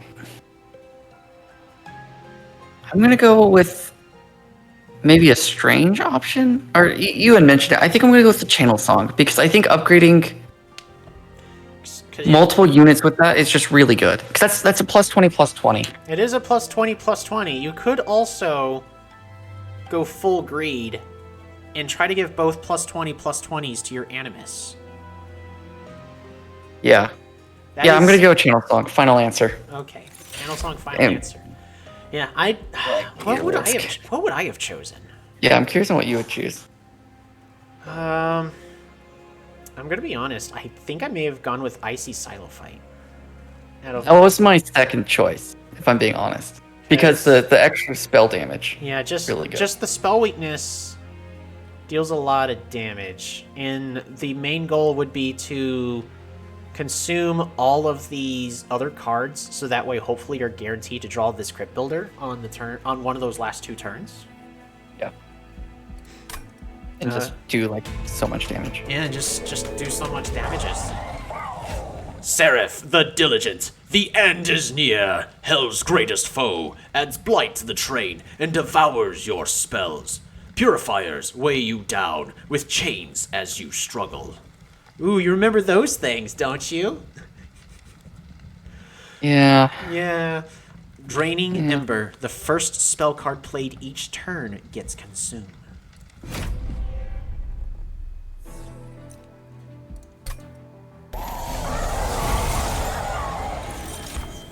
Alrighty, so he has also added these Vengeful Shards to your deck. These do not have Purge. They are in your deck for the rest of this battle. Oh boy. And these are Purifiers. Add Self-Mutilation to the top of your draw pile. Self-Mutilation is costs 1 Ember, it's a Scourge, has Purge, and your Pyre takes 5 damage. Fun little fact, these are Blights, not Scourges. So... What if I played that? Wouldn't that consume it? No, it doesn't have Consume. It's not a spell. Oh, I see. All right, first things first. I'm playing the Sentient on the first floor. The first floor is the Sentient, the tank. Oh, true, because that would have to be the tank. All right, second floor, because I want someone else to tank. Can I see my deck? I risk getting the mage. But there's also a thing between greed and survival. Yeah, I need to play it. All right, I'm gonna play it. Play it, confirm? Confirm. Wilting Sapwood. Okay. Wilting Sapwood is officially our tank. Please place that. First floor. I mean, you can still play the shark in front of him later. That's true. If you wanted to. That's true.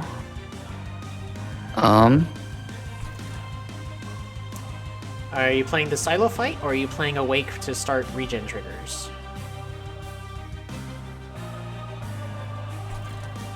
Anywhere I want to put the silo fight, if I'm being honest. I should. Place in the Silo fight? Yeah. So if you want to play the shark as the new primary tank, then I have to put it on the second floor. Yeah. Just put it on the second floor for now, because I'm not sure. It'll be fine there, yeah. Vengeful And then Shark, I want run? to. Yep. Exactly. Alrighty. And then I want last to is a sing. sting with Incant. Yep. Get that 2 armor. Get that 2 armor. Yeah, you got this. Yeah, good boy. Alrighty. Hey, cool. Look, Seraph put a Lightwing on the train. Lovely. Lovely. Ooh. Did you just draw the rest of your units? You did.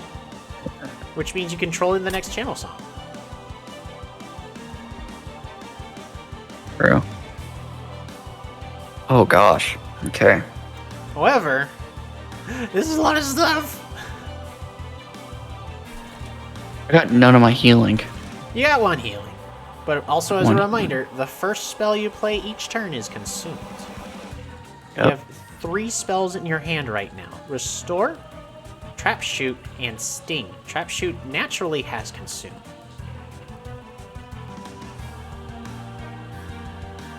Also, if you play Restore, you draw a card. True. You currently have enough Ember to play everything.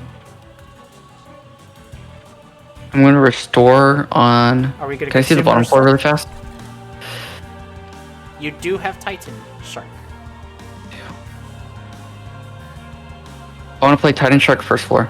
Do you want Titan Shark as the tank, or do you want Wilting Sapwood as the tank because of all these mutilations being added? Oh, because the mutilations will count towards his enchant? No, it doesn't, but it'll, his triggers will help pay for these. And then let you play. He should be my tank. He should be my tank. So because Titan Sentry in the front means sooner to get Frostbite, and it starts clearing everything out for you. Wilting Sapwood is more Ember to just play everything. I think I need the more Ember right now. Yeah, more Ember might be. So you're gonna go more Ember? I'm gonna go more Ember. Alright, it is done.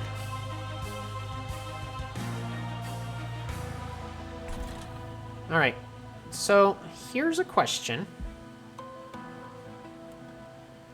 of Mollusk Mage.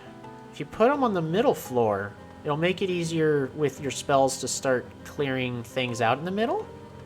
Especially if you end up drawing Titan's Tooth. Titan's Tooth will really just help clear this entire floor out for you. I'm gonna move. Or you put them on the bottom floor for floor capacity, so that way it takes less time to start throwing everybody down onto the bottom floor. I think I need to worry about survival at the moment. Survival at the moment. Mollusk Mage in front or behind your spell weakness? In front. Okay. Next is a question I don't know if you want to answer yet, but you kind of got to. Are you going to play a spell? And if so, which spell are you consuming? Sting, Trap Shoot, or Restore?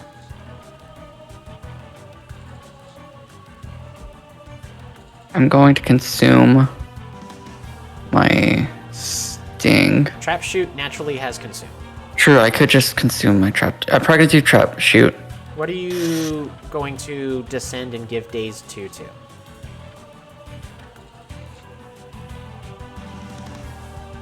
I'm gonna do the front guy. Front guy? Yep. Okie dokie. Trap Shoot consumes. So Sting and Restore are both safe now. You still have yet to heal. Yeah.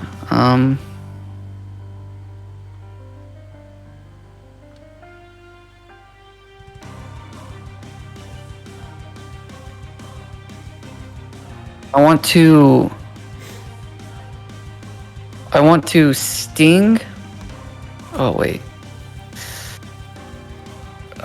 One gets through still. Well, so if you Restore, that's 60 damage. It's a kill. Sting is another, and 5 damage will kill another. Heck, just restoring is gonna kill. I'm gonna restore, front, yeah. Then I'll restore. Energy I draw a Siphon. card. And these two are both dead. Oh, they are both dead. Yep, they're both dead. Okay, perfect. 5 So, damage, then the regen gets the kill here. True. All right. Bottom floor. I want a Sting. A Sting. And then I want to apply weakness to the boss. And then get rid of those two. Purge. Discard. Are we? And then I'm going to discard that. That way, I can use the channel song on it. Alrighty.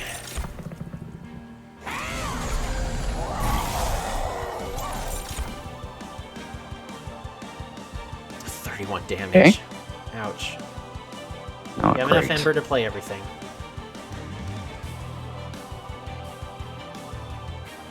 Still yet to get the second channel song or Engraft. Or your Restoring Retreat. First spell you play, there's nothing but spells in here. First spell you play is consumed. What are we consuming? I'm going to consume a Sting. Urchin Spine also naturally has Consume. Oh, I'm probably gonna use Urchin Spine actually. I mean, if you consume a Sting, that also helps keep the deck thinner. It's true. Because it gives you an extra chance to consume a card.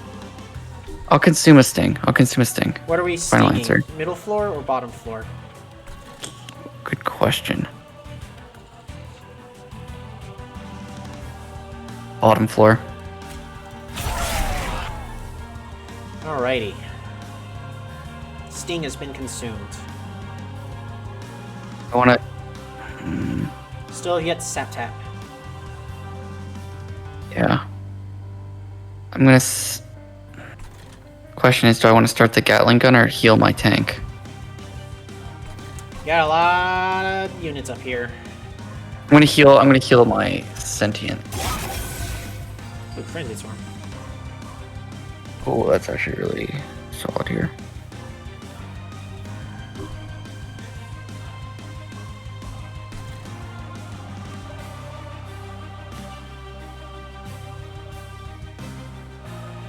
Five. I want to play the wild wood sap onto the sentient. Get that regen going. Okay. Oh shoot, I need to do damage.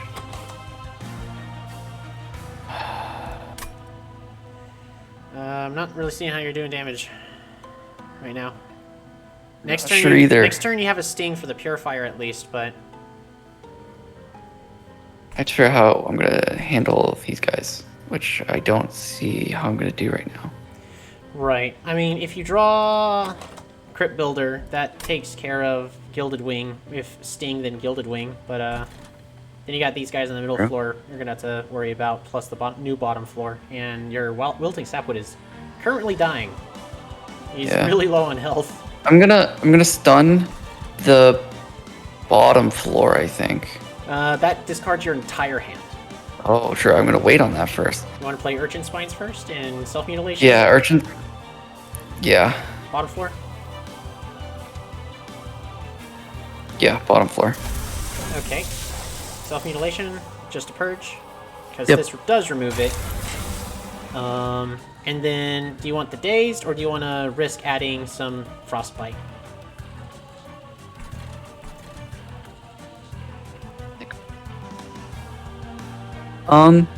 Actually, I should just pull. Oh, this doesn't have purge, so no matter what. It doesn't have Purge, it's staying in. But as long as you play Frenzied Swarm, I mean, you have enough Ember to play Vengeful Shard. It's more of, do you want to try to play the Foregone Power for some extra Frostbite on the front, or just play the Frenzied Swarm? True. I want to do Frenzied Swarm. Just Frenzied Swarm? Or I'll risk one Forgotten Power on the front One line. Foregone Power, you ready? Which means it's gonna get rid of the Frenzied Swarm. Yeah, go for it.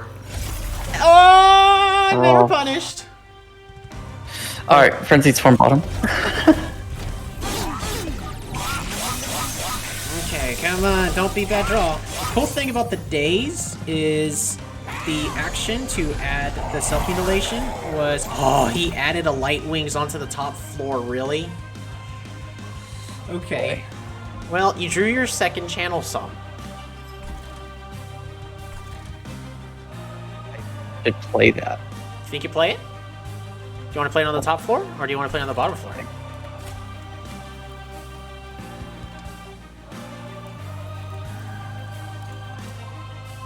Well, if I play it on the bottom floor, there's no benefit to playing on the top floor, right? Yeah, there's no benefit in playing on the top floor. So I should just play it on the bottom floor, that way I get the shields. Yep, 2 armor. Alrighty. Do you know what that can go? I bet that can go. Do you know where this card can go? It's on No. the top. It has to go to the top floor. It's okay. In a little bit, we're gonna just start holding. We're gonna restoring retreat every turn and slowly just dump everything down to the bottom floor. We may have to ignore the mollusk mage, but Yep. Okay, so I have. Yep, Vine Grasps. Oh, and the channel song ate the consume there. So. Yep. So Sting does 10. Sting does 10. Oh no. I'm gonna play Sting first.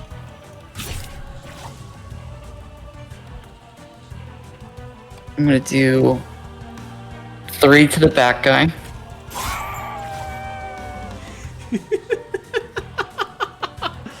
Oh man. Oh man, dude. Just all of your good cards are all in the I didn't draw bottom. any of them. The good thing about Okay, that it's fine. Dazed is it kept your Wilting Sapwood alive. And that was actually a necessary play there. It was. It was a necessary play there. Okay. So I think I have to hope for really good RNG here if I'm being really honest with you.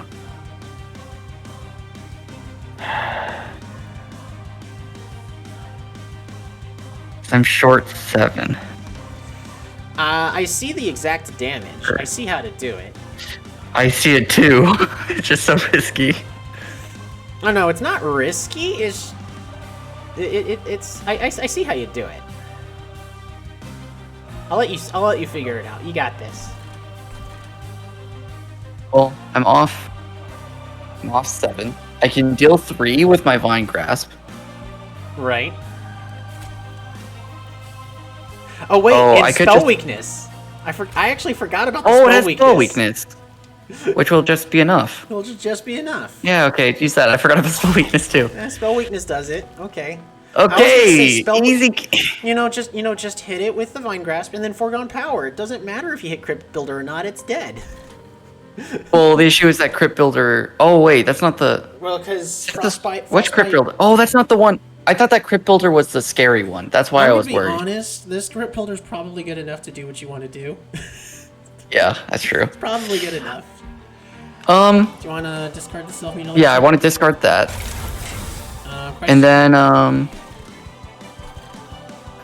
gonna do it on. You want to Foregone Power the middle floor or Yeah, middle bottom floor. for incant? Oh. I mean, it's middle just floor. incant too, so. Yeah, middle floor. Oh, tragedy. Dog, All right. you're fired. Gosh. Alrighty. Oh gosh. Oh, concerned noises. Getting overwhelmed. Okay. Everything's fine. Everything's fine. Everything's fine. I'm I not kill all panicking. Are you those. panicking? I'm not panicking. I'm not panicking. Not Are you panicking? Nope. Okay. Reminder, first Okay. spell is consumed. Our spell is consumed. What spell do you want to consume? That being said, Wildwood Sap naturally has consume, but you can thin out the deck for good cards by consuming something else first. And you currently have enough to play everything. I'm actually going to Wildwood Sap. Yeah, Sentient? right there. Yep. Alrighty, so Wildwood Sapping the Sentient.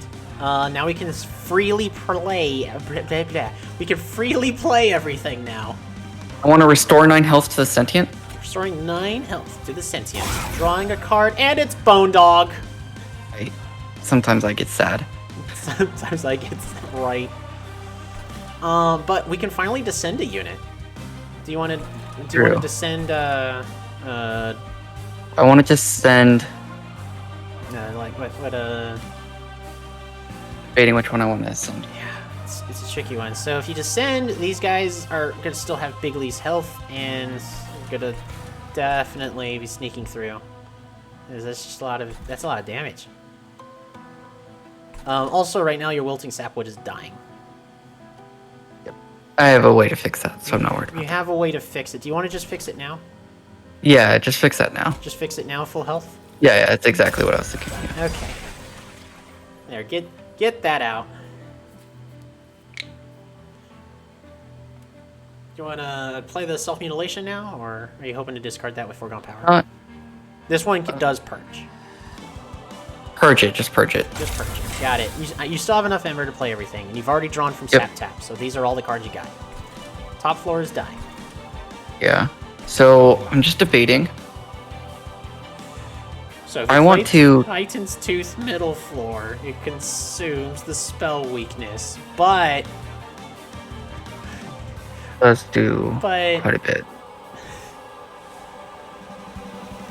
It's probably worth. might be worth. Maybe not. Okay, here's what I'm thinking I'm gonna do. All right, we're to- thinking. I want to restore my sentient. Yep, Sentience restored. that guy will die now.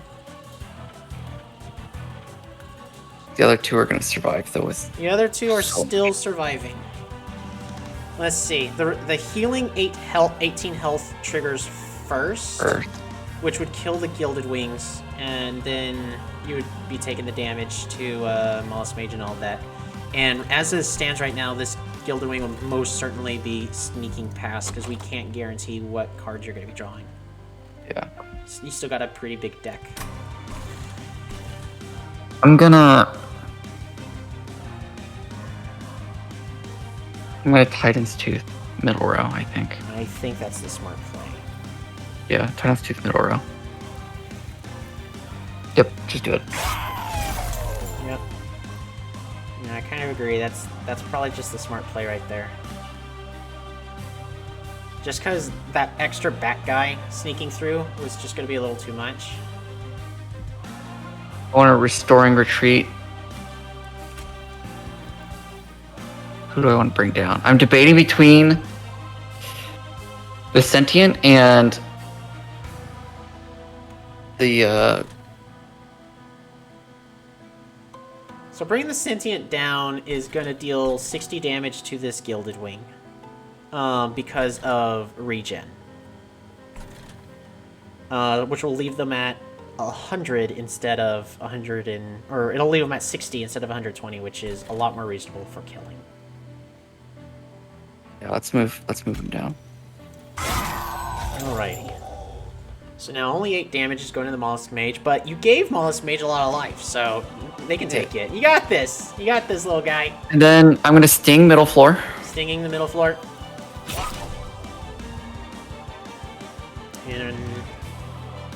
And I want to frostbite middle floor. Yeah, that's a smart play.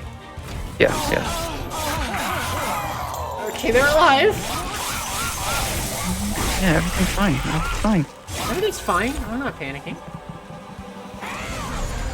2 waves remaining. I feel like you have some panic going on over there. No, not me. I didn't just... No, we're not... We'll clean that up later. Hey! First thing first. First thing first. Okay, what go card- up. Go to the very top. He dies. He dies. Life is good. Life is great. Life is great. Okay. Next is what do you consume? What are you consuming here? What am I consuming? What are you consuming here? Oh gosh. I think I'm gonna consume. Hold on. Can I see all the? You've got 2 waves remaining. So I think I consume the Vine Grasp. Yeah. I think that's actually like I think that's the weakest card. I think it's are we just consuming to kill Silophyte? No. No, We're gonna kill the back unit. Okay. We're killing the back unit. Okay. Good. Cool. Well, now we can play everything just fine. So what I want to do? Can I see the middle floor? Yeah, you can see the middle floor. Just 8 damage. It does do 8 damage. I want to restoring retreat.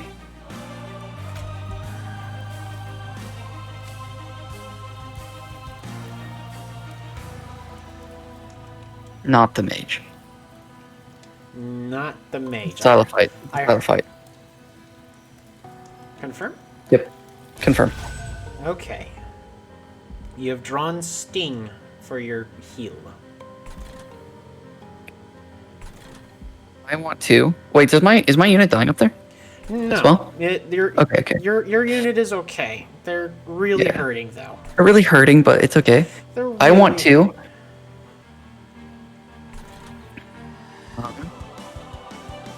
I have. Okay, I can't play all the cards in my hand. Yeah, not precisely. No. But you could definitely Restore all HP. You can play all of them. Oh yeah, true. So I want to play Engraft. You engraft first? Yeah. What are we engrafting? Are we engrafting to heal, or are we engrafting for 60 damage to the front unit? 60 damage to the front unit because it's gonna produce more damage than the shield is gonna be helping. Yeah, final answer. You still get the shield. It's just one less health on with Yeah. its upward, but that's probably okay. Okay. Yeah, I do have enough to play everything. Perfect. Next, I want to play Awake. Yeah, just play that. No, wait, that was stupid. No, that was the right play, because that one has Purge. It's gone. It's Oh, gone. true. This Vengeful Shard you don't need to play. You've got Frenzied Swarm.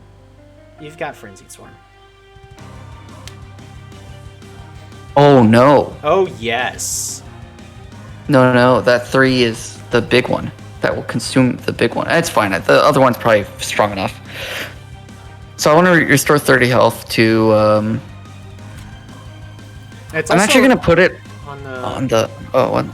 I was wondering, gonna go. Do you want to heal or do you want to regen stack? I want a regen stack. I want to greed. Right. Plus, that also deals 60 damage to the Gilded Wing, now killing it. And this is the one with Consume, but Yeah. So it's gonna. I mean, you still got 160 damage here, and you're about to inflict spell weakness, an additional spell weakness ×2. So 160 will be 800 damage as right now.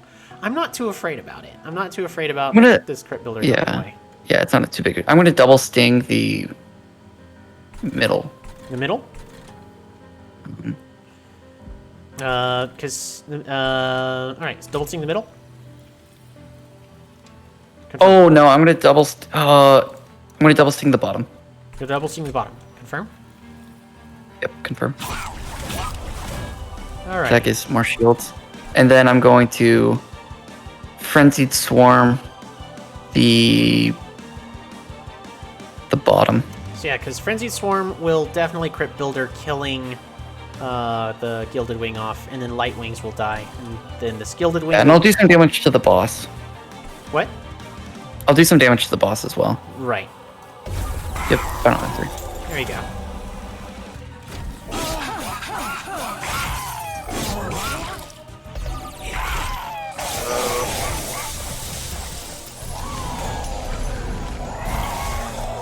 Oof. Oh no, that was that. Oh boy. Oh boy.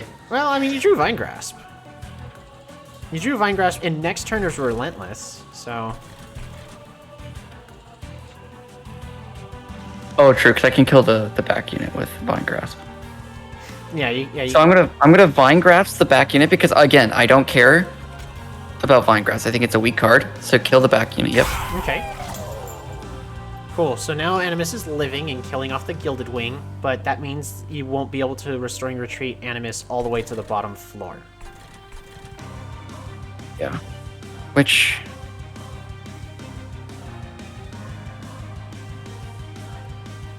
I mean, if you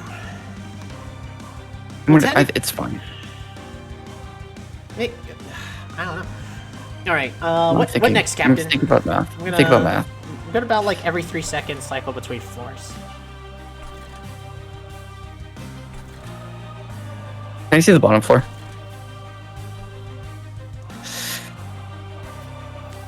All right. Can the Force trap a traitor? So I just want to heal with the engraft. Yeah, right there. Do the damages. Be a good draw. Yeah, be do a the good draw. damages. It's a sting. End of the world. Not. It's the end That's of the really world as we know it. I can kill that.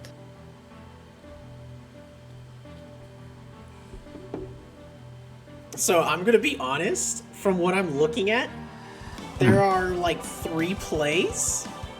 One of them is it guarantees the kill up here, but then you take then when you're probably gonna take a damage by lowering the restoring retreat, 'cause then you won't have the Ember to play that. And I bet you're wanting to not take a point of damage for just bragging rights. But Foregone Power can randomly discard cards, which could be one of 2 good cards in this instance. Crypt Builder and Vengeful Shard. Or they could just discard the other Foregone Power. They could just discard the other Foregone Power. Alright, here's what I think I'm gonna do. Here's what you're thinking. I'm gonna Restoring Retreat my mage, actually. The mage? Yeah. Okay. Restoring Retreat the mage. Yep, that's the final answer. So, because if the mage is on the middle floor, then it's more damage with the spell weakness and the spell power and all that. Well, I guess I should look and see if I can kill the bottom floor. I mean, you still got to restore. I have 1 heal, which kills the front. I have to do 160 damage, which I do 40. Do 60 with Rejuvenate, and then 18 times more. what? So that would be 90. Plus 40 more. So that's 130. And yeah, you'd be just short. I would only do 150. Oh, but then I could forge.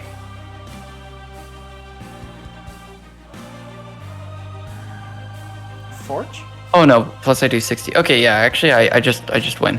So what I want to bring him down 1. Yeah, the mage down 1. 100%. That's what I'm gonna do. Mage down.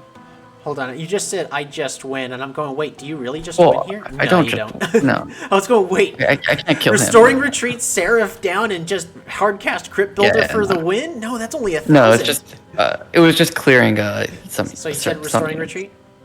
The mage. Restoring Retreat the mage. Got it. All right. Restoring Retreating the mage. Yep, 100%. I want to now cast Restore on the Sentinel. Gotta make sure I'm casting the right one. There we go. Yep. Because they're getting cramped down here. You can have two more units down here technically, because each floor can only have a maximum of 7 units. I want to Sting. Sting. I want to Sting. Sting. I want to Sting. Sting.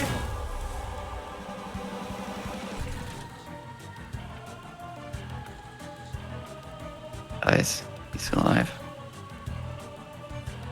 I want to play a Foregone Power. The bottom or the top? The bottom gives you an incant. The top gives you a chance to just kill Gilded Wing. To save a little bit of health on your Animus. Let's do...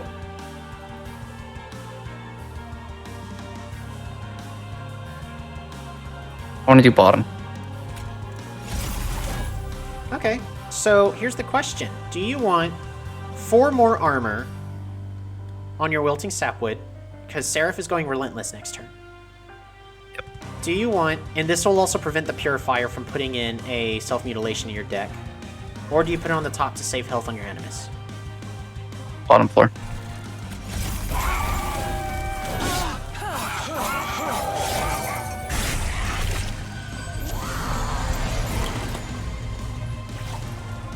Okie dokie.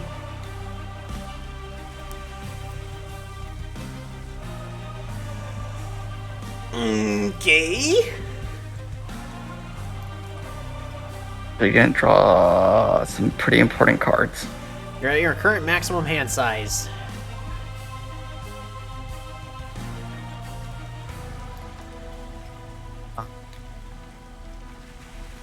Consume whatever I play first. You're consuming whatever you play first.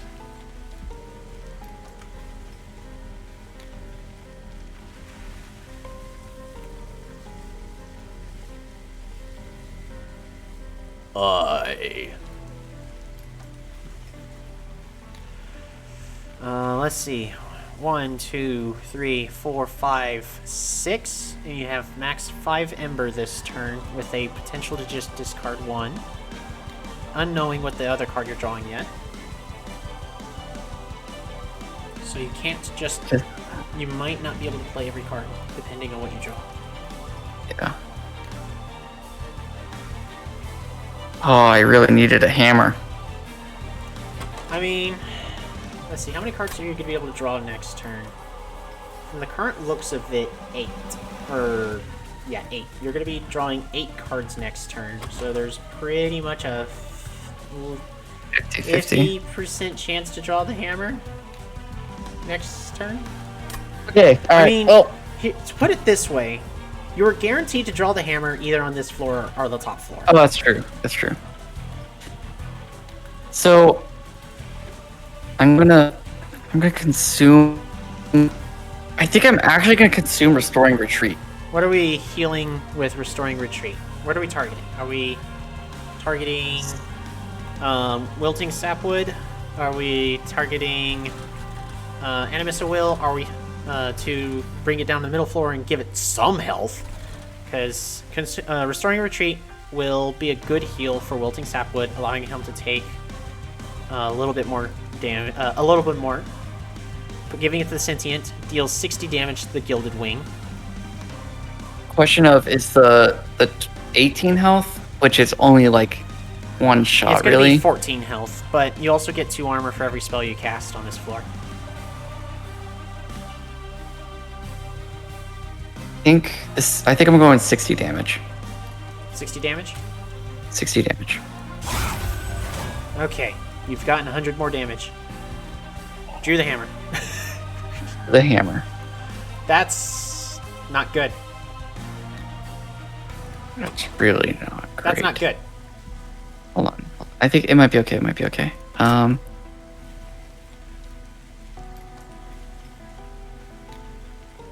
gosh, it's really not good. I don't think that's good. I don't think that's good. I don't think that's good. I don't think that's good. Pecholas, I don't think that's good. I don't think it's good. I don't think it's good. I don't think it's That good. was a bad Hold on, draw. it might be okay. You had 14 cards to draw. It might be okay. It might be okay. I just gotta use my brain really fast. I am the one that is doing all the controls. I blame myself for this. Oh gosh. That was such a bad draw. That was a really bad draw. That was a really bad draw. I have to kill that front. I have to kill both those units. I mean, you got plenty of healing to just kill both of them. You have plenty of healing just to kill both of them right here, right now. But I can't cast the hammer. But then you can't hard cast the hammer. And it turns into a luck. And then it turns into luck. Oh no. Maybe there's a way. What you're telling me is there's a way. So, because what I'm currently looking at is if you play everything in your hand, it then becomes a 50-50 with foregone power for Titan's Tooth or Crypt Builder. Is what I'm looking at. Much. I gotta take the gamble though. That's the thing. I just gotta do it. Alright, well.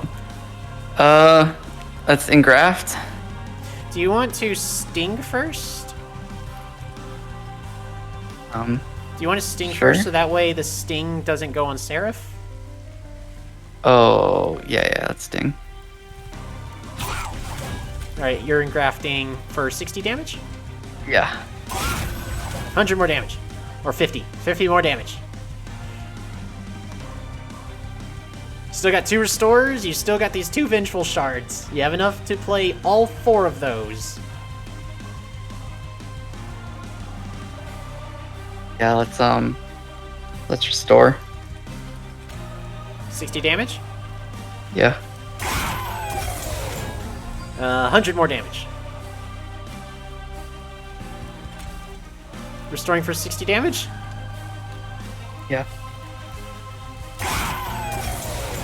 100 more damage. Play the Vengeful. How much would the... Yeah, play the Vengeful's. Energy Siphon? Fly weakness, yeah.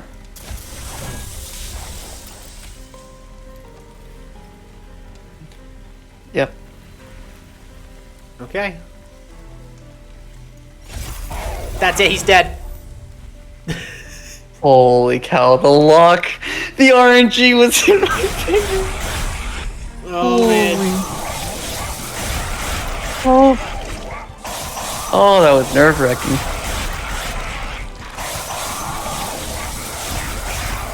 $35. 50 frostbite. You frostbite. That's so much for frostbite.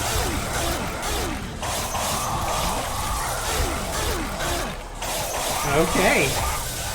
And the frostbite gets... Oh no, the heal got the kill. My gosh. The regen was the killing blow there for the rejuvenate. Oh. How are you feeling? I thought I lost. Without the hammer, I did. I'm pretty sure I lost if the hammer didn't I'm go. gonna be honest, I think you still had the win. It just... You think so? Yeah, I think you might have still been able to pull off the win. I guess it just depends on the RNG of what I drew next. Yeah. Okay. Well, and you also got a really high score with 40k. Not bad. Is that considered good? I would consider anything over 40k as a good score. Below is you survived. I took no damage, which there was... is an achievement for getting 50k, which I only got because during the beta for it was pretty easy to get that. So you took the challenge on the first two, and you're like, yes, yes, yes, and then you never took it ever again. Oh wait, I was about to say, but for the rest of the run, you never went to the second floor, but you did here on this part and this fight. So 2 fights, you went to the middle floor. So you did see them destroy your middle floor, or your bottom floor, and ice it over. Alrighty, so the little post-game review to give is differences I would have done.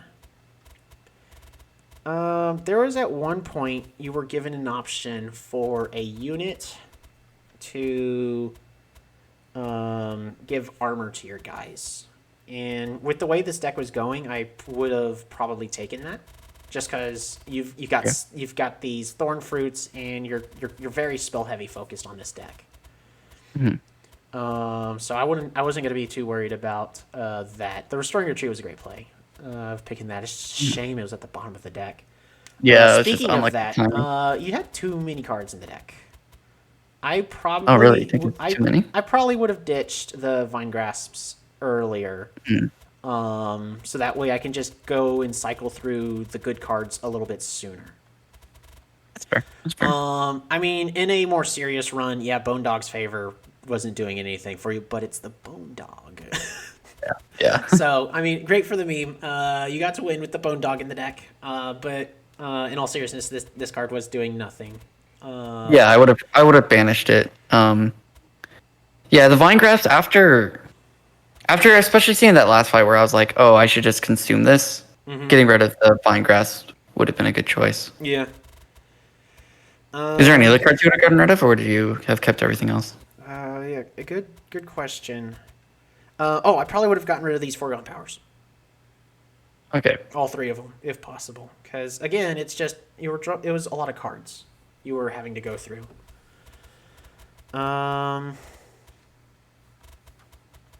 But yeah, so after you got rid of all those cards, you would have been able to get your Frenzied Swarm a little bit more reliably.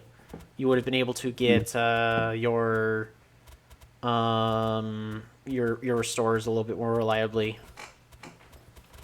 Crypt Builders and your Awakes, again, just more reliably. Because the less cards you have in the deck, the more frequently you're just drawing the actual cards you need. But after that, no, that was a good run. Oh yeah, and of course the upgrade you did early on your units. And we're like, yeah, I mean that was a oh hey cool, I can upgrade my stuff kind of mistake. So, but I'm pretty certain you realized like, yeah, no, I Mage getting health was like really bad. No, actually, Mage getting health was a good call. Definitely, oh really? Definitely. I would either give it the +5, +10 that you gave it, just so that way it's out of a instant kill range, or the +25, which you did give, and that's really all it needs. It just needs more than the base 3 health it starts off with. Is it the health on? The What health, which did you not like? You didn't like the health I did there? not like the health on the Animus of Will. I would have preferred more attack on the Animus of Will here. Okay. Because Animus of Will, I mean, you wouldn't have been able to go on damage list if you didn't go health on Animus of Will. So I can eat my own words there. But In your mind, it has enough health with, I guess, 13. You think? I mean, it only starts off with 3, Or do you think but 3 is enough health? but I probably would have given a +5 +10 instead. Okay. Because the main focus is the attack. Because Yep. this 3 unit attacks. this unit excels in dealing damage just with that multi strike. Yeah. Icy Silo Fight. If you could have gotten +5 +10 and quick on this, that would have been great. Multi strike was still wonderful though. Yeah, multi-strike felt really good there. Yeah, multi strike was a great pick up there. Cause because at the Maybe end, I could have traded the Titan's Sentry out for something because I liked the I had Titan's too many Sentry. units that. I liked the Titan Sentry. The Titan did? Sentry Okay. was a good tank. I would have given the Incant Armor Game 2 to the Titan Sentry. That Sentry? is because even though the Revenge Gain 1 is nice and it did do a lot for you, I think I would have preferred the Frostbite 3 because you had to kill everything in the back as well every single instance you had a chance. And Titan Sentry is okay, everything in the back is dead because they hit him. He deals Frostbite 3, the backline dies. I think if I wasn't going for the perfect run, the Titan would have made a lot more sense, right? If I wasn't going for a no damage run, Yeah. Titan Sentry is just way better. Yeah, because you definitely had plenty of pyre health for wilting to just say wilting sapwood is a good backup. Because you also, if you had Titan Sentry in the front, you apply the frostbite sooner, and then all the units or the bosses during their relentless phase have to go through the 40 health of wilting sapwood, which means more times frostbite is hurting the enemy. Yeah, makes sense. I see the idea. I don't know. It's just. I think that is the right call. Is Titan Sentry would have been stronger. I mean, with that With, fight, it was a flawless fight, so nothing went wrong. You didn't lose a single point, honestly. So honestly, it was a great run. But with Just the minor things that could have been improved upon, right, in the grand scheme of things. Yep. One of those like the run went well, but here's what could have gone better, possibly. And the grabbing the duping the channel song, and I'm like, yeah, that's a pretty. If you could have been able to have it hit the Animus of Will twice, that would have been great. But no, I agree with when you drew it on turn 1, just instantly playing it. It's just you needed units. With the hand I drew, Yeah. it was just Again, rough. The other reason why you were drawing rough hands a lot of the time is again you I had a lot of you cards. just had a lot of cards. Yeah. Yeah, and every single time you had trap shoot, it was always the correct play was to play it on an enemy, not on your own unit. To just throw your unit on the bottom floor because that would have made it faster getting units on that bottom floor. If you could. Yeah, but I think every time I played it, I kind of had to play it at that time. Yeah, no, you had to play it on an enemy every time. But yeah, that's Monster Train. So what are you thinking? That was a 4 Really fun, 4 hours 12 minutes. Whoops. Yeah, I'll be cutting this run Yeah. into three bits probably. But Yeah, it's fun. Less complicated than I expected. I expected it to be a bit more complicated. Of course, like I did kind of choose a lot of safe plays you did choose a lot of safe plays. instead of going for like a complex build. Especially, it was mostly because it was like the first game. I was like, okay, I shouldn't go too complex. Let's keep it like in a good way. But really fun actually. I didn't expect to have as much fun as I did. I thought it was gonna be like, yeah, this will be fun and like I'll want to play like, like a couple games of it. But I could actually like see like playing like more than like a couple games pretty easily. So, cool thing about Monster Train is it has challenges that people can play at the same time, as well as Hell Rush, which is a timed mode, where you're competing against other people for the highest score. Oh, that's cool. And it's everyone's using the exact same clan setup and seed. It's so. Oh, okay. So it's not like one person's gonna get a really bad random and then just whoever got the better random wins. No, it's the skill and the choices the players make the huge difference there. But That's pretty cool. But after that, there is an upcoming DLC that will be coming out on March the 25th that will be increasing the amount of depth in the game. That seems like they're doing a lot of updates for this game too. Oh yeah, this is the first. This is going to be the first paid DLC. They've already had 2 free ones that have been released. Nice. At this point, I'm trying to think if there's anything else to add. But yeah, it's a pretty fun game. I can't think of anything else to add on to this. Quick question: do you still do streaming, or have you been too busy with real life stuff?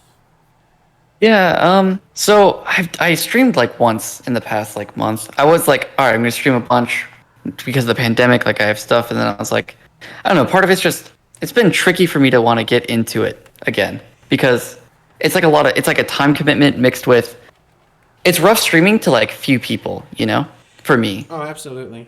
Yeah. Um, Oh, absolutely. so like, and I just like I keep like I've watched some videos like how do you increase your stream? Like how do you like make people like what makes you want to grow your stream? A lot of it's like turns into like really a lot of people like make a YouTube, upload videos because Twitch's ability to gain like viewers is like super bad. Pretty much. Uh, Yeah, and so. But yeah.